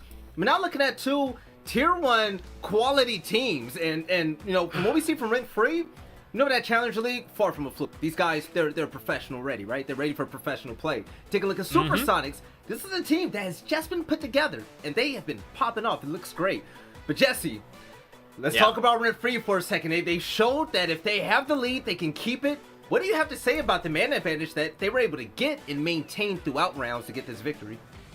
So if you were here in the pregame, you know the stat we looked at. Of course, a 96% win rate when they dominantly get that opening pick. That is, get it without trading it. And we saw exactly why in this map. And I think they really took advantage of it on defense when they get this opening pick. And this is true for almost any team. When an attacking team loses that opening pick, they slow down. There's about 10 to 20 seconds where they really just put their foot on the brakes and they have to reorganize themselves and say, okay, where do we need someone to cover? What's going to happen? Especially if it's early, like in the first minute 30 of the round, there's usually a pause.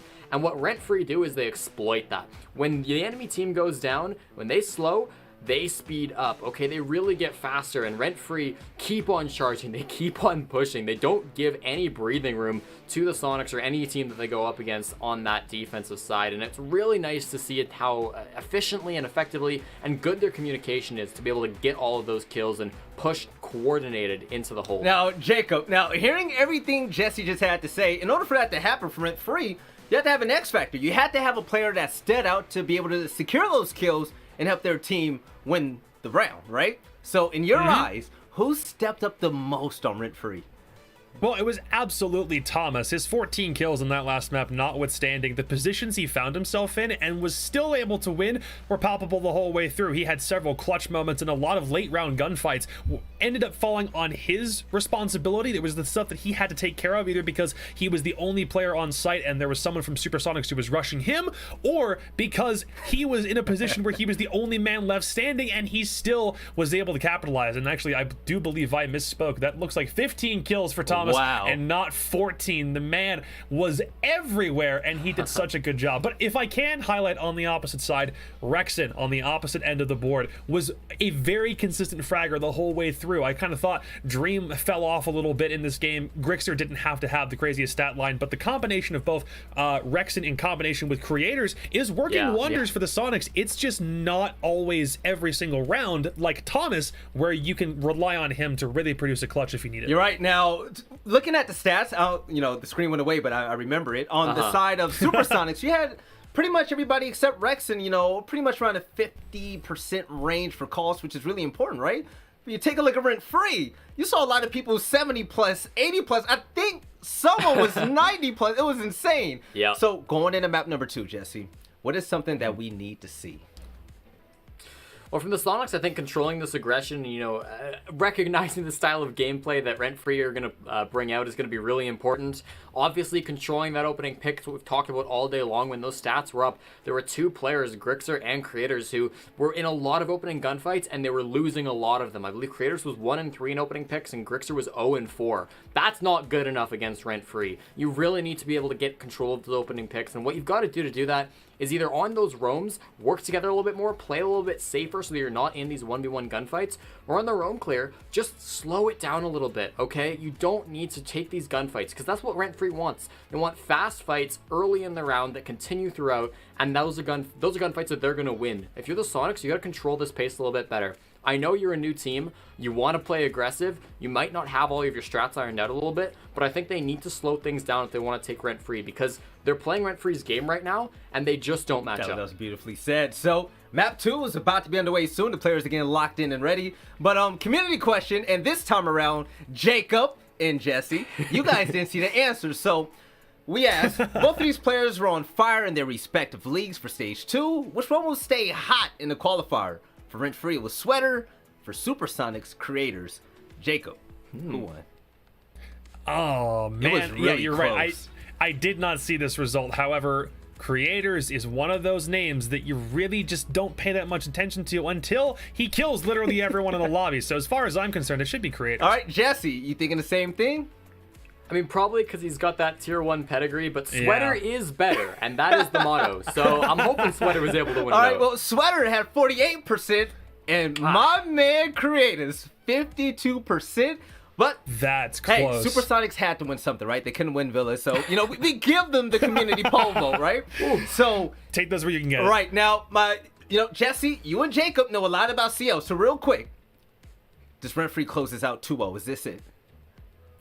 I don't know. I think that Oregon is one where maybe Sonics will control the pace a little bit better. It's one of those maps that obviously they picked it, and it's one of those maps where teams are a little bit maybe more spread apart. You can have roamers all the way from like the dorms to the basement, and it might be a little bit more isolated. If Sonics can sort of learn from that last map, they could pull this one out. It was only a 7-5 last time. I think we might see a map. Jacob, make it quick. The players are ready. Who's taking this?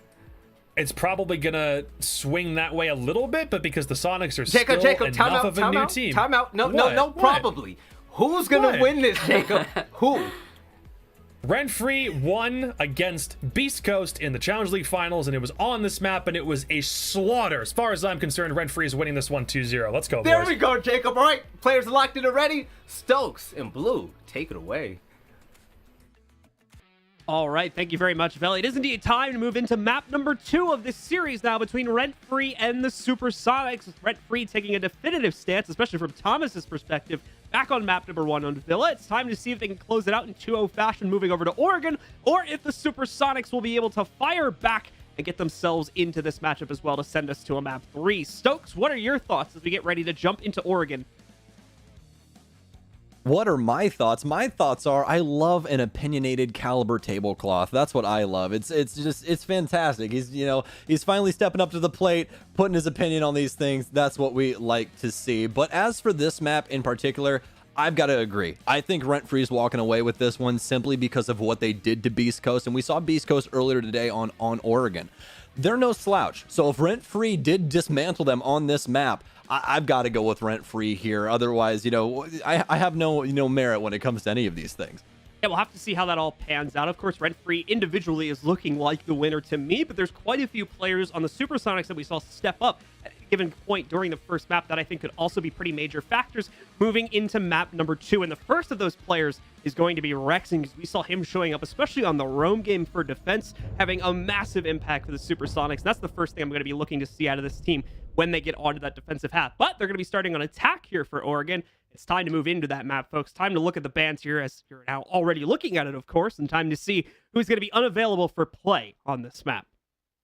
Okay, well, Oregon, traditionally a defensive-sided map, as we've seen time and time again, even through meta shifts. So we're already going to have a very odd ban out of the gate. Ash now removed, breaching charges gone, as well as breaching rounds gone, and the R4C. It's all done and dusted. You can't play her anymore. So that's going to change things up quite a bit, actually. Ash is a mainstay operator in a lot of offensive lineups. They're going to have to try and find a replacement for that soft destruction. Thatcher going to come in secondary, and that's one that we're just used to seeing when it comes to this map. A little bit of banter in the chat there. Blackbeard it is, so maybe we'll see a bit of him. Realistically, probably not, but hold it in your cards, folks. Either way, we've got Mira as the first defender ban that's going to get knocked out here. Mira definitely can find quite a bit of use, specifically in the basement and a couple other sites on this map, so we've been seeing her banned out more again, specifically here. And then for our final ban, well, it's up to Rent Free as they have the choice. Let's see what they're going to knock out. Valkyrie would be the common go-to from what we've been seeing, but actually it's going to be Wamai that gets knocked out here, making perfect sense as well. That combo between him and Jaeger, still powerful, even with the changes that were made recently. Yeah, as well as Wamai being arguably like on a different potency level as Jaeger currently. Obviously, Jaeger, you know, with his rifle and everything, very, very strong. But with the recent changes, Wamai still having like a decent amount of his discs is being able to control the direction in which they go and where they're going to explode at. That's a lot of things that are extremely, extremely useful, and you can hide those very well as well on maps like Oregon. So taking Wamai away is going to change things up a lot. We're already going to have a very, very peculiar 6-pick coming out here from Rent Free. We're getting rid of the Jaeger. We're picking up Castle, and they weren't lying. Blackbeard's coming into play. I thought that was a meme, but apparently not. We're actually going to see the Blackbeard brought in. So let's see how this pans out, because we've actually very rarely get to see, at least from my experience, very rarely get to see a Blackbeard pick. And even further away from that, the site that we're going to start out on is Meeting Room. Well, Creators is confirmed truther when it comes to the test. So, yeah, Meeting Room Kitchen. This is one that we've started to see more and more. Your team can decide 2 options here with Kitchen because it's a split site setup. So Kitchen is utilized twice, either with meeting or the dining area, that cafeteria area to the left of the bomb site. So couple of options here. A lot of the teams favor this, you know, meeting room area, strictly because how the top play goes on this site. So we'll have to see how Rent Free wants to handle this, but this is definitely a curveball thrown at the Sonics. Let's see if they can knock it out of the park. See if they can get it done indeed. The Supersonics spawning out right now, so let's see exactly how they're going to proceed with this attack. And I'm not sure if they were expecting to have to go up against a first floor defense right from the beginning of the map, but either way they're going to deal with it. So it's looking like a small tower clear is the way that they will start this off. This players could easily reposition over the next few moments, though, if they weren't expecting this site to be the play. So see how exactly they're going to approach it, as large tower also seems to be an objective here for the Sonics as well. Creators Dream, and I believe at least one other player are in that area. Grixer just droning it right now from down below. Okay, well, still some reconstructive surgery going on over here for Rent Free. Got castle barricades and the whole 9 yards really dedicated over into Big Tower. Let's see how they try and handle this. This is going to be a very interesting round overall. I mean, we got Blackbeard on the field as well as Maverick. I want to see how Dream's going to use his torch here as well. Seems as though they just want to try and beat through these castle barricades, just brute force their way in. More than likely going to get some drones in early on, but the main problem now is, though, is that, oh my goodness, Drip, that's a lot of damage with that super shorty. You guys better stop contesting that. Drip's gonna get the hell out of dodge as well. I'm extremely impressed with how he was able to just matrix his way out of this with no crosses being held by the Sonics. A little bit of miscommunication there by them on the positioning, but more than likely got caught off by a castle randomly spawning inside of the T3 area. So Drip will definitely be the winner of that exchange as he falls back into the safety of the basement. Relative safety, I should say, for the time being, as there's a good possibility he may get himself into a fight regardless. But instead, it's actually going to be Thomas that finds a first fight against Grixer. Grixer will win that. Thomas will go down. So the Sonics get the early man advantage to play off of here as it's brought down to a 5v4. Still a lot more work to be done, though, and we're almost already 2 minutes into the round. The good news, however, for the Supersonics is that they don't need to go much further than this. The site is sitting just on the other side of the wall from the stack they've already managed to work for themselves, so as long as they can get past that, they're already pretty close to the plant as we enter this final minute. All Prophecy missing out on a free drone opportunity upstairs. But yeah, that's going to be the exact problem for Rent Free now. They've given Sonics access to Big Tower. All they need to really handle is a stage wall and make sure that no one can possibly nitro cell downstairs. Partner that with a pick onto the Maestro, and they more than likely got a plant here. But it's going to require a little bit more firepower on their end. So Rent Free still has a chance inside of this round. It really just depends on these next 15 seconds and who's going to get these picks. Good intel game here from the Sonics is giving away a lot of the positioning of Rent Free. Still have Filthy at the back of sight. Stun grenades in, but none of them going to do anything to Sweater. He's still alive, all except for that last one that full stuns him. It seems as though the force is going to go through now for the Sonics. Prophecy with 1 and Filthy with 2. Shutting them down. Case down on stage as well. Oh no, Dream, just feed the beast, my friend. Grixer tries to fight his way in, but Prophecy has a pistol with his name on it. Rent Free walk away with round 1. They're excited about it. Definitely a definitive start, especially with the way that Drip was able to get himself started out in the middle of that round right there with a tower play. But either way, a great hold, and shows the problems that can surface really for any team when you're working with only 1 to 2 angles in order to get yourself into the site. That was the problem for the Supersonics, that they only really had that wall to work off of. They hadn't really forced out any of the smoke charges earlier on in the round, so those were able to be spammed against the one and only breach they had to get into the site with. And then on top of that, an Alda positioned and looking at that when they finally could push through, made it a very, very difficult task to get anyone into the bomb site, let alone get that case onto the ground and start the defusal process.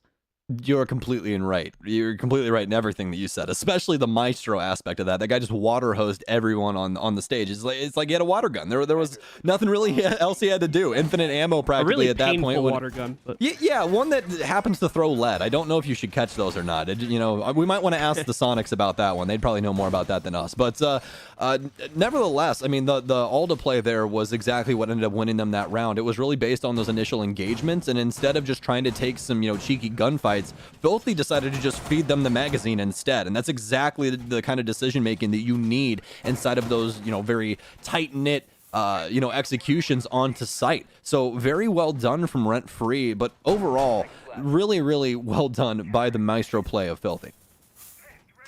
Down to the waning seconds of the setup phase here for Rent Free as they now move upstairs into the kids' dorms, where we would generally expect to see teams going for their first site, but instead it's Rent Free going for it on their second, after they've already won a first floor defense for themselves here, getting off to a good foot. If they can continue it on the more traditional sites, that's going to look even better for them as they start to unlock the initial ones again. The Supersonics out and about, once again going mainly towards small tower to start things out with, as they'll probably get 1 to 2 players safely to the inside of the building to begin the roam clear from that direction, and work the rest of the team in either through big tower or, of course, by trying to push themselves in through the main door and just try to clear out the rest of the first floor as well there. Spider might be getting in the way of that, though. It looks like he's potentially going to get a bit aggressive in this department.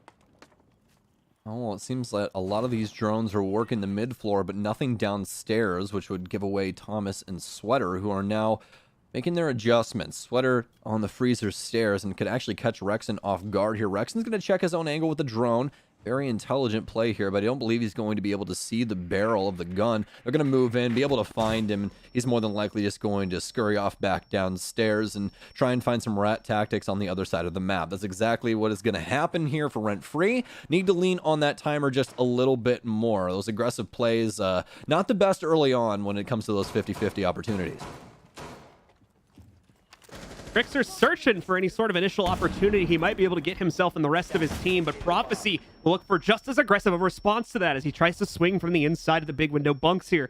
Take a lot of heat as a result of that, though, going down to sub 75 now, and even further as a frag grenade gets launched over towards him. A final drone is going to spot him out one more time here. They're going to try to take him out, but instead it's going to be Drip that gets the opening kill, taking down Grixer. Prophecy still alive and well on the inside of the big window room here.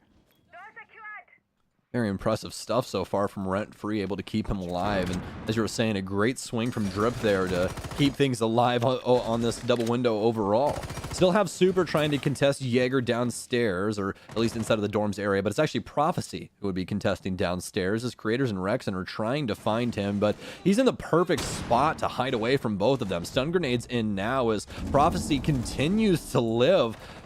Still have Rexon, though, who's been working up the white staircase. It seems as though the Sonics want to try and get onto site now, but a great shot from Thomas shuts that down. Still have a player on double window, but it's Rent Free overall that are just continuing to force their way back into this round. Dream finally with a double kill, but it's more than likely not going to work out. It's all down to Super now in this 1 versus 3, as he's able to take down Thomas at least. Worried about the vertical play, but nothing to happen with that. Now has a cross to worry about, and it's Sweater who beats him to the angle, and Rent Free take round 2.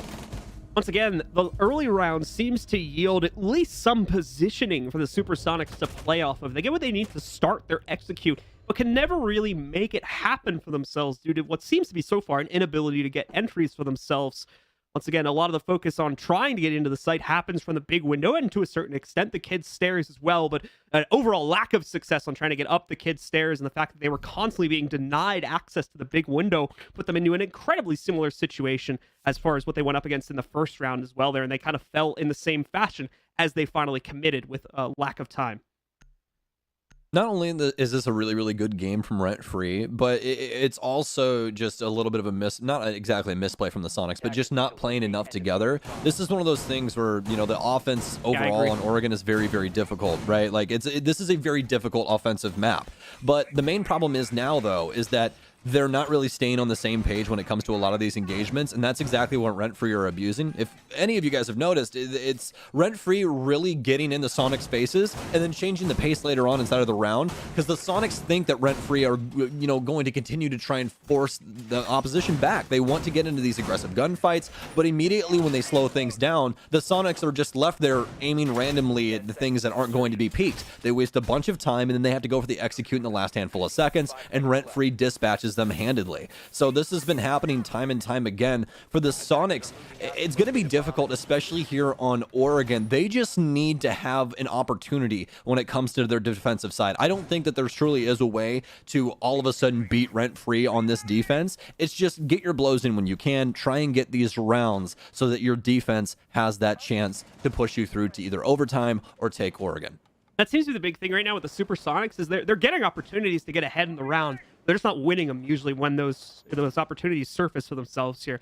Now, it's a bit judgmental, of course, because we're only 2 rounds in, and this could very easily flip if the Supersonics start getting, especially the early picks that are needed against either the roam or the more aggressive stances from the Rent Free players earlier on in the round here. But up until this point, we just haven't seen that. So Rent Free's kind of been controlling the pace of these rounds as a direct result of the fact that they've generally either been winning or being the one to retreat with like a health advantage from an early fight or something like that. Exactly. And as long as that's, you know, allowed to continue, the Sonics are more than likely going to continue to run into these problems as well. But now they have top control. It seems as though Rent Free really want to play slow on this. Thomas, the last member that was off-site, rotating back down big stairs, or big tower stairs, excuse me. So Rent Free, for all intents and purposes, playing passive this time around. Turtle set up for them downstairs. This is something that we're used to seeing when it comes to the basement site here on Oregon. It should be a pretty straightforward attack for the Sonics and could be one of their best opportunities to get around here. Prophecy's position is going to get a little bit more peculiar here. He now not only has to deal with the stairs push itself, but also the hatch drop in the event that the Supersonics want to go for a hyper-aggressive play. Even if they don't want to do that, just the capability of them being able to, you know, like throw nades down the hatch is going to get in the way of him here too. So needs to be careful about the way Freezer is played from this point forward. He's going to get a Goyo shield to make that job just a tad easier. This could end up working out pretty well into his favor, considering he has 2 ADSs sitting in front of him, so should be able to avoid blowing that Goyo shield up for quite some time here as well. Frag grenade okay, never mind. And oh no, Creators able to put one right onto Prophecy. Very unlucky there for Prophecy, not actually getting the nade indicator because it was on the other side of the box. So that sucks for him as he gets blown sky high. And it's going to go for 2, but it's Creators this time around. Seems as though we got a backup QB as well inside of this offensive squad. So great shots here from Drip as well to try and equalize, but it's still in the Sonics' favor. They have pretty good control right now, but they're still trying to work their way into Freezer as this has been picked up twice now. Most recent mantle, Thomas, playing right next to Boost Box with those toxic babes. They're going to try and keep this area of the map locked down as this is more than likely going to be the key for the Sonics, but oh no, as soon as I say that, it's actually completely wrong. They're on the other side trying to drop down into E-Box, but oh no, Drip swings with a long stick, and he swings hard. He knocks one out, but he needs to find another to try and close things down. Super's dedicated to a plant. He can still get off. Not going to have enough time for the reposition. Can he find him? No, he can't. Goyo shield blocking the path and doesn't want to go through the vault animation instead. He has to force Freezer. Doesn't hear one on the other end of the hallway, though, as Rexon with a nice move takes him down in Freezer Hall, and the Sonics find their first round. A trade cut off there from Rexon. Things were looking a little bit drastic for a moment as he was able to open up that opportunity for himself, but thankfully Rexon was right there, able to shut things down and making sure that the Supersonics stay on the board here now at 2-1. Some great frag grenades, really, is all that were needed, it seems, for the Supersonics to finally get themselves an opening to push into the site, as the defense team that was set up over in the Freezer Hall just wasn't able to avoid those. And 2 times in a row, we see players getting taken down by that. Bleeds the player count pretty heavily, and all of a sudden the entry game isn't as much of a problem anymore for the Supersonics because they've got a big advantage built on that. Well, the main problem is now is that I'll be completely honest, I didn't see the full operator lineup last time for Rent Free, so you can probably help me with this. But they don't have a Jaeger inside of this lineup. I don't think that they had one the last time around They did. either, I want to say. So that's the main problem, is that you have 4 grenades on the offense, and they're all going to hit their mark. You can't do anything about it. So when you're playing with a utility like a Goyo shield, you see where I'm going with this. This is going to be a very, very large problem. So these frag grenades can continue to land true. They're going to continue to get damage off, and especially on this basement site, it's pretty rudimentary where people are going to be playing. There's not a lot of guesswork that you have to put into it. There's only a couple of options for them. So you have 4 grenades, you're basically guaranteed either a massive amount of damage or you kill somebody. That's the main problem right now. That while my ban could be a possible hindrance, that could be something that Rent Free exactly wasn't planning for and something they usually play here, especially with that 1.5 times scope on the MP5. We've seen a lot of people favoring that recently, but it's just strange that there hasn't been an adjustment for Jaeger, especially when now the Sonics are putting in so much work with those grenades. They did have a Jaeger on the previous round, and in fact, Okay. 2 ADSs were set up, in front of the Goyo shield that was sitting over there. Okay, I'm gonna have to pause this conversation because the Supersonics are literally rushing into the laundry right now. Filthy's gonna fend off the first attempt at this. Drip gets the second from the inside of Freezer. Thomas gets a third. Craters with the only trade so far, and just like that, the rush has failed. It's down to Dream, who I believe was just on drone duty, and that's the reason why he wasn't with the rest of the team pushing in. Now he's got a really awkward round in front of him because he's got 2 minutes and 20 seconds and a 1v4. Yeah, that's let's just go back to the previous round. You want to do that? Let's talk about that. Okay, yeah. So yeah, they had the ADSs, but were able to burn those out pretty early on. Dream trying to slightly trigger him, discipline that, but that really didn't work out. Almost able to get 2 here, does some good damage onto Sweater, but tries to go for the follow with the pistol. Sweater still having some ammo, and the K1A takes him down Rent Free with round 4. But that previous round still falling into the lap of the Sonics off some good utility usage. I would have liked to see a Jaeger here, but it really didn't matter at the end of the day, right? So, but it didn't really seem as though that would have changed things up too much, as you were just talking about. Obviously, they had the ADSs in place, but with the recent changes, you don't get to obviously eat up 4 pieces of utility anymore. You only get to take up 2. And the other thing is if they're placed at the same place as well, 1 piece of utility will activate both of them, which is probably one of the scariest things about the recent Jaeger changes, is that the computer, I guess, what you can call it, the way that it's coded basically, is that if they're within the same distance, they'll both be activated, as opposed to what it used to be, where it would prioritize whichever one was slightly closer, and if they were at the same distance, it would just pick one and that one would start. So, you know, it's a really big difference for how you have to set up your ADSs and how you have to work this throwable utility overall, and having one my band once again is going to change up a lot of that. But that previous round was just Sonics trying to throw something at a wall and hope that it sticks. That's really all I got for that one. They just kind of got steamrolled. So yeah, I mean, round 4, a rush, it didn't work. That's our analysis for that one right there. Try again, do something else. Yeah, so the Supersonics obviously try to force their way in towards laundry there, and to be fair, it could have worked. There was actually pretty light defense on the laundry side because they got all the way into the site before even being noticed. Just wasn't ready for the cutoffs, it seemed like, from down the hallway and on the inside of Freezer, and things fell apart pretty quickly from that point forward. So looking at Rent Free's upcoming round here on round number 5, they have unlocked the upstairs for play yet again, so they've now returned to that. And we're going to see them hold out here now. Okay, well, it seems as though Rent Free is back to basics here. So we have some early peaks here from Sweater. He's not going to find anything on the north side of the map, though, as the Supersonics have other plans, other intentions, as they're focused on master bedroom right now. We've seen this a couple times today, especially in the previous series, where a lot of these teams are starting to start on this master side and providing some pressure through other means, particularly with the Ying. So it seems as though Rent Free already know what the Sonics are going for. You can see Sweater motioning for the front door, but it's actually Creators to the first blood as Drip's taken down. See a trade going to roll in here, though, from the Rent Free side of things. Sweater trying to get another one, but he ends up overexposing himself by Classroom. And the same for Filthy.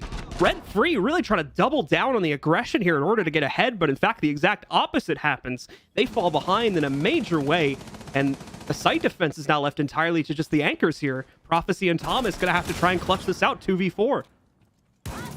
Well, they have the kits to be able to do it. Obviously, you want that Alda in any clutch situation, but a Nitro still so for Prophecy. This is going to change up drastically, though, as Thomas is taken down. Prophecy, the only one left in this 1 versus 4. A prone angle for the Zofia, but it doesn't seem as though they're aware. No holes to be able to vault through either for Prophecy. He tries to take an initial gunfight, but gets blasted by the F2 of Rex, and little no-no shake there for him, just to let him know. Rub a little salt in the wound, and we'll quickly get on to our last round here of the offensive half for the Sonics. Yeah, raw aggression from the defenders there, going all the way up until the bitter end. Even in the 1vx, Prophecy tries to swing out, make an unexpected play, which ends up being very expected by the other roster, and so they're able to shut that one down quite handily, finally putting themselves with another round onto the board and keeping the scoreline a lot more respectable at 2-3, as they're going to head upstairs. Our defenders, this is now, are going to head upstairs for their one final round, as Stokes has already mentioned. Well, seems as though, yeah, we're going to be headed back to dorms, as we were just talking about, right? But really crazy variance of like the depth of these rounds, right? Like exactly. We're getting like some of the most basic rounds we've seen in a long time, and at the same time some really complex rounds, like all within the same game. Like I feel like we're swimming back and forth in a pool. You know what I mean? Like going shallow end to deep end, shallow end to deep end. Like it's just happening over and over again. As you said, like we're running into really complex things inside of Rainbow Six, where we're talking about, well, you know, this one operator could have changed up how everything happened, or we're going, hey, that rush really didn't work out. On to the next round. Just rush laundry. Just rush, forehead. Come on, man. I mean, the good thing is that, or the happy thing for me is that I'm happy that Super isn't scared to call things like this, especially with this roster, because you have to try things. You just do. Yeah. I know it might seem like the dumbest thing to some of you people at home, but those are things that you have to take a chance on and try and force, because what happens if Brent Free gets caught off guard one time?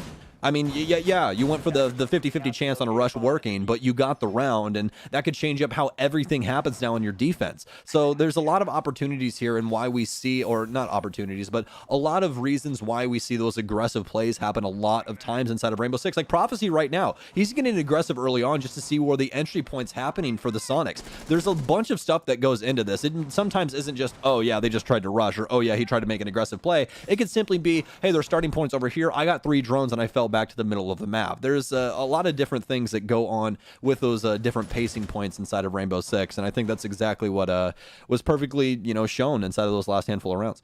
Now, unfortunately for Prophecy, the aggressive positioning is not going to necessarily allow him to get an early kill going here, especially because he's being droned out so heavily. With 2 to 3 drones kind of surrounding him at any given position, he's got to be very, very careful with how he pushes, because at the same time that he's trying to lurk for a kill, Supersonics are trying to find him out here and make sure that that doesn't happen. So continue to build up the round. Sweater also looks like he's going to be repositioning to try to get in the way of the small tower push. Prophecy will finally actually get his first fight in a moment here, should Rexon end up committing to the inside of the kitchen. But just like we were seeing before, he's very much waiting for the drone info before trying to commit to that. And now actually taking an angle, because he could very easily get a swing from someone like Prophecy, or potentially another player as well, try and take him down. They've got hard breach utility too to also limit the angles he has to play safely from. Sweater just a second too early on that spray, otherwise could have gotten himself a nice pick there, and is now going to have to run with his tail tucked between his legs back upstairs. Strong beginnings for both of these squads. Sonics now having map control halfway through here. Great pacing by them overall, and one of the strongest offensive rounds that we've seen so far. So we'll see what they can do with this map control, but they still have to worry about the roam game of Rent Free, and this is where they're going to start running into obstacles. As long as they're able to exist, they have to worry about those late flanks, and they don't necessarily have anything to really stop that from happening. No Claymores, no Nomad in play for the offense. It's going to be all down to a true flank watch trying to make things work. But as for Rent Free, they've already worked their way back onto site for the most part, all except for that one stray roamer. They're just waiting for the engagements now. Nitrocell in the hand of Filthy as Rexon starts to back up. Doesn't seem as though Filthy wants to put it back in just yet. Rexon's gonna, oh my, take a lot of damage for that one. Grixer, though, the first one to the trigger inside of this round, takes down Prophecy. Big pickup here, as Prophecy's been allowed to stay alive quite often inside of these rounds very late, but it seems as though things are starting to trade. But that's a trade they'll take any day. Super downed and drip dead. Nice pickup here for the Sonics. Super likely going to get retrieved here too. Filthy, though, on the flank, only able to get one for himself as Grixer saves the day. Thomas confirms onto Super, as well as see Sweater take down Dream. It's now going to be a 2v2 as Craters is also in a down state. Unsure if he'll get brought back up. A nice shot from Sweater takes out Rex, and Craters is back, but for how long is the question? And not very is the answer. Sweater shuts it all down as they try to push up the stairs, and Rent Free get themselves round number 6. Sweater is better. That's just how it is. You heard it here first, folks, right on the analyst desk and proven to you right before your very eyes. Super Sweater is just simply better. Super in that round, I mean, things happen, right? But here you go. The now that we're switching sides, Rent Free's defense overall very, very strong, but particularly that last round, that's exactly where we needed to see them step up to the plate. That was about to be a 3-3, which is great for the offense if you're able to split it that way, transitioning into your defense. But instead, we go right back to bare bones, or what exactly we're used to here on Oregon. We have the 4-2 split with Rent Free coming into the offense. Maybe they have a better offensive half. I don't really know. I like that they're bringing back the Dokkaebi from Villa. They seem to synergize extremely well with that. This could be a really strong offensive half for them, but overall the Sonics just, you know, not like a necessarily a terrible showing on offense, right? Like they actually had some really good fights, some really good engagements, and were able to get some rounds in. And that's what I was really scared of initially, was that they were not going to be able to get anything past like one offensive round. And they've proven me wrong, which is exactly what I want to see. So now moving over to the defense, we need to see them step up to the plate next, start linking together these defensive rounds, and put some pressure on this offense. You need Rent Free to field this. This is SI Qualifiers. This is to go to the biggest tournament in all of Rainbow Six. If you're able to shift any momentum at all, it has to be now. Not only is it the biggest tournament in Rainbow Six, but the first time we'll see teams play on LAN in a very long time as well. Can you say it again? Can you say it again for me, LAN? please? Yeah. Oh, I should actually say international play on LAN is what I should say. that's amazing, man. I like because we technically had the NA major a couple weeks ago. That was on LAN too. But. Yeah, but you know, international competition on LAN, that's just different. It's just completely different. The vibe is completely different. You know, being able to talk to people from across the world and have those interactions, this is truly an amazing experience. So can't wait to be back there. But we still have to figure out who else can go. That's the biggest thing right now. When Rent Free are trying to fight their way through the gauntlet, they've already put the Sonics halfway in the grave, but the Sonics are trying to battle their way back out. It seems as though they already got the shovel in hand and are fighting the Gravedigger himself. As we transition things on over to defense. Very slow beginnings here for the Sonics, but not for Rent Free, as they're already working their way into Big Tower. Doesn't seem as though they know that Rexon's on the bottom staircase, though. Could have possibly have seen him with that drone. He's trying to assist creators. He's all the way upstairs inside of T3. Rent Free trying to figure out the last pieces here to this puzzle to how they're going to handle this Big Tower. And Free very split up right now here too, so nowhere close to an execute at this point in time, but that could be changing over the next few moments. Looks like we're starting to see more and more players rally over towards Big Tower. However, that's very dangerous when we consider that Creators is still here, and I am nearly positive that Rent Free has absolutely zero idea that he's positioned here right now. He's got the scope going down to the first floor if he catches anyone moving over. Now he's got to be careful moving down here just because of the sound cue, and he could very easily give out if he's not cautious. So slides down the ladder, starts to lurk now. Like I said, Rent Free have absolutely no idea. Walks up. He's only going to get one on the inside of the tower, though, but now he can take up a position because they don't know where he would have gone after getting that pick. And now here's the second opportunity to find one there. Filthy getting brought down so low, but unfortunately, Creators can't actually solidify it. He's going to blow the Nitro Cell up, trying to work himself over into Attic. That'll work, and he'll be able to safely retreat. It's very scary there for Creators. This was an opportunity to possibly get wallbanged through that floor, but able to skirt on out instead. So great stuff so far for the Sonics as they're able to find their pick. Grenades in now, though, not dealing any damage actually to the back line as Rexon takes a nice swing inside of sight. Takes down one, almost has an opportunity for two, but decides to back off. Filthy's next up on the docket as he gets taken down. Sweater finally with the refrag as Rexon transitions to the freezer hallway. Great hold so far from the Sonics as Rent Free only have two remaining with very minimal intel to try and make this work. Sweater trying to figure out where exactly Rexon went, but he's getting pressured from all sides now. Creators with the roam of a lifetime as it's all down to Thomas in this 1 versus 3. No drones at his side as well as no frag grenades. Very minimal HP as well, but oh man, that EBR, when it's on fire, it surely is ablaze as he takes down Rex and can possibly find another, but it's Creators from the hatch once again. As once again, we talk about how that was a highlight round for him. Some nice shots from Tommy as Rexon follows through with that. And yeah, the Supersonics looking strong on defense. Creators with a good play, specifically there in the midst, I should say, of that round with his tower hold that just went completely unnoticed by the attack. Really good heads-up play that was a massive thorn in the side of Rent Free throughout the rest of that round, simply because they never really saw the guy. They never actually got a lock onto where he went, even just after the first kill that he got, I believe it was against Prophecy there. So he was just running loose throughout that entire round, and without being dealt with, they never really felt secure in their capability to push, tried to make it happen in sight, but then even just the anchors, Rexen most notably there, sitting on site on the chassis, is able to hold down the rest of that swing that tries to go down through the hatch.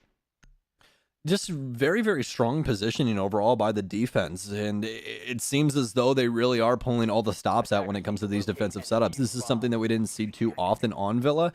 They did try to have some more aggressive setups, right? Like they would go for off-site setups, like what we saw inside of AVG when they were playing Statuary, but none of them really had the potency of what we just saw. And I really think that this is a big, big issue for Rent Free. They're going to have to expect this from the Sonics, as it already seems as though they've, reared things back. They want to slow things down. They're adjusting things to be more of a turtle-centric setup on site. Really liking this setup here from Super with the deployable hatch, as well as, with the deployable hatch, my goodness gracious, the deployable shield, as well as the hatch reinforcement on that. So, looks as though they want to try and keep things more defensive-centric this time around. And I can't necessarily blame them. As long as they're able to stay in, RF's heads, then everything should be fine. I didn't necessarily want to say rent-free, because then everything's going to get confusing for everybody at home. So,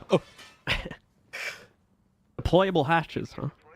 Deployable, yeah. I mean, technically speaking. I'll take one of those. That'd be useful. I can just throw that down on any soft destruction anywhere and just get access hate me to the because floor I'm below right. me. It is a deployable. Why are you booing? I'm right. All right, well, we've got Rent Free once again prioritizing the T3 clear this time. They'll make sure that there's no hold waiting on the inside. And even better than that, they're actually going to catch what appears to be the early roam game here in the form of creators while trying to hop out the window on the way to Small Tower over there, and very quickly gets denied for his efforts. That's Rent Free with the opening pick. A very nice one at that. The Valkyrie now gone, and creators are going to be stuck on cam duty for the rest of the round. So Rent Free can just take their time here, try and work their way into sight, starting things off on the master side once again, like we saw the Sonics do time and time again when they were attacking this exact same thing. So for RF, it really seems as though they've split things up. Looks as though we are going to have a game crash, though, on Prophecy's side, so things are going to be equalized. I don't necessarily know if we're really going to do too much about that. I don't think we can live pause. No. I believe it's only in between rounds. So I haven't got to mess with that too much myself, so we'll have to see exactly what happens with that. But more than likely a pause coming in between rounds. Dreamwell, though, will be able to stop the hard destruction on the master closet. That's going to be a very big deal, as this is going to stop them from going for a plant as of right now. They really need that wall open if they want any chance of getting the case down inside of games. First phone call having gone out there now is going to give away some of the intel as to where these players may be positioned. This is especially useful for the attic push because they need to figure out how close Rexen is playing to the corner swing. And there we go. There's the full disconnect for Prophecies. That does even things out. Down to a 4v4 in reality. Drone will finally really confirm the situation here and how Rexen is trying to play this. They may have been able to spot Grixer a little bit further back too if they were really observant on the drone work there, but the one they're sending in now is going to do the job anyway. Rexen gets peeled back. Grixer's actually going to take a bit of heat there, and Rexen just gets outright shut down by Sweater. That's a much needed pick as it brings it down into a 4v3, gives Rent Free back the advantage they had before they lost a player. Dream just as quickly will shut that back down though, eliminating Drip and putting us back down into a 3 versus 3. Now Grixer trying to light some more damage onto the attic player, but unable to really chain it. However, Rent Free might have to contest it anyway. They're coming down to the final 20 seconds. We need to see them get into the site very, very soon. Oh, there's going to be a big problem. The Sweater's really the only one that's working his way in here, but now we have a great engagement from Super as well as Dream. Oh no, but it's actually Super with the back-to-back headshots from the SMG-11 to take down the remaining players of Rent Free, as Super's keeping the Sonics in it. All right, so we are going to see a pause more than likely coming in there. Yeah, I was about to say, someone was calling for a rehost. We don't need those anymore, please. So it should be a pause coming in here to allow that player to quickly reconnect and get back into the match, I do think. But overall, a bit of a shift in the overall strategy here that we've been seeing from the Supersonics has worked out very, very well. Playing it more passively, playing it closer to the chest, on at least these standard sites, both in the basement and upstairs, has worked out well for them, as it doesn't seem like Rent Free have as much of a capability to get themselves onto the board early and kind of line up the advantage that they would normally use to execute as they've been doing in the previous map. Yeah, exactly. And especially for Rent Free and what they were able to produce on the defense, this is not the way that they wanted to start their offenses at all. I mean, we talked about the stat time and time again for this squad throughout this series, but they do such a bang-up job when they have that opening pick. They got their opportunity to start getting some offensive rounds on the board, and to have that stripped away from them simply by a game disconnect really, really sucks when it comes to the Rent Free camp. But now they got Prophecy already back in. Thank you to Ubisoft and the Dubs for designing that pause feature and putting it on the live build, because that helps things out a lot. That would have been a 5-minute rehost there, folks, in which Cyan would have had to recreate the entire lobby, but that's not the case. We can pause it, get him back in, and jump right back into the action. All right, so as we go back into the action, we are going to go to the third point on the Supersonics rotation triangle here. And it's just like what we saw from Red 3, going to be down here on the inside of Meeting Room, not Cafeteria. So definitely choosing this one over the other site between the two kitchen sites here. Probably be defended in a very, very similar way to what we saw from Rent Free back on the previous half.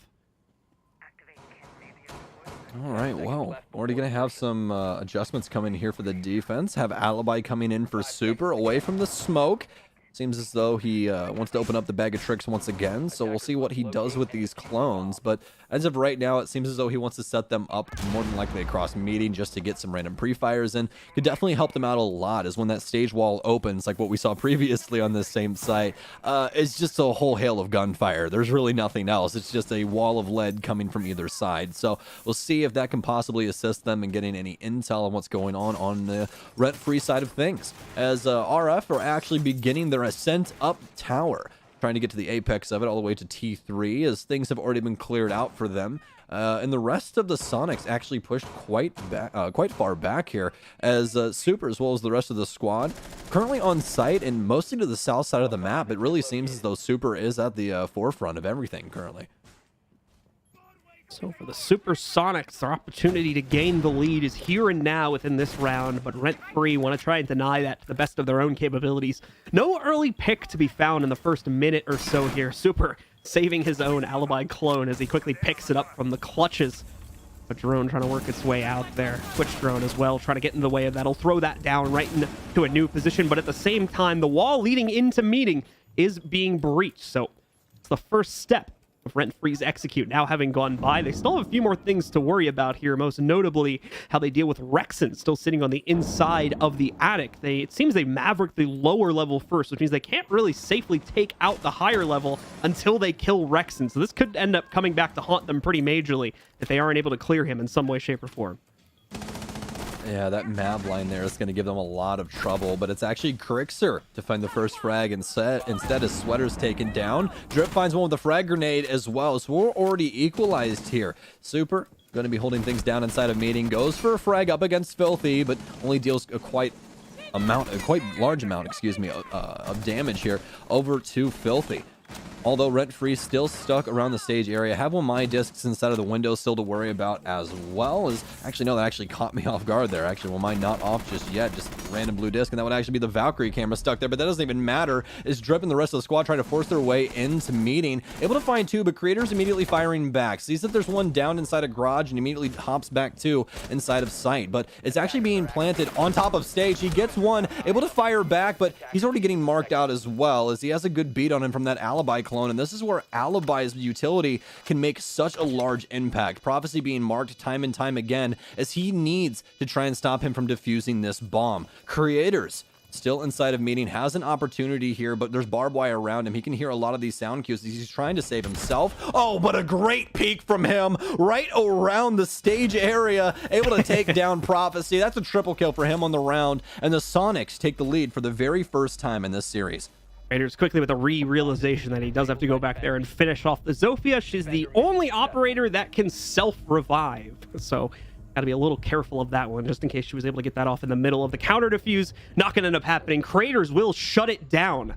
And with that going in that fashion, we will see another round, as you said, picked up by the Supersonics. And more importantly, the lead going into their favor now at 5-4. Yeah, great stuff here from the Sonics so far, and also not the first time that they took the lead, by the way. They did take the lead, the lead one time. Well, actually, no. I take that back. They tied. Let me read my notes properly before I speak. There we go. They tied up. But this is going to be the first time. But it seems as though, a little bit of a miscommunication on the tinkle breaks. That was about it. So some major problems for both of these squads, but able to get back into things here, back into the swing of things as we're headed downstairs for the defense. This site has actually been a major problem for both of these squads, trading rounds back and forth on basement. When Rent Free was on defense, let's see if the Sonics can link some together downstairs to try and push this lead even further. If they're able to do so and able to actually close things out here on Oregon, that means we're headed to Coastline, John, and I don't think anybody's ready to see these two teams play Coastline. It's going to be an absolute mess, and I mean that in a good way. So hopefully we get some great entertainment out of that map if we do end up getting down to it. But either way, this series has already been great so far here. Both these teams fighting their hearts out to stay in contention for SI 2021. And both teams are going to have to continue going the distance. Rent Free not out of this map just yet either, though. They're still looking for their own capability to shut this down in 2-0 fashion and earn themselves that one extra step closer to being the NA representative from these qualifiers at SI. All right, well, Rent Free finally out the gates here as seems to be the drone game initially for them. No one really approaching the building early on, all except for all the way on the west-hand side. Everyone else stuck to those drones, trying to clear out the building for Sweater and Prophecy, as they'll commit to the clear, but they're not going to have to worry about too much, all except for Creators all the way over a Big Tower. By the time that they get there, he'll more than likely have already skipped his way back onto site. So Rent Free going to have the mid floor, but this is exactly what we expect inside of these rounds. It's more or less down to that last minute where we really see these engagements start to pop off on the basement site. So look for the hard destruction to start coming in from Rent Free, especially from Filthy with those new and improved Hibana X Kairos.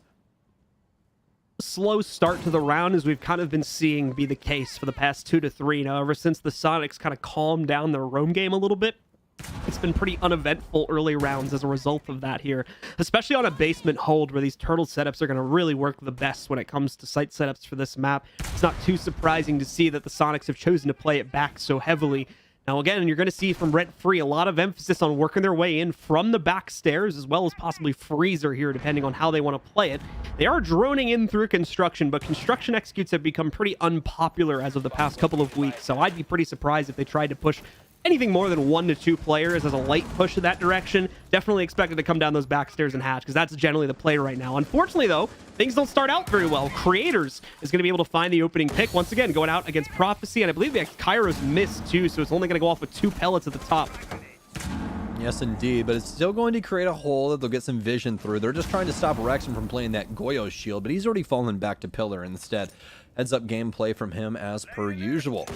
Filthy and the rest of the squad, though, now need to try and equalize, and the path ahead isn't exactly clear. It's pretty covered up as to what the next step is. They really need a pick right now. Lots of hard destruction done, but they really are stuck to the big tower area as well as construction. Haven't worked their way inside, and with Rexon being here, this is where they're going to run into a lot of problems. Sprints down, but oh, Drip actually getting a trade instead. That's a huge pick onto Rexon, as he's usually got so much influence inside of these late rounds, as well as giving up pillar control now. So RF are able to actually work their way forward. That was the pick that they needed to try and force their way into storage. Thomas and the team looking for a way to work their way in through the construction tunnel. They may have just found it with the pick going on to Super. Creator still stands at the breach, though, ready to try and counter that if they go for the full swing. And with 15 seconds left, they don't have a lot of time to think about if they want to go for it or not. We need to see a commitment, and we need to see it now. Creators chucks the Nitro out. I believe that denies the plant, and indeed it does. Sweater with the response to take down Creators. Leaves only Grixer in the play, though. In a 1 versus 2, he hears the plant going down, is looking for the resistance. There's the Nitro. No one's there to stop it, and the Nitro sails true. Takes out Sweater. The Supersonics take around 10 and push themselves up on a map point. That one just hurts. I don't know how else to put that one. That oh man, that's something else right there. Some great stuff there from the Sonics, able to play things down to the wire. Nitrocell bails them out of a bad situation, almost unclutchable there for Grixer, but it did seem as though he did have an opportunity, not exactly a beat on him information-wise, so he was able to work his way in through the laundry rotating, get that Nitrocell off, but even if he didn't have that, it seemed as though Rent Free didn't exactly know that he was transitioning through there, so he more than likely was going to get that pick onto the sledge, so there was a lot of positive things going on for him overall in that situation. So overall, well, as of right now, match point or map point for the Sonics on this defensive half. We're headed on upstairs to dorms, which has worked out quite well for them so far. That's 4 rounds in a row for the Sonics here on Oregon. The Sonics, once again, keeping things close to the site and playing it out for the late round has worked out brilliantly for them. Rent Free seems to have lost their edge in massive fashion, unable to get these early advantages that seem to be so important for their capability to close down rounds in previous portions of this map. All of a sudden, they're not even getting the chances to get those kills anymore, so they need to try and find some way to make up the difference. And unfortunately, at least for the past couple of rounds, that just hasn't been happening. We need to see a change up on this round, whether it's more aggression to get them deeper into the site, or at least establishing a foothold more quickly, or trying to find some way to force the Sonics players out. I don't know exactly how they would go about accomplishing that, but need to do one of those two things within this round. Otherwise, we are going to go to that map number 3, and the Sonics are more than likely going to take control of this round as well. Not unless Rent Free have something to say about it, and I think there's quite a few people that's exactly what they're hoping for. This series so far has actually been back and forth. Both of these teams seeming to have something else to show, especially here on Oregon. The Sonics stepping up when they needed to most, as all of these players are veterans of the scene and know exactly what this pressure feels like. They want to qualify for SI, especially as a brand new roster. That would be an accolade that truly no one else really has when it comes to a roster move like this. I mean, we're talking about dropping 4 players and picking up 4 brand new players for a roster all under a new IGL, and they've already made it this far. If they're able to close out this series on Coastline, this is getting them one step closer to, something great inside of Rainbow Six Siege. So Filthy, as well as the rest of the Rent Free roster, starting us off on Master Balcony once again, as their entry into the building is going to be that Master Closet. Now, they've already gotten the Selma charge off, so that's some pretty good pressure early on here, but they still have to worry about other aspects of the map, as they do try and actually pick up the mantle right now. What? Sweater with, oh my god, what was that? Grixer and Rexen caught completely off guard and just dismantled entirely. That was something I don't think I'm gonna see in quite some time. Sweater, though, with an aggressive play, not going to be him. It's going to be Drip that takes down Super, swings in the window, gets eaten alive from the top of White Stairs. This is all down to Dream and Creators inside of sight, but it's Sweater for 3 now. He truly is better, folks. It's all down to Creators. He needs to try and assist. Has a Nitro Cell to try and prevent Plant, but that's going to go wide. Still gets a kill onto Sweater, but it wasn't the person that he was looking for, trying to stop Plant here as he forces his way up White. Gets himself to the top, but now how does he approach it? He doesn't even know what the cross angles look like, and he's not even going to get a chance to see it. Filthy cuts his head off before he can even step through the doorway, and that's going to be Rent Free getting themselves one more round. They're not done fighting just yet. They're going to try and take this to OT, and they've got one more round to do it. Well, that was truly something else. That was a very, very aggressive round from Rent Free, especially on the dorm side.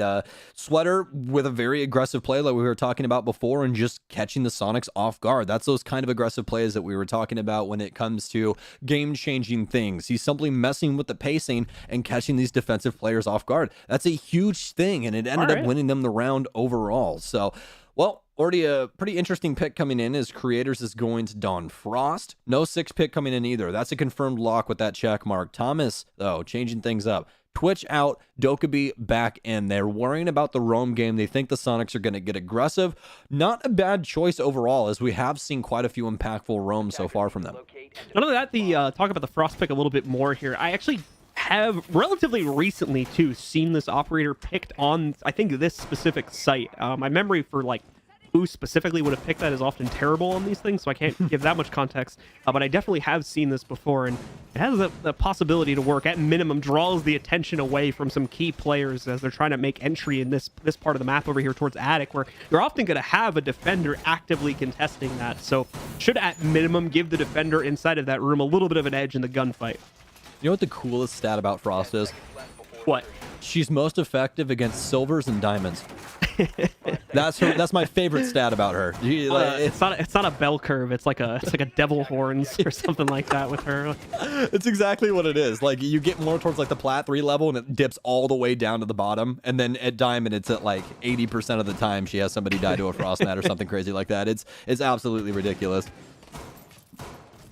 Oh, we'll see how well she fares the pro division now. As like I said, it's a rare treat to see Frost get picked. This is only the 3rd or 4th time I've seen her get picked in the last year or so. So it's still a very rare thing, but like I said, it has its very, very niche uses from time to time, and this round is going to be one of them. Seeing where the opening push from Rent Free is going to go, it's relatively split looking at it across the map. Just like what we kind of had in the last round here, you've got two teams working to get their way into the site. One focusing primarily on the attic and big tower push. Another one trying to work their way in through a combination of the white stairs for creators, or excuse me, not creators, the rent-free players try to work their way up white stairs, as well as try to get into Master, as we see now from Filthy, finding that opening pick onto Grixer. Very important one, too. He loses that. They're not getting that wall open. Well, all the impact's now gone for the defense, so that's the good news. So that wall actually will now be opened by Filthy with this last Selma charge, the dying breath of his primary utility, as he's able to get that open. So Drip is going to be the only remaining hard breach here for Rent Free, as he's already began work over on the attic wall, but they've already had an adjustment on this setup. Rexon playing a lot more aggressive on this deployable shield inside of attic, just trying to prevent any funny business from happening just like it did the last time. So for the Sonics, seems to be patience now, as they don't want to give up yet another pick after Grixer got taken down. Rent Free still trying to work their way onto site. They've gotten that initial hard destruction done, but they don't want to get the cart in front of the horse. Otherwise, they're more than likely going to run into quite a few problems, especially on these crosses. You can see the Sonics opting for these gunfights right now, trying to find the equalizer, but not able to do so. Dream going to take quite a bit of damage as RF try and grip around this site harder. Frag grenade in for Drip, takes down Super, yet another one in towards white stairs. Can he possibly get some damage off onto Dream? Doesn't seem as though that's going to be the case. Artillery strikes, it seems, rolling into the site here as so many frag grenades are trying to displace the members of the Supersonics.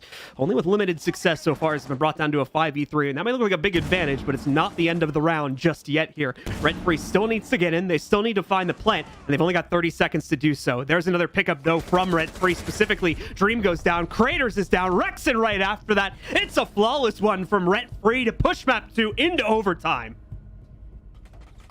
So this could be a serious problem if you're a Sonics fan. Oh man, that's not something you want to see, especially on a last round to equalize and push to OT. Flawless, that's not something that exactly sits too well with anybody. So it seemed as though the Sonics just had blanks that entire round. Even those last couple of gunfights, I honestly thought that they would at least be able to pick up one, but every single engagement they took, they were immediately dealt with. So for the Sonics, they are going to be on defense, and let me just remind you, they did have 4 rounds in a row on their defensive half, and it's still Oregon at the end of the day. So both of these teams really need to try and pick up one of these offensive rounds. This round right now, probably the most important round for Rent Free. If they're able to win this and go right over into that defense, this could be the map overall and push them into tomorrow up against Altiora.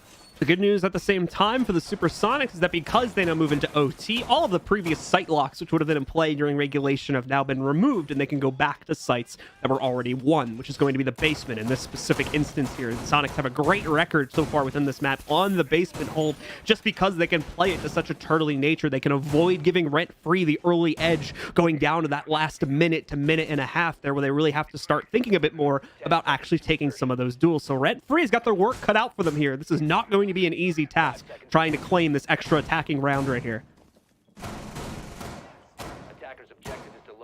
Okay, well, finally, Rent Free out onto the field.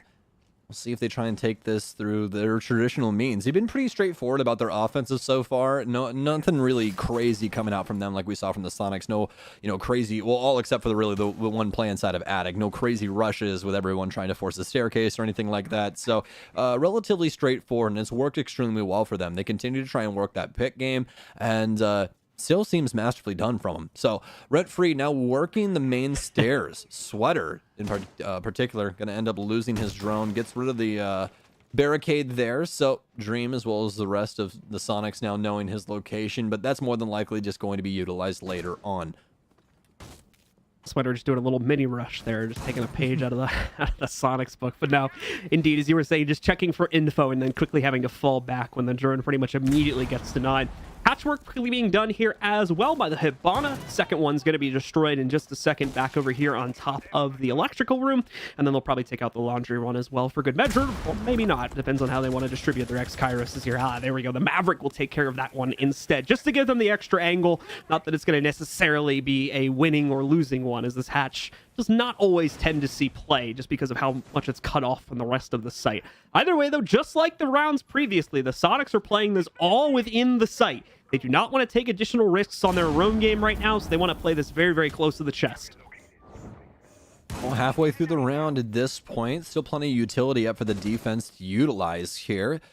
Nitro cells and everything, the whole kit and caboodle still alive for them. They can possibly have some playtime with. But now it's up to Rent Free to try and force them back. Still have some concussions in hand for Prophecy, but it's the impacts right now to try and get rid of some of this, some of these issues right now inside of the laundry room area. Some really strong crosses though for the Sonics. So this is going to be down to a lot of these initial gunfights here for Rent Free. Lots of their drones now into sight to get some initial intel, but it's actually Creators with his hand on the trigger to take down Thomas, and that actually is going to really shift how this round's going to go. No more push from that construction side. They can hone in on what's happening over here inside of Freezer. Still have to worry about Drip though. Currently sitting above electrical hatch. He can drop down at any moment in time, really change up how this is going to go. They saw this pinch going on. He walks in. He gets immediately taken down from Pillar, though, as Creators is still alive and well. Grixer follows through with a Nitro Cell, but finally Rent Free follow back through. Able to get it down to a 2 versus 3, but lots of contention happening. Creators with the triple kill now as he's on very minimal HP. All left up to Sweater as he knows where a lot of these members are. Creators, once again, that low HP could come back to bite him. SMG 11 in hand, but he's already transitioned upstairs. What an amazing play from him, as this is more than likely going to be the round. The vertical play comes through, and Creators with a quad to seal the deal on the Sonics defense. That's going to be the Supersonics shutting it down. As you said, Creators with the quad pickup here, rattling back over to what's got to be one of his favorite spots this match now. That spot up on top of the hatch there where he's picked up numerous round-ending kills from. Once again, though, unfortunately for Rent Free, so many problems with trying to transition their team from that first floor hold down the hatches and the back stairs into the actual site, just getting shut down time after time again, and really only Sweater pushing in from construction having any sort of success leaves him alone in that 1vx scenario, and a round one, I should say, for the folks over on the Supersonics. One more is all they need yet again here to shut it down, but just as quickly, Rent Free can also try to retie this on their own defensive round.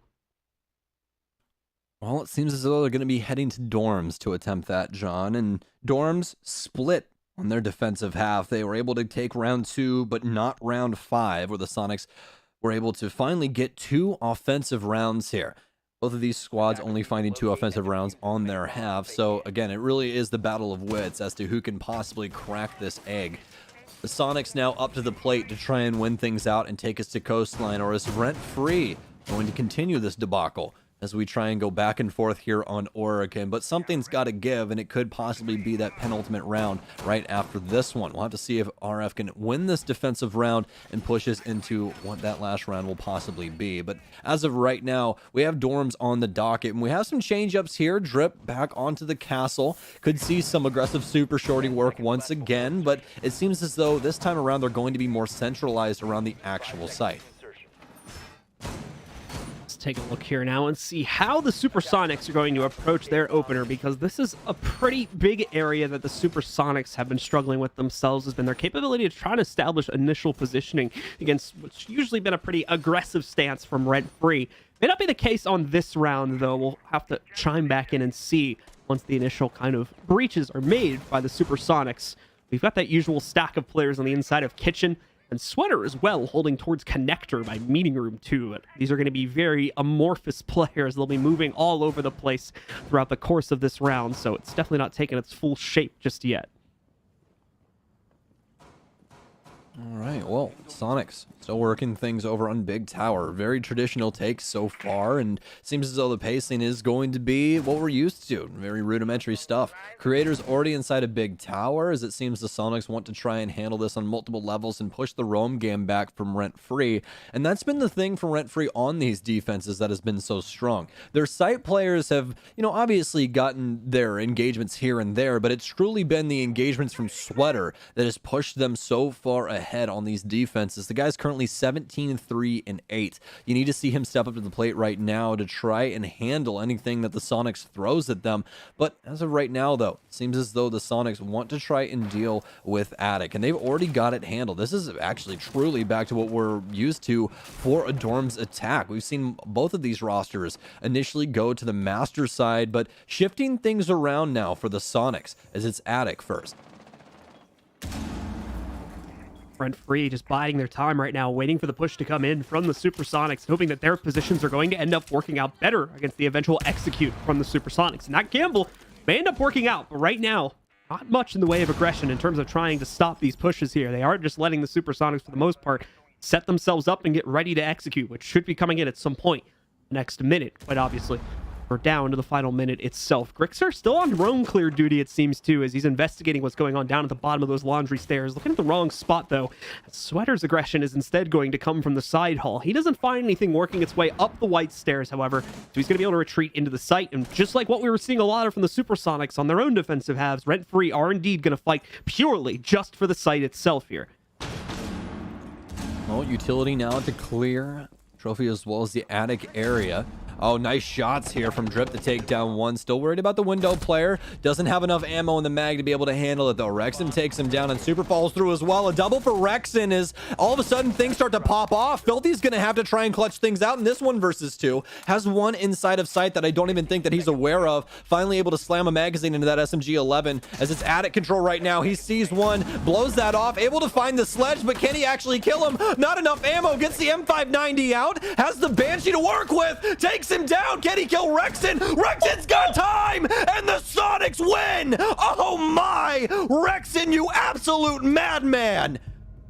Rexon not only takes a risk on the player potentially not being there, but he gets off the defuse he might have already had confirmed for himself to pick up the final kill with literally like a second or two left on the clock, and he gets the job done. Beautiful work by Rexon. Once again, coming out in the clutch there. He shuts it down for the Supersonics as they're going to push this forward into a map 3 on Coastline. I really don't have anything else to say about that, John. My heart's beating outside of my chest right now, man. That was an insane round there for the Sonics, and what a clutch play from Rexon. He knew that he was dead if he tried to confirm that plant. So what's he do? He hops immediately off of it and just lays this man out with an F2. Some incredible stuff coming out from both of these rosters, and I'm extremely, extremely excited to see Coastline.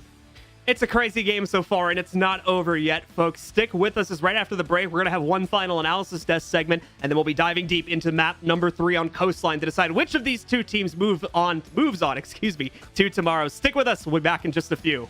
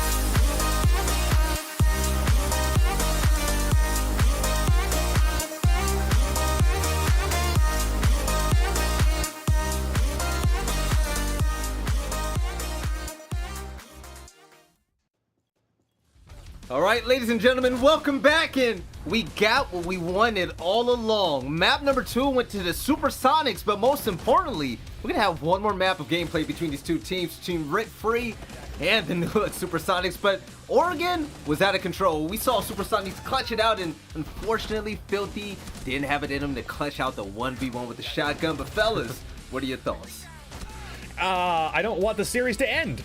That's kind of my conclusion. I want these two to fight forever because Yes. it is a really damn good series, and that's also setting aside the fact that the Supersonics lineup has not been solidified. It also hasn't been together for a really long time, but that just shows the power of how good this team can be with the star power it's got on it. You don't need a whole bunch of scrimming. You don't need a lot of practice. It's obviously going to be better if that's the way that this team swings, but oh my word, if we can have Oregon all over again, I would love it.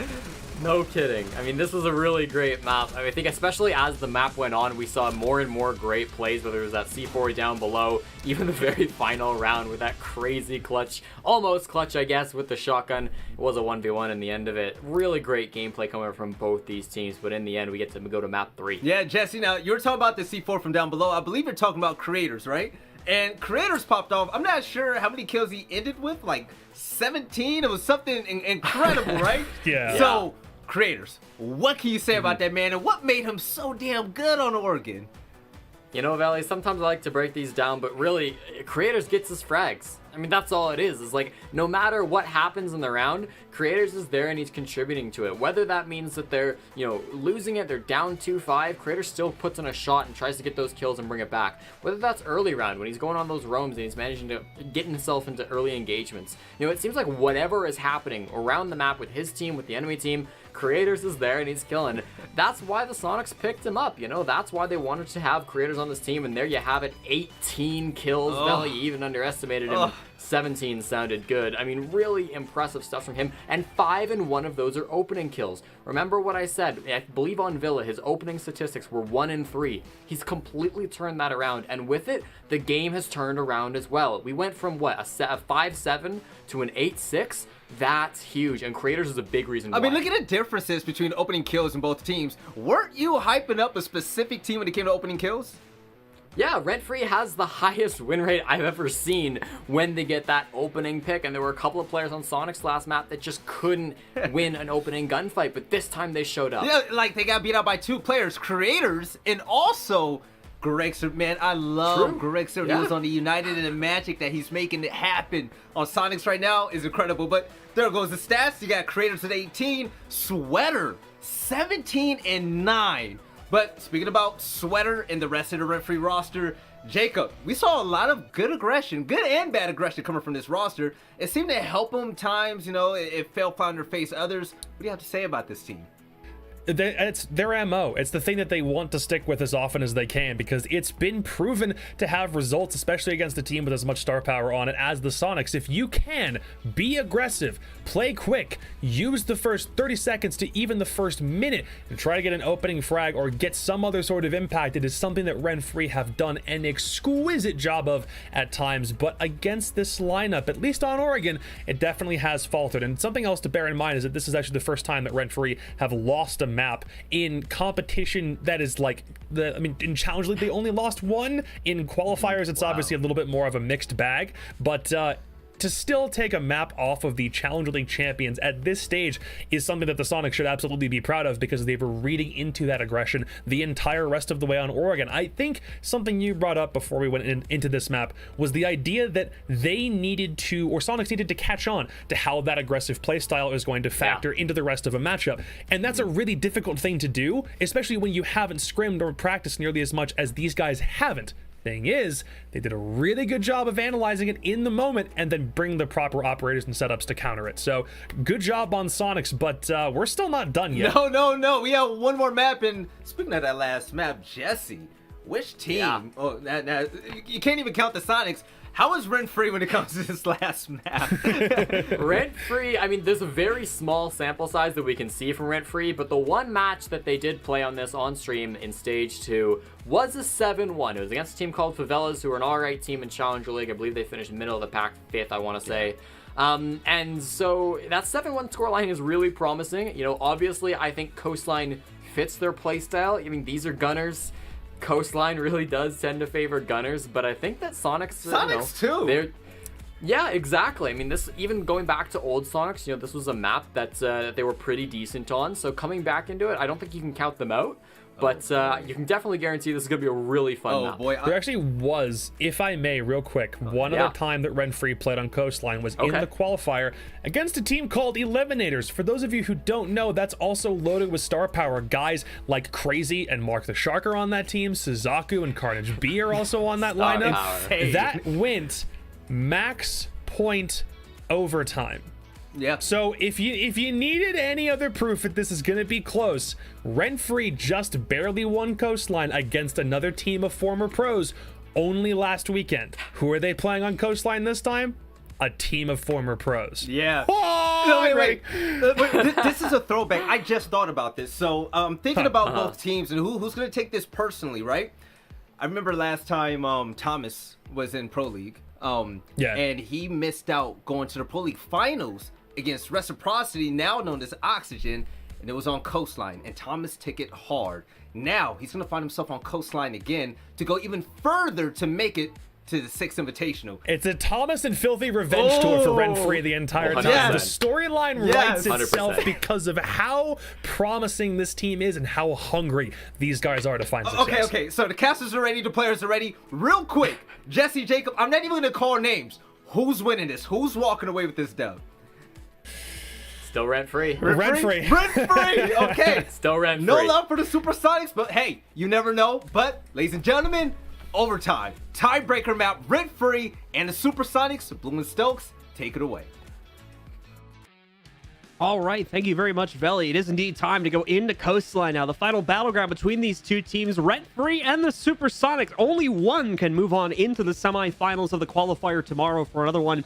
It's unfortunately going to have to be a better luck next year, and hope we'll see them in the future, though, as this is a single elimination bracket. There is not going to be a second chance for redemption. Isn't that right, Stokes? No, not at all. And this is a big deal once again, folks, for both of these rosters. 6 Invitational being the biggest tournament that we have to offer inside of Rainbow Six Siege. Everyone wants to be there, but there's a limited slot number on that tournament. All of them contesting the last slot, inside of North America. It could be one of these teams that is able to actually run the full gauntlet and get there, but it all starts here on Coastline. Which one of these teams can possibly win this?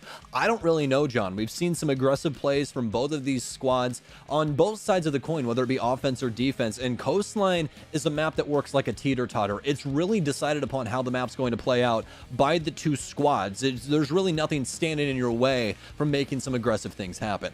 So we're going to have to see just how aggressive these two teams want to play, especially on defense as well. It's kind of going to be forced upon you just by the nature of the map. And if we remember the way that the previous map was progressing, teams were starting to get more and more conservative with their plays on the defensive side. We were seeing, at least from Super team's point of view here, from the Supersonics, we were seeing more and more play sticking to the site, trying to have these 5-man holds. And that was generally working out well for them. If they're not able to do that here, you have to wonder what the fallback strategy is going to be, because when playing the roam game, we've generally been seeing Rent-Free win a lot of those rounds. Let's find out what the bans are going to look like, though, as we're heading into the map now. Supersonics get the first ban, and they're knocking out Ace.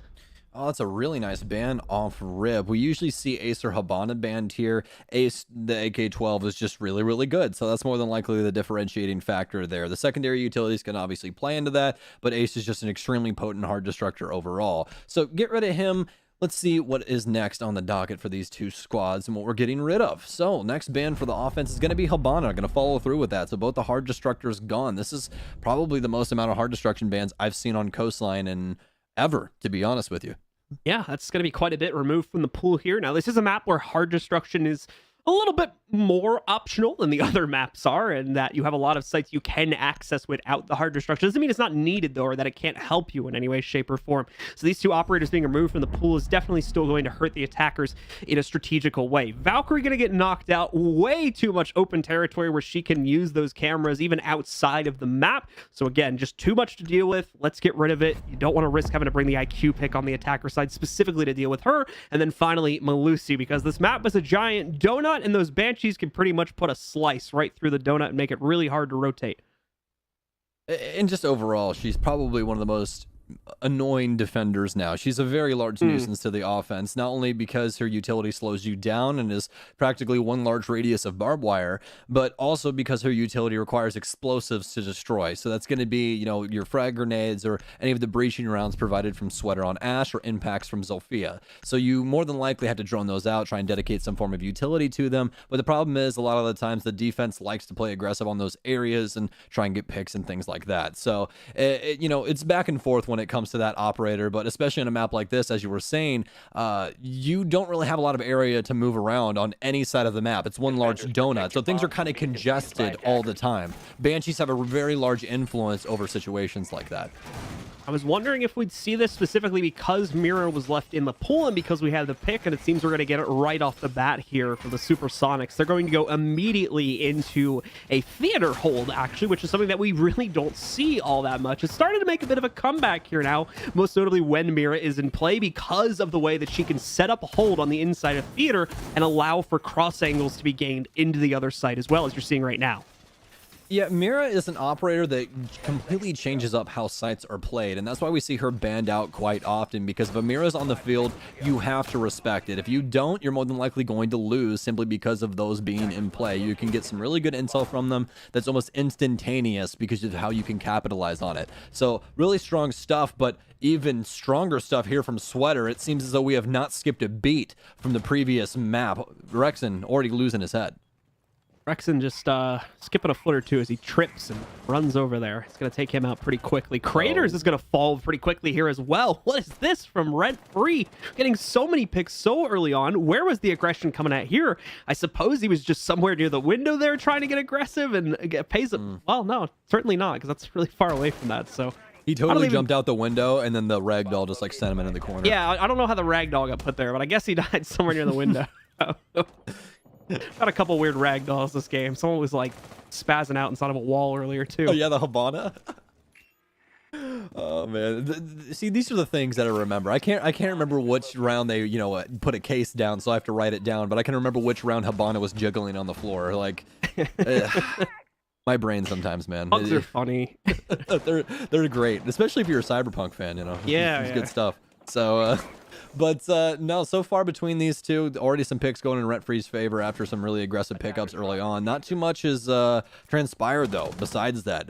Currently, Rent Free's biting for guitar control. They really want to try and force their way into Penthouse. They've already got a good bead on VIP as well, so it's going to be up to these anchor players for the Sonics to try and make some magic happen. They do still have a Nitro Cell as well as all three of those Toxic Babes for Super to try and prevent this plant, but the problem is that the offense has so much more utility than the defense right now. They can just try and steamroll them, and that's exactly what's going to happen. Sweater providing some pressure from underneath will be able to get rid of the Mira window. Looking for the second one as well, so going to be able to clear out both of these spots, and this is going to make it very difficult to hold down theater, especially after Filthy starts sending shots that way. It's all left up to Super now inside of sight, but he actually ends up getting caught off, but Dream's there to keep him alive. Not before Prophecy's able to take him down, though, as he's going to be one of the last few here in order to actually assist in taking down Dream. Rent Free take round one. Almost thought that was round two for just a second there, but round one, nevertheless, for Rent Free.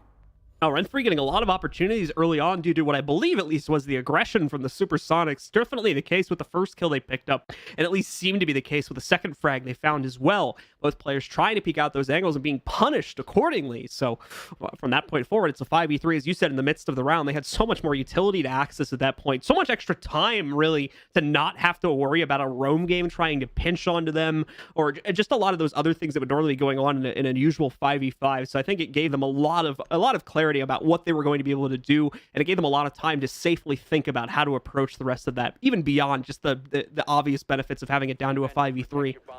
Yeah, if there was a graph for Rainbow Six as to, your win percentage chance throughout the round, when they got those two picks, that went to like 99%.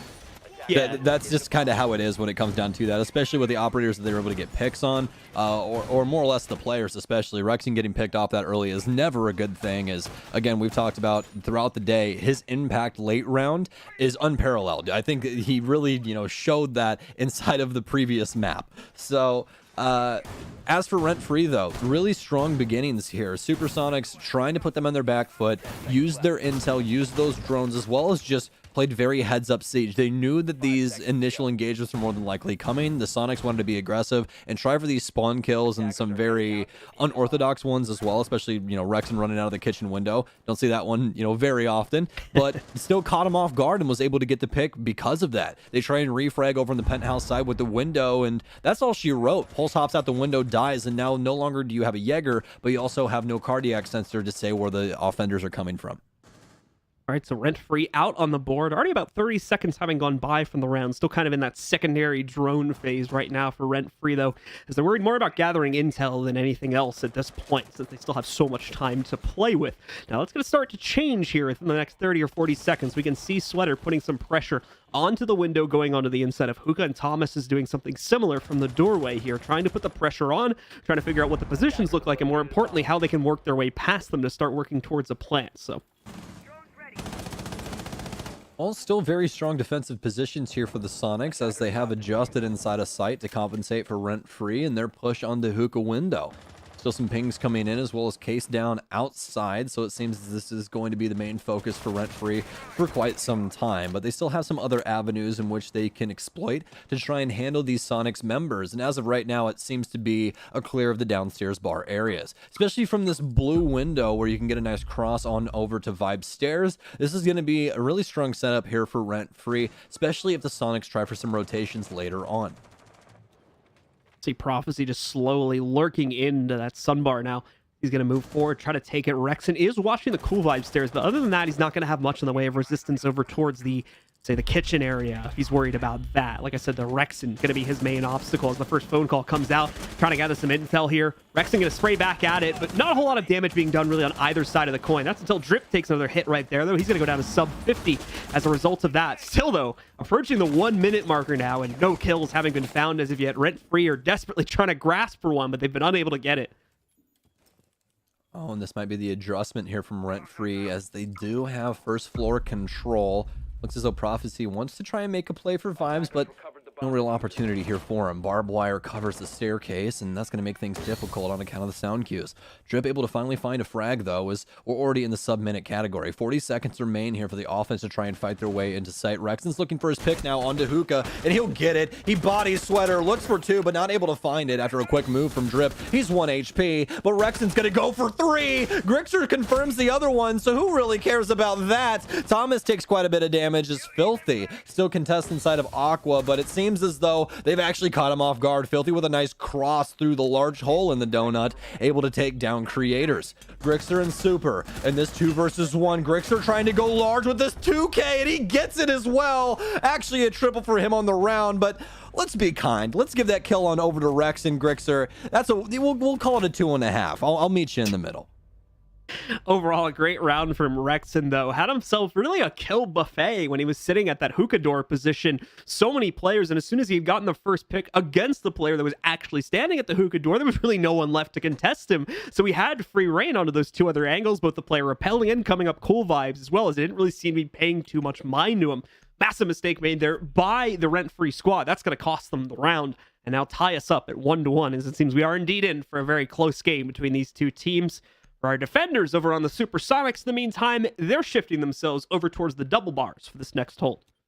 You know, it's funny how many professional players or just competitive players in general that you'll talk to, and usually Coastline is down near the bottom of their list in order of favorite maps to play when it comes to competitive Siege. And a lot of them talk about how, you know, the map doesn't necessarily need a hard destructor. You can be very aggressive from both sides, and the defense's chances are quite low in comparison to other maps inside of the competitive map pool. It actually has like the lowest defensive win rate chance, I'm pretty sure, when it comes to all 7 of the maps.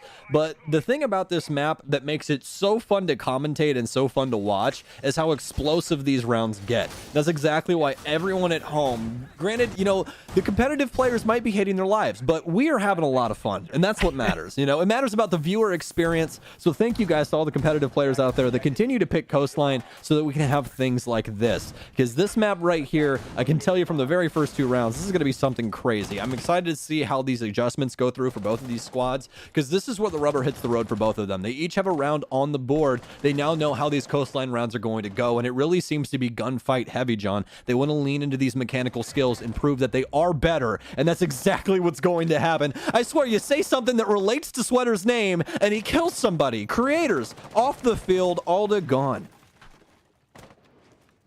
Sweater is better, it seems. That's what the kid said. Pretty well. He picks up the opening kill yet again here for Rent Free, putting them on the board. And remember, that's a very important stat line that was talked about right before this series even got started, is that they have something like an 89% conversion rate after getting the first kill. Rent Free this is. So letting them get that first kill is going to be a bit of a scary thing for the Supersonics when you consider just how often they've been able to close out following that opening pickup here. So after finding it for themselves, they're going to take the rest of at least this half of the second floor for themselves. There's still some potential for the Supersonics roamers to mess around at the top main stair area if they would like to, but for the most part, that is done and gone with at this late point in the round. Or maybe I'll have to hold my tongue on that, because they are playing around with the main stair position right now, but no commitment from the Supersonics. So it does look like they are going to primarily hold from inside of the first floor itself. And now with that upstairs control, Rent Free can begin to really plan an attack onto the bars down below. Great map control right now for Rent Free as they have the staircase controlled that they need as they barrow downstairs. Super gets taken down as well as Grixer, but Dream finally fires back.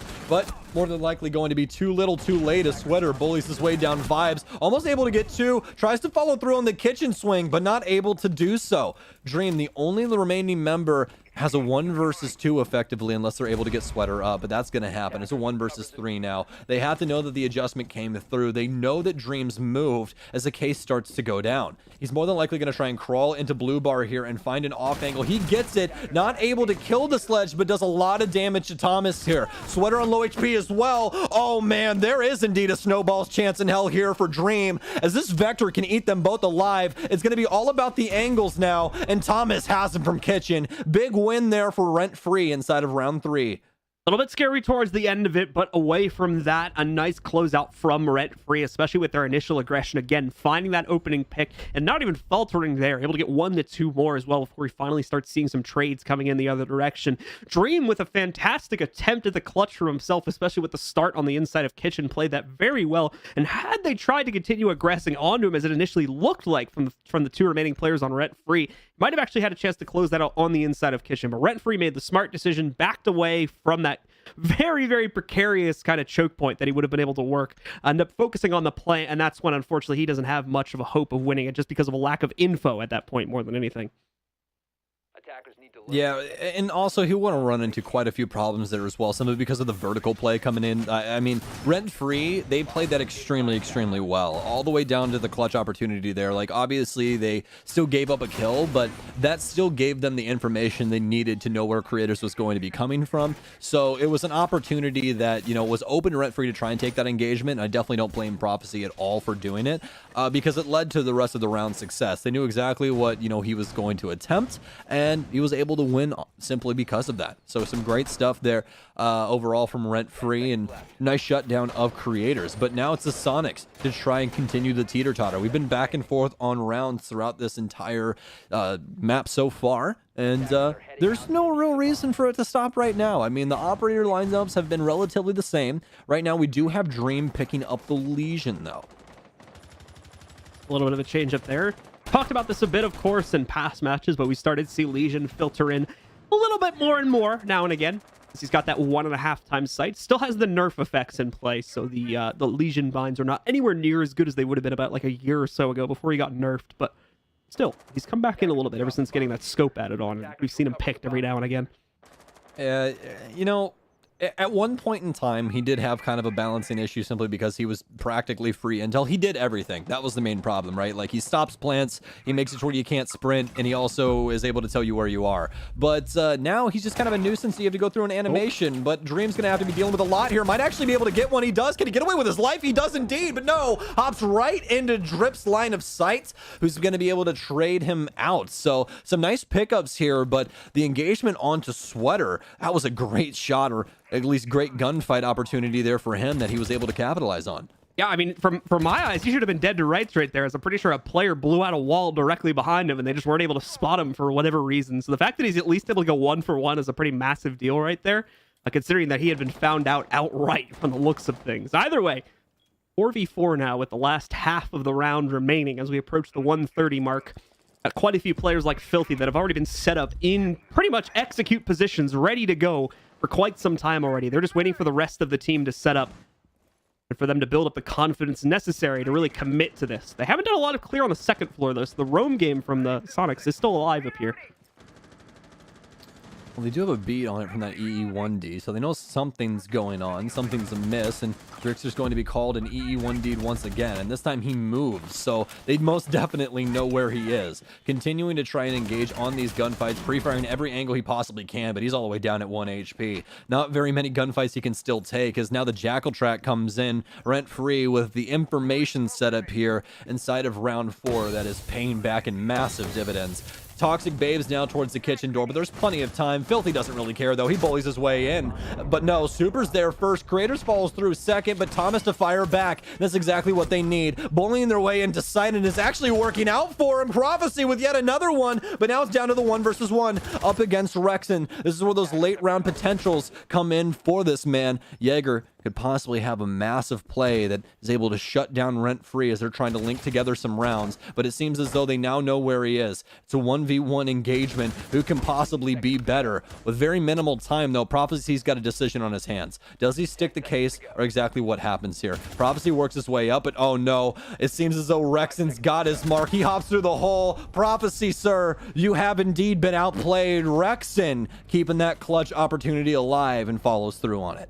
Rexon able to shut that one down beautifully playing. Knew his opponent would have had to play the aggression against him, and more importantly, knew that with the time being low, that the aggression might have just come directly towards him. So he plays that incredibly passively, sits in the bathroom for the most part, waits the duel out. If the Zofia rushes him, I more than likely win because I'm already on the angle aimed down, and if it goes down to a low time scenario, he's probably not going to risk the plant because he'll assume my flank and then come after me anyway. It works out perfectly. He even gets that little like mini flank as he goes past where the hop out would happen from as well, and just gets the nice clean shot to the back of the head to end it there. Beautifully played by Rexon. I feel like it was that TikTok series that's been going around for like the last 6 months where the guy's playing video games. Some dude runs in the building. He's like, oh, a riot shield. If I move over here exactly 2 seconds later, he won't be able to kill me. And then the guy throws a C4 and kills him.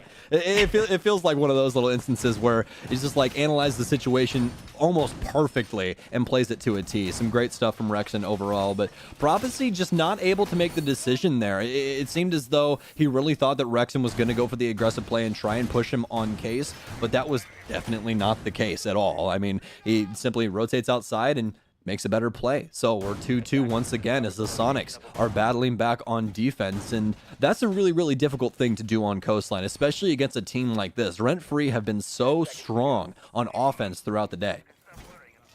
The hookah billiards holds coming up here, and just to talk about the last round one more time here for Rent-Free as well, a problem that showed up for them was the fact that they tried to force the issue to the inside of kitchen. They'll have to be mindful of that right there, as they did get funneled. I talked about that doorway being a choke point in the previous round in the 1vx that I think Dream was up against there, and it worked just as well for them on that round as well, now that the site was actually kitchen. Rent-Free sending so many players in through that doorway, and without any other angles to work with, the Sonics were able to trade that very well to bring it down to a 1v1. So Rent-Free, they need to explore a little bit more, open up a better second angle to play with so they don't get pinched out as aggressively. And even away from that too, just losing their case on the initial push was very, very dangerous. I had thought that the round was over at that point, let alone that fact that we got down to a 1v1 about 30 seconds later.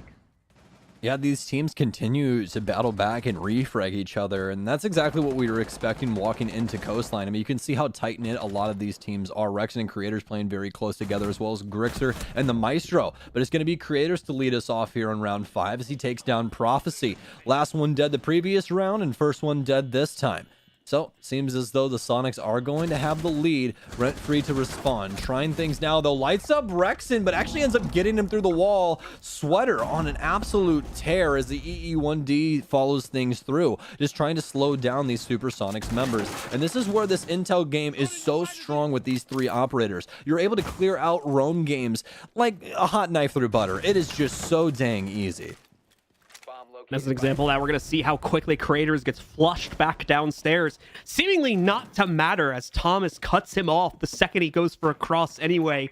Well done there once again by the Roam Clear team on Rent-Free to take care of that so quickly and now bring this down into a 4v3. Still with over a minute on the clock as well, so Rent-Free As long as they don't struggle with trying to set themselves up for the actual execute, as they have done on some previous rounds here, they're in a good position to try and take their third. All right, well, 4 versus 3 now with only a minute remaining, but that's quickly going to change as Drip makes a critical error and steps right into the line of sight of Super. SMG-11 dispatches him, and all of a sudden we're at a 3v3 equal man count here, a sub-minute. Grixer, as well as the rest of the Sonic squad, holding on to things on sight. Dream, well, all the way back inside of Hookah. All anchor operators also remaining, so this is actually going to be quite a strong setup. Super still has plenty of smokes, and all of this utility that they have at their disposal can not only stop plants, but just be annoying to these offensive members. The main issue is now, though, is they're going to have to try and create some space in order to utilize that. They do have Thomas downstairs, who might be able to get a kill with this frag grenade, but that's going to go wide. Can't get very much damage off as the smoke grenade goes in, but Super steps out and is able to take down Sweater. Worried about the man on the window rappel, but no, Thomas wins it out instead, but he's going to be the last one alive. Quick decision making, gets inside the window, but not able to win it out against Grixer, who immediately takes his head off. The Sonics in the lead on defense. Great comeback yet again in the mid round there from the Sonics. The same issue that I talked about in the previous round right there, where we're seeing a lot of good work being done by Rent Free when it comes to the early map control in the roam clear game. But when it comes to actually setting up for the execute, it seems that things are severely lacking. And the rounds that they are winning are really just trading their ways to a win. But if we see the Supersonics able to establish position and win out those initial fights, they're shutting down these attacks in the late round. Exactly. It's really these, initial engagements that have been telling us who's going to win these rounds. We've had some clutch opportunities, obviously, but a lot of the times it is these large initial engagements that we're seeing between these two squads where they're able to snowball some frags together. Right now for Rent Free, though, it seems as though the early engagements have been really strong. They've done a very, very good job of clearing out these roam games. It just comes down to that site execute where the Sonics have been able to fight back time and time again. Well, guys, we've got a special challenge available in the game right now on top of our SI Battle Pass we talked about before. We also have the Corsair Challenge that's rolling from right now, started yesterday, and it's going to be going until December 24th. Go ahead in game, just play 5 rounds in a PvP match with a friend, and you can earn yourself the Corsair weapon skin. Go ahead and check it out in game now. 10 seconds left. Funny of you to think that I have friends, John. I mean, same. But... Hey man, maybe you want to squad up later, man? We can do that. Yeah, we can get through 5 games, I think. By game 5, I'm just gonna be like, why is this Jaeger here? What is he doing? Do they have to be ranked? That's the next question. I hope they don't have to be ranked. I've barely played any rank this season, by the way, like at all. I think I played like 4 games. Gotta get my placements done still. So I just gotta maintain my plat charms, man. I can't be a washed commentator, you know. That's all right. I already achieved that before I even started. So. Taking a look at the rent-free push this round, we've got a lot of action working its way in through service here. 3 players, in fact, making their way towards this position. Craters is going to get forced back over onto Cool Vibes because of the drone work that's being done on the inside of Sunrise Bar. But away from that, much like the past rounds here, the roam game isn't really having much go on down on the first floor. It's really all about what's being set up on that second floor. Well, some initial Jackal tracks onto Creators, so they know that Vigil exists. Not only does he exist, but he's over near Vibes. But it seems as though he's got some supportive play here from Rexon, who could possibly get some kills on these players rotating in through Kitchen. But as of right now, Rent Free are playing things extremely close to the chest. They do not want to miss an opportunity to equalize in their offensive half, because that's going to be extremely pivotal coming into that defense. Prophecy might have an initial engagement here. Finally gets Super, who was in a very, very poor spot all the way back inside a penthouse. That's what happens when you play that spot a little bit too late into the round. You get caught off guard and there's no real safe harbor for you, so ends up dying early on here. Toxic Babes down. Now Rent Free have an opportunity to try and equalize. Sweater still looking for some shots from below if he can land them, but unable to line those up just as of yet. Another 1-for-1 exchange got to go off here. Thomas takes down Grixer, but Grixer will eliminate Drip in the process. Still an advantage for Rent Free, and it doubles itself now as we see Thomas get the double kill. Prophecy, though, getting tapped away by Dream. Beautiful angle taken from him to try to re-equalize things. Still down a man, unfortunately, for the defense, but able to at least try and work this now. We just saw a 3v5 won by the Supersonics, so a 2v3 is completely possible. 55 seconds remain, though, so a lot for Rent Free still to work with here. I'm so sorry, especially with Dream on the board, because Dream has such a large impact, but he's going to have to go nuclear here to win this. 1 versus 3. Very quick, though, as Rent Free dispatches him and actually claim round 6. So 3-3 going into the half here, and a really strong showing from both of these squads. I mean, Rent Free, they were able to get the initial engagements, which is exactly what we expected from them with that operator lineup.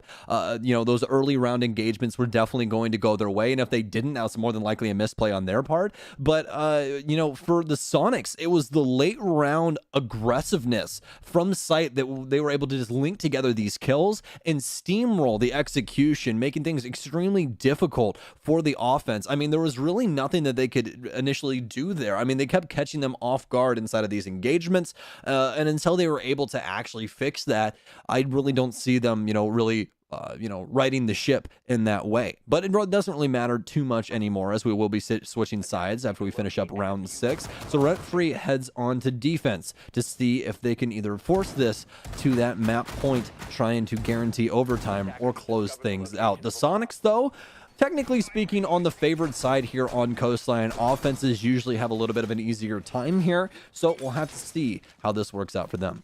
Now, the big note that I can take from that previous half is that it does seem to appear, at least, like the Sonics have a little bit of a better grasp on a moment-to-moment basis of what they need to achieve within the round.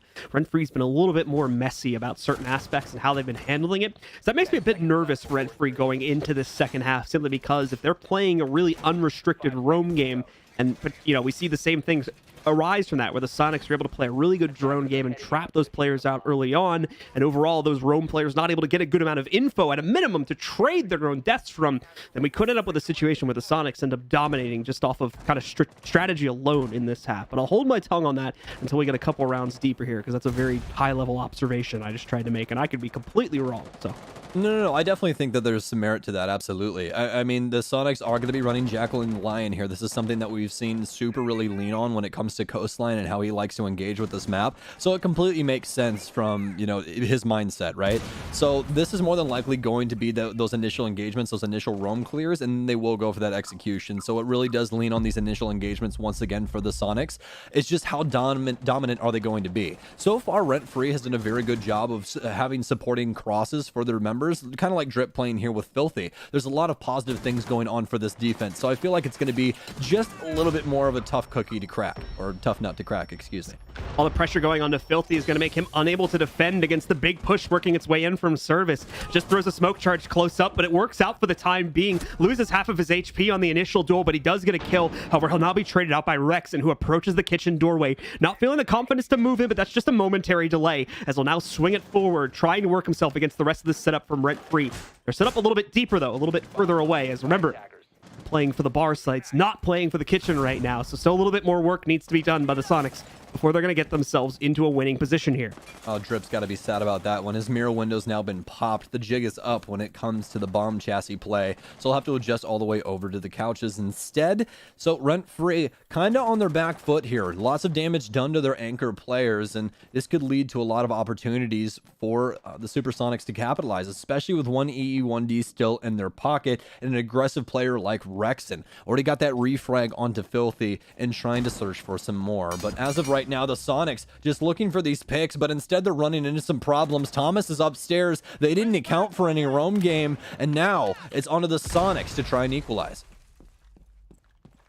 Coming down to the wire here now as we enter that last minute, but Rent Free does have the slight edge with their most recent pickup, and I say slight because look at the HP.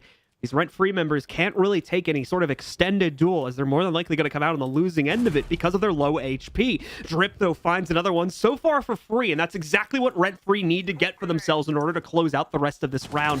Bringing it down to a 4v2. Super's finally going to start to exchange this in the other direction as he takes down Drip. Rexen will get himself his second on the round as well, taking down Sweater. Another one seemingly trying to be picked up there, but no, it's Prophecy and Thomas that get those next two kills instead, and Rent Free close out the round.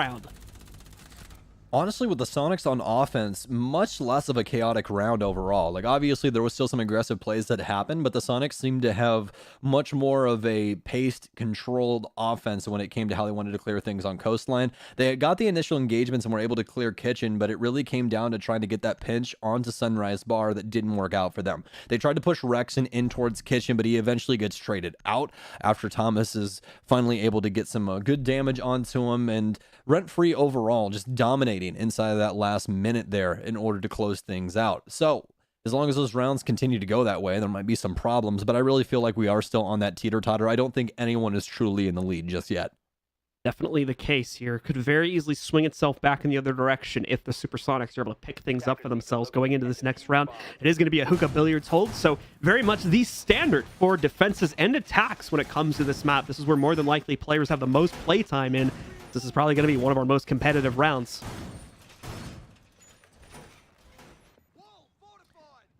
Away from that. Oh, no, it's all good. I was just trying to drink some water, man. We've been talking a lot, you know. We're both analyzing the situation. It's okay. We're allowed to not talk. The thinker. I was sitting on my stone, just thinking about what was going on inside of this round, especially the sweater pick onto Doc. I mean, what could he possibly do with that, John? I never see Doc played. I don't think he's that good of an operator. I don't know. Why does he have Doc? I don't know. What do we think Doc does? I mean, personally speaking, for a doctor, I think that he does the exact opposite of that, and he kills a lot of people. I think that's it's kind of messed up, honestly, if you think about it. They should probably change his name to like guy that also heals you but deals death out windows. Well, they didn't change his name. They just changed his scope potential to try and fix that more than anything, as he's been downgraded. So I think he's got the 1.5 is his longest scope that he can use now. Compared to, of course, being one of the few operators on defense that would actually have access to the old ACOG when we were on the old optics system. So they've nerfed him a little bit in that regard. So when you do bring him, it's usually because of the heals now, more for anything, I would guess. But we rarely see him anymore, so...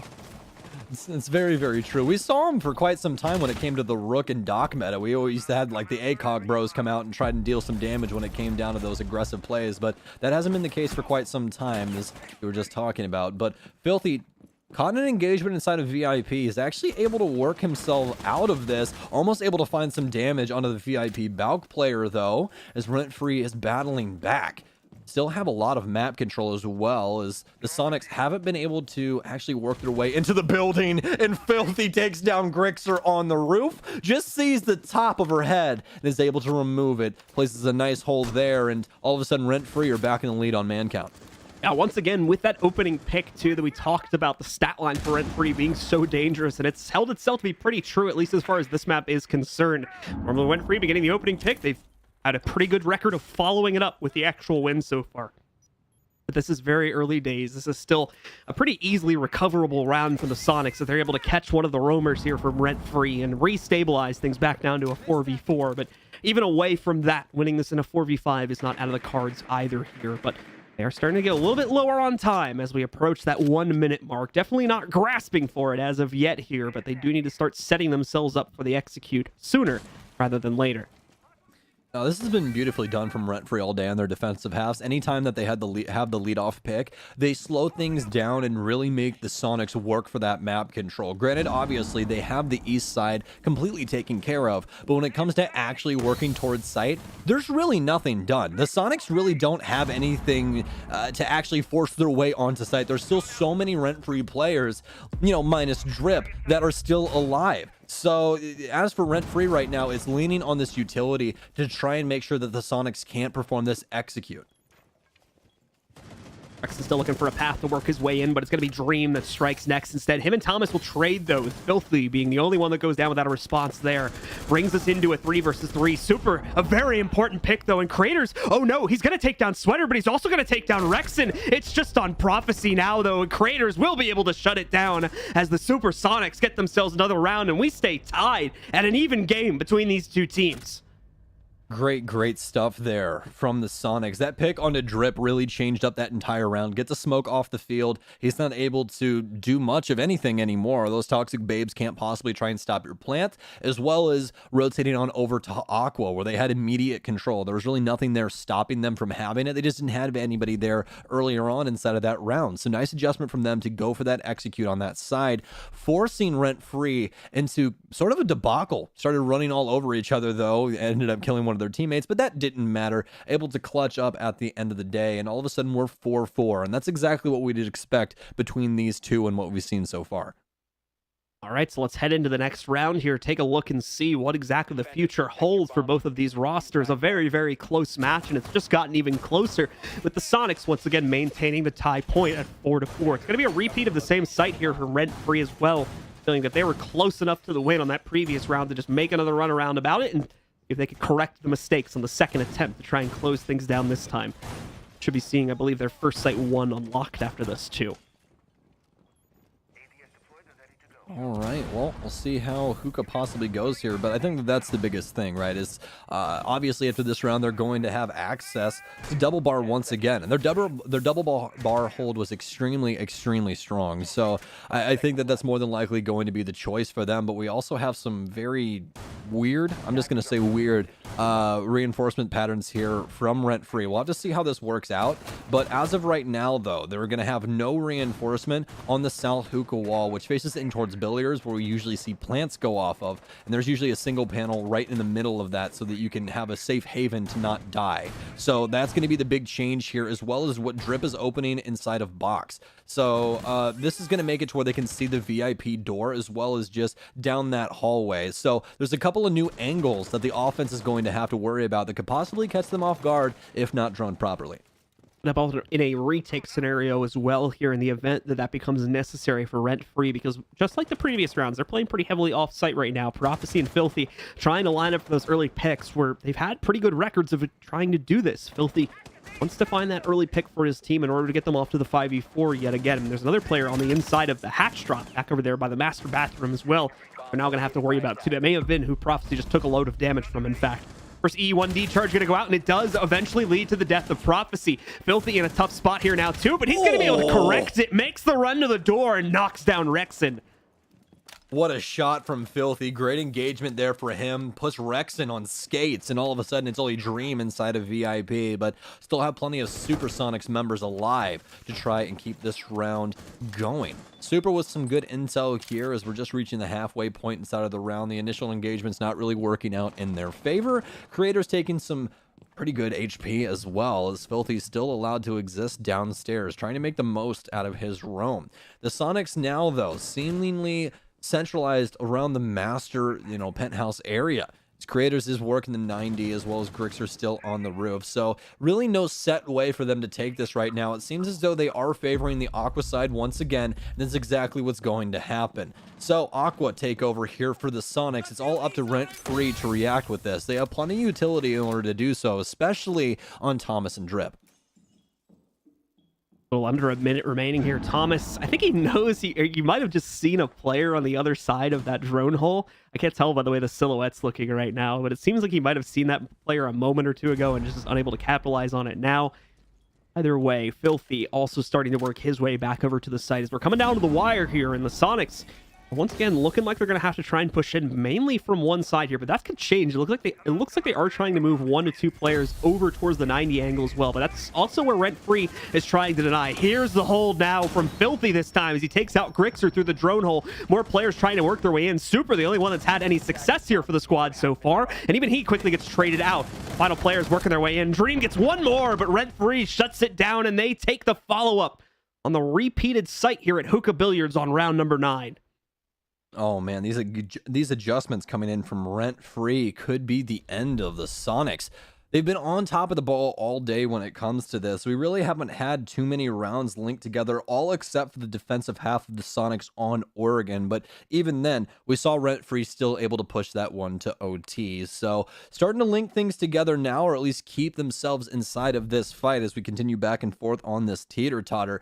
Kitchen defense now for Rent Free as they're going to try and change some things up. They've already went double bar as well as hookah twice. This will be their first time downstairs inside of Kitchen.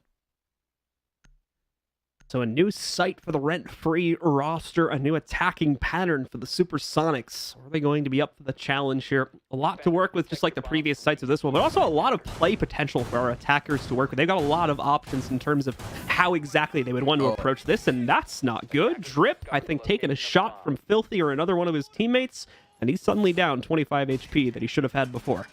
Yeah, he's definitely dripping something. You know, it's Blood. HP. Yeah, that's what it is. It's all those health points are now gone. So that's practically, you know, one bullet inside of a fight. That's how I always look at it. Is like, obviously it's chunked up. You know, 25. You know, takes 4 of those to make 100. Quick maths on stream. There you go. But basically, just account that as like one bullet if you see one of those go away. So now Drip is practically, you know, 2 to 3 shot depending on what gun he engages with. So that's kind of scary. You don't exactly want that, especially when you play like Drip. The guy's a very, very aggressive player. He likes to be in people's faces. He likes to make those aggressive plays when you're not exactly expecting it. So this is something that could possibly hinder him inside of this round. Certainly going to hurt his own capability to play aggressively. That's for certain here because of that one bullet that he can no longer take in the fight that you were mentioning before. So he's playing kind of at a rotation point between a lot of stuff right now. So we'll kind of follow up with him a little bit later on and see how exactly he's going to be dealing with that. But Filthy, just like the previous rounds, also taking an aggressive stance here as he tries to go for some early peeks outside through the windows and not going to be able to get much for himself here. The Supersonics, just like the previous rounds as well, remaining very, very restrained in this first minute or so of play. Well, Rent-Free playing extremely aggressive to double bar. This is actually a really, really smart idea. This is Sonic's entire take. You can see the alibi clones over here as well to try and assist with some intel, but Sweater's going to dispatch that, so doesn't seem like it's going to have too big of a chance to do much. Filthy gets 1 kill, Drip gets downed, but this time around they don't have Doc, so Drip's more than likely going to lay inside the couches area and bleed out, but instead it's actually Creators who kills him through the window. We're equalized here at 4-4. Still about half the round to go as well here. So the Supersonics not going to feel pressure to make a play just yet. Although that may be coming up in the future here, depending on how well the counters for their lost teammate are going to be deployed here from Rent-Free. Another EE1D charge going in, allow for the entry into Sunrise. Still with 1 additional charge to use besides that as well, and that'll more than likely be saved for the actual execute itself. Filthy sitting over here just by Office, right on the other side of Blue Bar here, still has the potential to shut down at a minimum Creators and maybe other players as well should the Supersonics decide to execute in through Sunrise, and it's definitely looking like it's the case. Another player, Super, now joins the rest of the team as they're going to try and push in from here, so they'll have to be very, very wary of that rotate from Blue.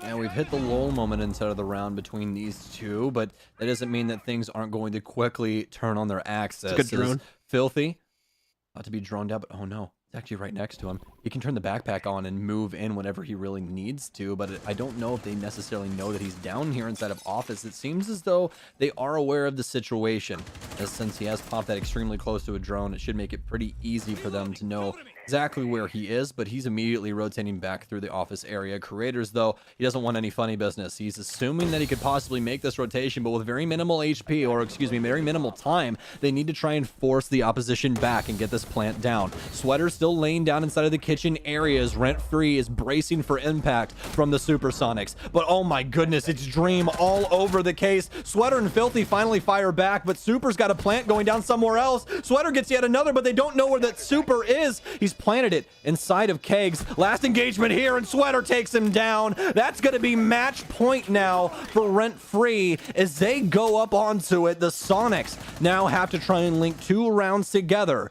to force overtime and stop themselves from losing SI qualifiers. I'm not gonna lie, that was a bit scary for Rent-Free. They're looking at the way they had the site set up. A lot of players off-site playing for the retake, and almost everything going on to their Mozzie player, who thankfully fires off on all cylinders right there. Gets a triple kill in the midst of the round, and that was very, very much needed as they were quickly, the Supersonics, they were quickly crunching down on that site and not leaving a whole lot of room for a retake to even be possible. Great comeback there in the midst of that site fight, and as you said, pushes them up onto map and match point now. These have just been some very interesting rounds in between these two teams. I mean, it really seems as though, you know, they send their initial scouts out, they have these initial engagements, things get traded out, and they more or less go back to their camp and talk about things. Okay, what do we think they're going to do? How are they going to take this engagement? What do we need to do here? And then they go back out and go for the execution. And we really don't see too many, engagements trickling in between those times. Both of these teams are doing a very good job of respecting the map control that not only the offense has, but the defense has, and really holding their own space. If anyone oversteps a boundary, they're more than likely dead. And that was, perfect perfectly well in case in point for Filthy. I mean, the guy is right on office door, and if he steps a foot inside of that double bar area, inside of blue bar, he's more than likely dead any time before he actually got those later engagements. So, stuff like that where both of these teams just have a really, really good understanding of how this map works and at what part of the game they're in inside of these rounds. That delay that happened towards blue was actually pretty important too, because they figured that out right around the 1 minute mark, and that did a great job of wasting another like 30 or 40 seconds away from time that could have been used for a cleaner execute if the Supersonics didn't have to spend time droning and figuring out what was going on over there. Yeah, exactly. And like the thing is that as long as they're able to, try and, bide their time and use up the Sonics time, they're going to continue to do that. And I think that's why Rent Free inside of the, the mid round tend to slow things down and see how the Sonics are going to act, because 9 times out of 10, the Sonics really don't push too much inside of those mid round areas. They're looking for the intel. They're working on their utility, trying to get, hatches open or what have you. And they end up trying to make these executions at very low time. But this seems like a completely different round from the Sonics off rip. Filthy's already lost his head as he's now dead inside of sight. That's the smoke gone and off the board, and no one really rocking the kitchen area at all. So Rexon and the rest of the squad now try to work their way into service. Sweater trying to get into a position to counter out any of the forward movement we would see from service, but it's just too late to try and work his way in there, unfortunately. Fires off a couple shots from the Alda and quickly falls back now in order to maintain the position on the inside of Sunrise. So Kitchen's kind of lost at this point. The Supersonics have full control to the inside, although they haven't really taken it for themselves just yet. That's going to be changing over the next few moments. It does seem like they're still preoccupied with what could be going on the other side of the map, because the roam game has been kind of tricky here from Rent Free throughout the course of this map. Drip at the door. This is Drip, so he's definitely going to challenge the fight if one comes his way. Tries the Nitro out the back window. Fortunately, going to be a little bit too late on trying to line that one up. Also getting another opportunity here by the pull door, but Grixer ends up beating him out in the mind game, beats him to the angle on the breach, and takes him down. That's another play over by the Sunrise spot. Gone, although look at this from Thomas. The hop down right up on top of Dream's head, takes him down, immediately trades out the lost teammate deep in the sight. They should be back in the fight with that. It's definitely going to bring things to a closer point here. 3 versus 4, still some favor in the Sonics camp, but obviously things can change up quite drastically here, as we've seen multiple of these players pop off. Thomas gets caught sprinting. His creators takes him down. He's warming back up, folks, and that's not necessarily the words you want to hear if you are a rent-free fan.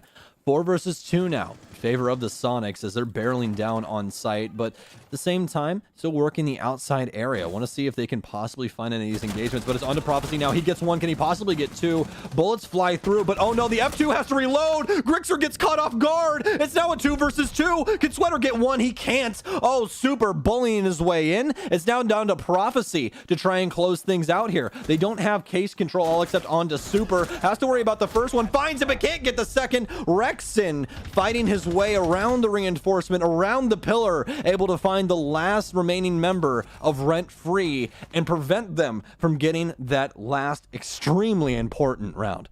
Once again, coming down to the wire, coming down to the final 1v1, and it's Rexon for the Supersonics that closes things down in another very clutch situation. He's been here the whole series for that job, to make sure that when it comes down to those very close 1vx or 1v2s, whatever it may be, that he's taking it for sure for his team. And now it's going to push it once again to the final round of regulation. 6-5 is the scoreline. We need to see Rent Free close it out here. Otherwise, they're staring down the barrel of another OT to try and take this series. It seems almost fitting, though, if we do go there. I mean, no one's really going to argue with overtime, especially on a coastline this good. We don't get coastlines this fun to watch that often anymore, to be honest with you. Like, how often do we play coastline anymore, really? So rarely. Yeah, exactly. So it's nice to see it come back with such, a force. There's been so many good engagements amongst these two that have been, really at the mercy of the map. I mean, you don't really get this inside of Rainbow Six anywhere else. So it's kind of like the Rust of MW2. You know what I mean? Like, if you really want gunfights and you really want to prove that, like, your mechanical skill is just that much better, you take them to coastline. This is how it is. All the other maps really are centralized around that strategy and, the engagements that go around that. Inside of this map alone, it's how well do you engage with your team? Can you guys stay on the same page? And can you refrag? Those are the big questions. let's see if we can get some answers within this round. Like we said already, Rent Free is looking for the closeout. Supersonics is looking for OT. One of those two will come true on this round as it's number 12. We've got the Supersonics working their way in the front-facing direction for the most part, but we don't want to have any definitive decision on where they may be working their way towards just because this map is a little bit complex with regards to how the early round is often handled, especially if the team is trying to play a more complex strategy. We may have players all over the map getting into a bunch of different fights, and that certainly seems to be the case here. Filthy was looking to challenge some of the initial aggression over towards the service door, but he's been forced away and is now about to work himself up main, where he will be spotted out by Super's drone. Super won't get the opportunity to follow it up with a kill, though, as Filthy retreats further into security instead of trying to work himself up those main stairs. Well, great initial take here for the Sonics, but the issue is now, though, Thomas has read this out with the cardiac sensors, so Creator's position is now known. Possibly inside of 90 and could honestly be killed at a moment's notice if he takes the wrong peek. But this is some really, really good information here for Rent Free that they'll be able to utilize for the rest of the round. This is where everything's coming together for the Sonics, and the Rent Free need this round right now to close things out. They don't want this to go to overtime in the slightest. Let's win this inside of regulation and prove that we're supposed to be here. Filthy still on the roam downstairs as the rest of the rent-free members just bide their time inside of sight. This has actually been the least amount of early engagements that we've seen throughout Coastline so far. Both teams being very, very cautious, and the reason should go without saying, but with what's on the line here, just on this round alone, you can kind of completely understand why players may want to take a more passive stance here on the ultimate round of regulation time. And anyway, down to a minute remaining here on the clock. Got the Supersonics roster still taking their time about things here, but a lot of drone intel going their way. At the same time, a lot from Rent Free has also been tossed onto the Sonics because of the play that we had earlier from Thomas. So both teams should have pretty decent awareness of each other at this point. Now it's just all about who finds the shots. Rexon had a lineup there, gets some damage going on to Prophecy, but is unable to follow it through with the actual kill. Oh no, this is going to be some massive issues coming in here in the last 40 seconds, John. We used to call it the 1 minute of hell when it came down to being a 5v5, but it really is last 30 seconds as things begin to pop off. Trades fly back and forth, but it's mostly Dream inside of VIP hallway, but he's been shut down. Prophecy on for a double kill. K's starting to go down. Prophecy with a quad kill. It could be an ace to end it all. There's only 20 seconds remain for Grixer to try and clutch things up, but they know exactly where he's coming from. Hot pings right on him. Good intel for Prophecy. He wants the ace to close things out, and can he get it? Oh my god, he absolutely can. Prophecy steps up and he puts the Supersonics in the dirt. Supersonics will be eliminated from this qualifier, and Rent Free will move forward into the semifinals tomorrow, where they'll be able to continue battling for the spot for NA at the last chance qualifiers here. Beautifully played for Rent Free. What a series. What a crazy series at that too. Both teams playing their hearts out, but ultimately, Rent Free will move forward, and the Supersonics will be eliminated. What an amazing series between these two. All maps going to regulation at a minimum. So many rounds in between these two teams and a lot to dissect, but hey, that's what we got analysts for over there. So I'm going to toss it back over to John. I had a great time here today, folks, but we got some more Siege on the way tomorrow, so make sure you guys keep that browser pinned. You know exactly where to be tomorrow at 4 p.m. Not many other final words for me, so we'll send it right back over to the analysis desk, folks, and we'll see you tomorrow for more matches. Oh my god, I said it at the beginning of the stream. This is the game we were all waiting for, and it whatsoever in any way possible. In order to advance one more game closer to make it to SI 2021. But fellas, tell me your thoughts. There's a chant in professional wrestling that I like a lot, where it's "Fight forever," and then you do the clapping thing, which is exactly how I felt about this entire series. As Sam mentioned before he cut back to us, every single map goes to regulation maximum at a minimum, and it doesn't really get much better than this. Yeah, I mean, especially the way it ended. I mean, this is just an incredible game that showcases two incredible teams that we really haven't seen much of so far in Siege. And these are also two teams that going forward we're going to see a lot of. So this was just really, I think, the best instruction we could have gotten. You see it right now, Prophecy, with this incredible round to end it. And Thomas, of course. Let's go. Of course. You love him. Oh, what a great game. You love to see it. Jacob, Jesse, we're happy. I wish the chat was in the comms because we're going crazy at the end. It finished out the series with an ace. Shout out to Prof. It's been crazy. But Jesse, let's talk about Sonics, their defense, and how Rent Free pretty much dissected it, man. Give us what's on your mind. I mean, it was an interesting evolution for the defenses of Sonics throughout the best of three. We started on Villa. The Sonics played pretty aggressive. They played pretty fast and loose. They were jumping out. They were challenging angles. They were taking gunfights. And what they found is that, Rent Free are really happy to take these gunfights. They're fine playing this playstyle. So when they moved over to Oregon, I thought we saw Sonics slow it down a little bit. SQ seemed to have a little bit more sort of in-depth strategies. They wanted to play it a little bit more reserved, and it worked out for them. They took a lot of those defensive rounds pretty well. But then when we get to Coastline, the issue is that you really can't play that same playstyle of sitting back and working with this, utility dump style meta. You can't just hide behind shields the same way that you can on a map like Oregon. And so Sonics sort of forced out of their comfort zone, I would say, and Rent Free were really able to sort of step up into theirs. And I mean, there was a lot that went down in that, and obviously Sonics played an excellent game, but Rent Free just played a little bit better. No, you're right about that. Towards the end, we were having a conversation about how Sonics, they held back on their aggression. The cast, what they called it, the 1 minute of death or whatever, where we didn't see that aggression at all. They tried to push in towards the end, but Rent Free, they were just ready for him. But Jacob, I talked about it before the game. I said this is going to be personal for players like Thomas. I believe by half he was 11-4. Sweater went off. Everybody on this roster did what they had to do, man. What are your total thoughts about just this team advancing and showing us that they're for real?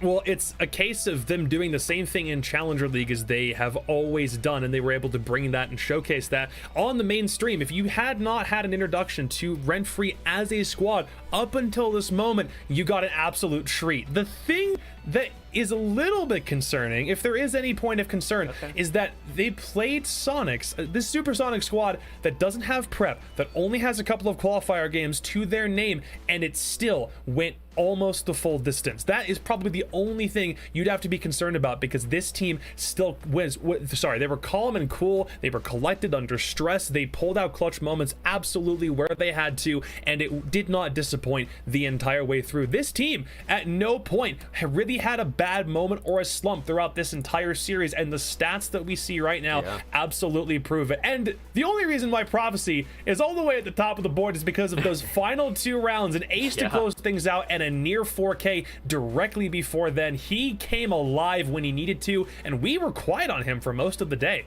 Yeah, there's one thing I want to point out, and speaking of personal matters and that motivating them to do better, I'm going to give a special shout out to Filthy.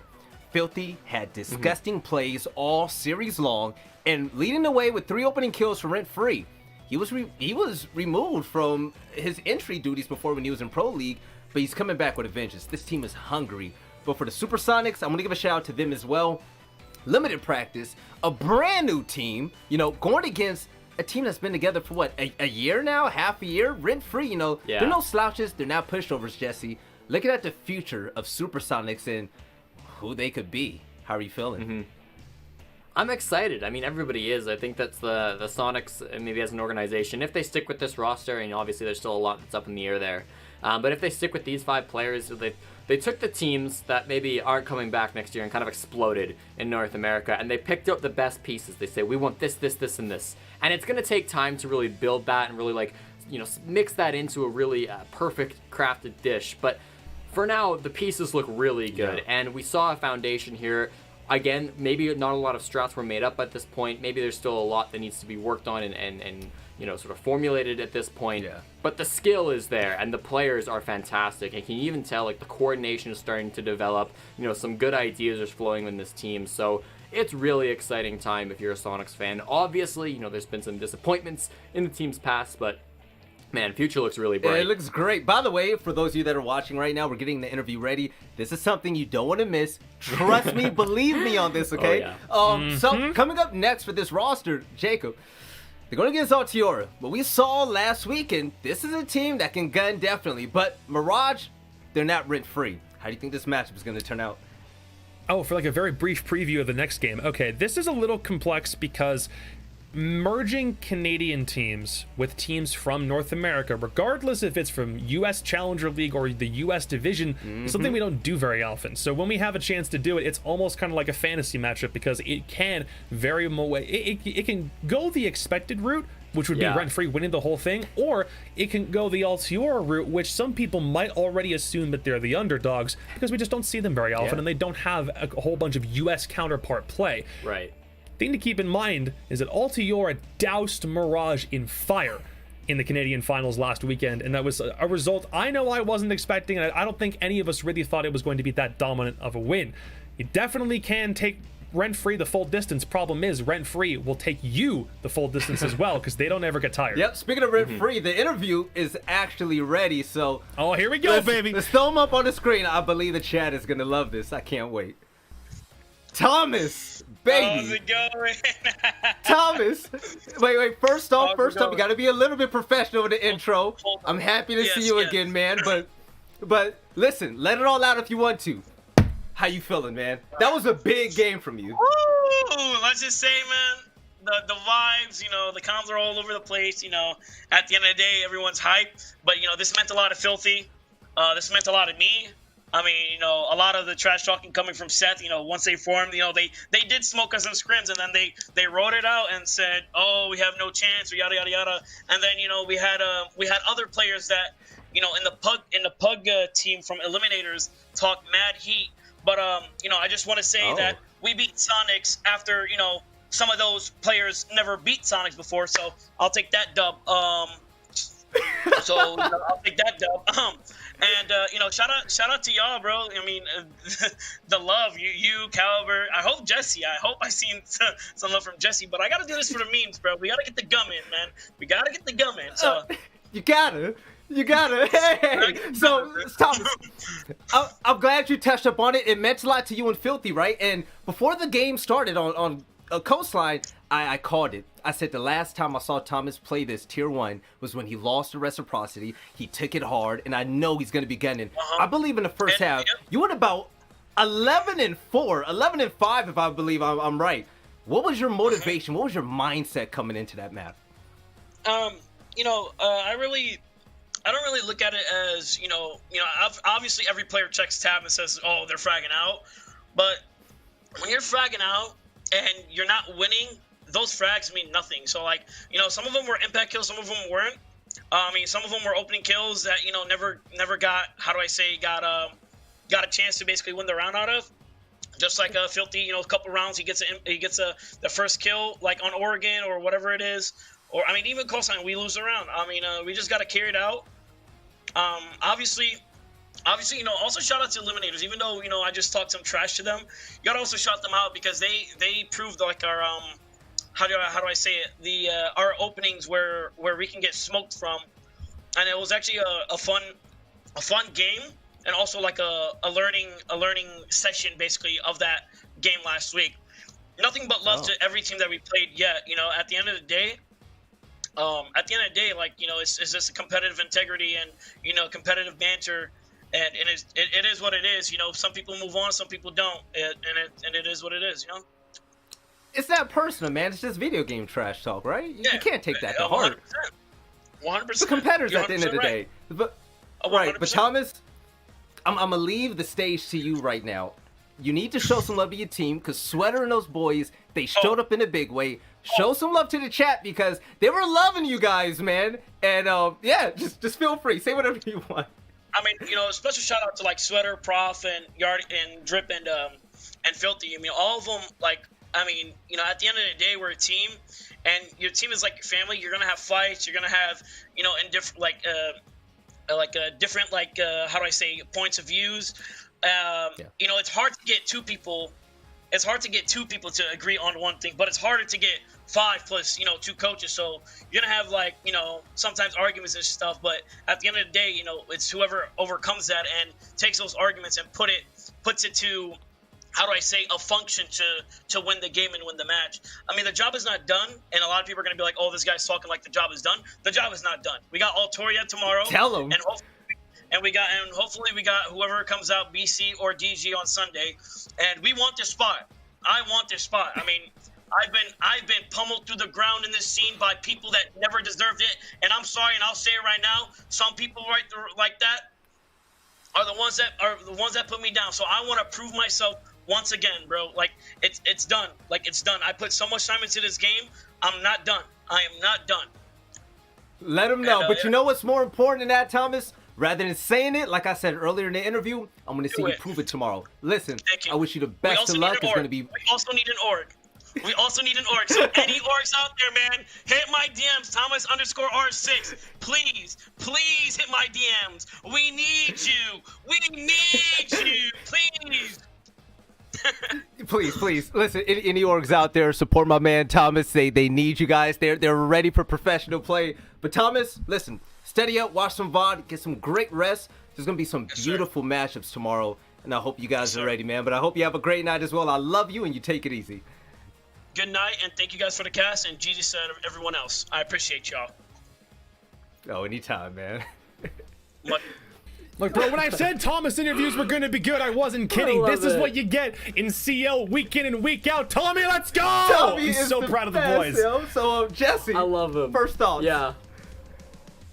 I mean, okay, Thomas interviews are the best because, I mean, he's so excited. You saw it there, even in, like, the round hype-up cams that we saw from him. I might be, if it seems like I'm not maybe as excited about Thomas, it's because last time I met him in real life, he kind of smoked me in a game of ping pong. But I've been working on my game, and I am happy for him for winning this game. He's played really, really well, and you'll love to see. Hey, chat, can we get a cat jam for Jesse real quick? Cat jams. Yes, so, Jacob, I'm going to come to you for this one.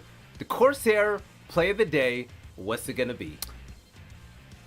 It's a little cheesy and kind of cheating. Okay. But if it's not that Prophecy Ace to close out that game on coastline, I don't know what production is thinking. I think we all agree, right? We all agree. Listen, I have to ask Production's rules. So, Production, let's see what the Corsair play of the game is. And it better be that ace. It better be that ace. Come on. I'm throwing my headset and I'm walking away. There we go. Hey! All right, good. Okay, good. So, I mean, just, you know what? You know what's even crazy about this? He had 2 attempts to get an ace to close out this map. The first one, no, excuse me, no, it was what the 4K, yeah, the 4K to almost make it go big. Thomas popping off, you know, we get an ace to close it all out. This was a treat, and the craziest thing is that this is just day 1. Let's take a look at the bracket and see what's ahead of us. And the thing that most of you aren't aware of is the fact that the teams you saw today, that's not it. Disrupt Gaming, now, they're going to face off against Beast Coast, the winners of the first series of today. And Altiora, the Canada Division champions, they're going to face off against the victors that we just saw rent-free. Jesse, which game are you mostly looking forward to? Oh, you can't ask me that, Veli. I mean, both those games look incredible. I guess the second game, I mean, we just saw the Thomas interview. If we have another chance at one of those, I think that's going to be worth watching for sure. Yes. And then Altiora, I believe this is their first time playing an American team ever. So that'll be a really exciting matchup to see just how they stand. If I'm not wrong, I don't think they've ever played an American team in official competition. All right, Jacob, man, it's been one hell of a day. I've had a great time with the both of you as usual. You know, it's always fun in games over here. I want you to say your final goodbyes. Let's close out the night well. Jesse, I want you to follow after him, and, you know, let's let the viewers at home know we love him. Well, I will say it yet again. Qualifier season is the best part of the Siege esports calendar. When it comes to the matchups that you can find in SI, it's not just because it's not only T1 teams or only T2 teams that get an opportunity, but anyone can make a name for themselves in this kind of environment. And it is so cool when teams we don't know how they're going to perform put up matches like that. The one that we just saw. Literally the best part of the Siege esports calendar is right here, and there's still 2 more days left. I can't express enough how excited I am for the rest of the weekend. Jesse? Yeah, I mean, Jacob's right. I mean, I can't think of a single more magical event happening in December other than SI Quals. This has been a fantastic time, and if these games didn't convince you that these next 2 days are going to be amazing, then I don't think anything will. Really, those games spoke from themselves. No, definitely. So if you want to tune in for some more Rainbow Six Siege SI Qualifier action, make sure you tune in at 1 p.m. Pacific time tomorrow. I want to thank you as well. Me, Veli, as your desk host. Our 2 analysts, the casters, did a beautiful job. Shout out to production. And make sure you don't miss anything. Disrupt Gaming, I'm sure they're going to bring that heat. So I hope all of you have a great night and we'll see you tomorrow for some more Rainbow Six Siege action.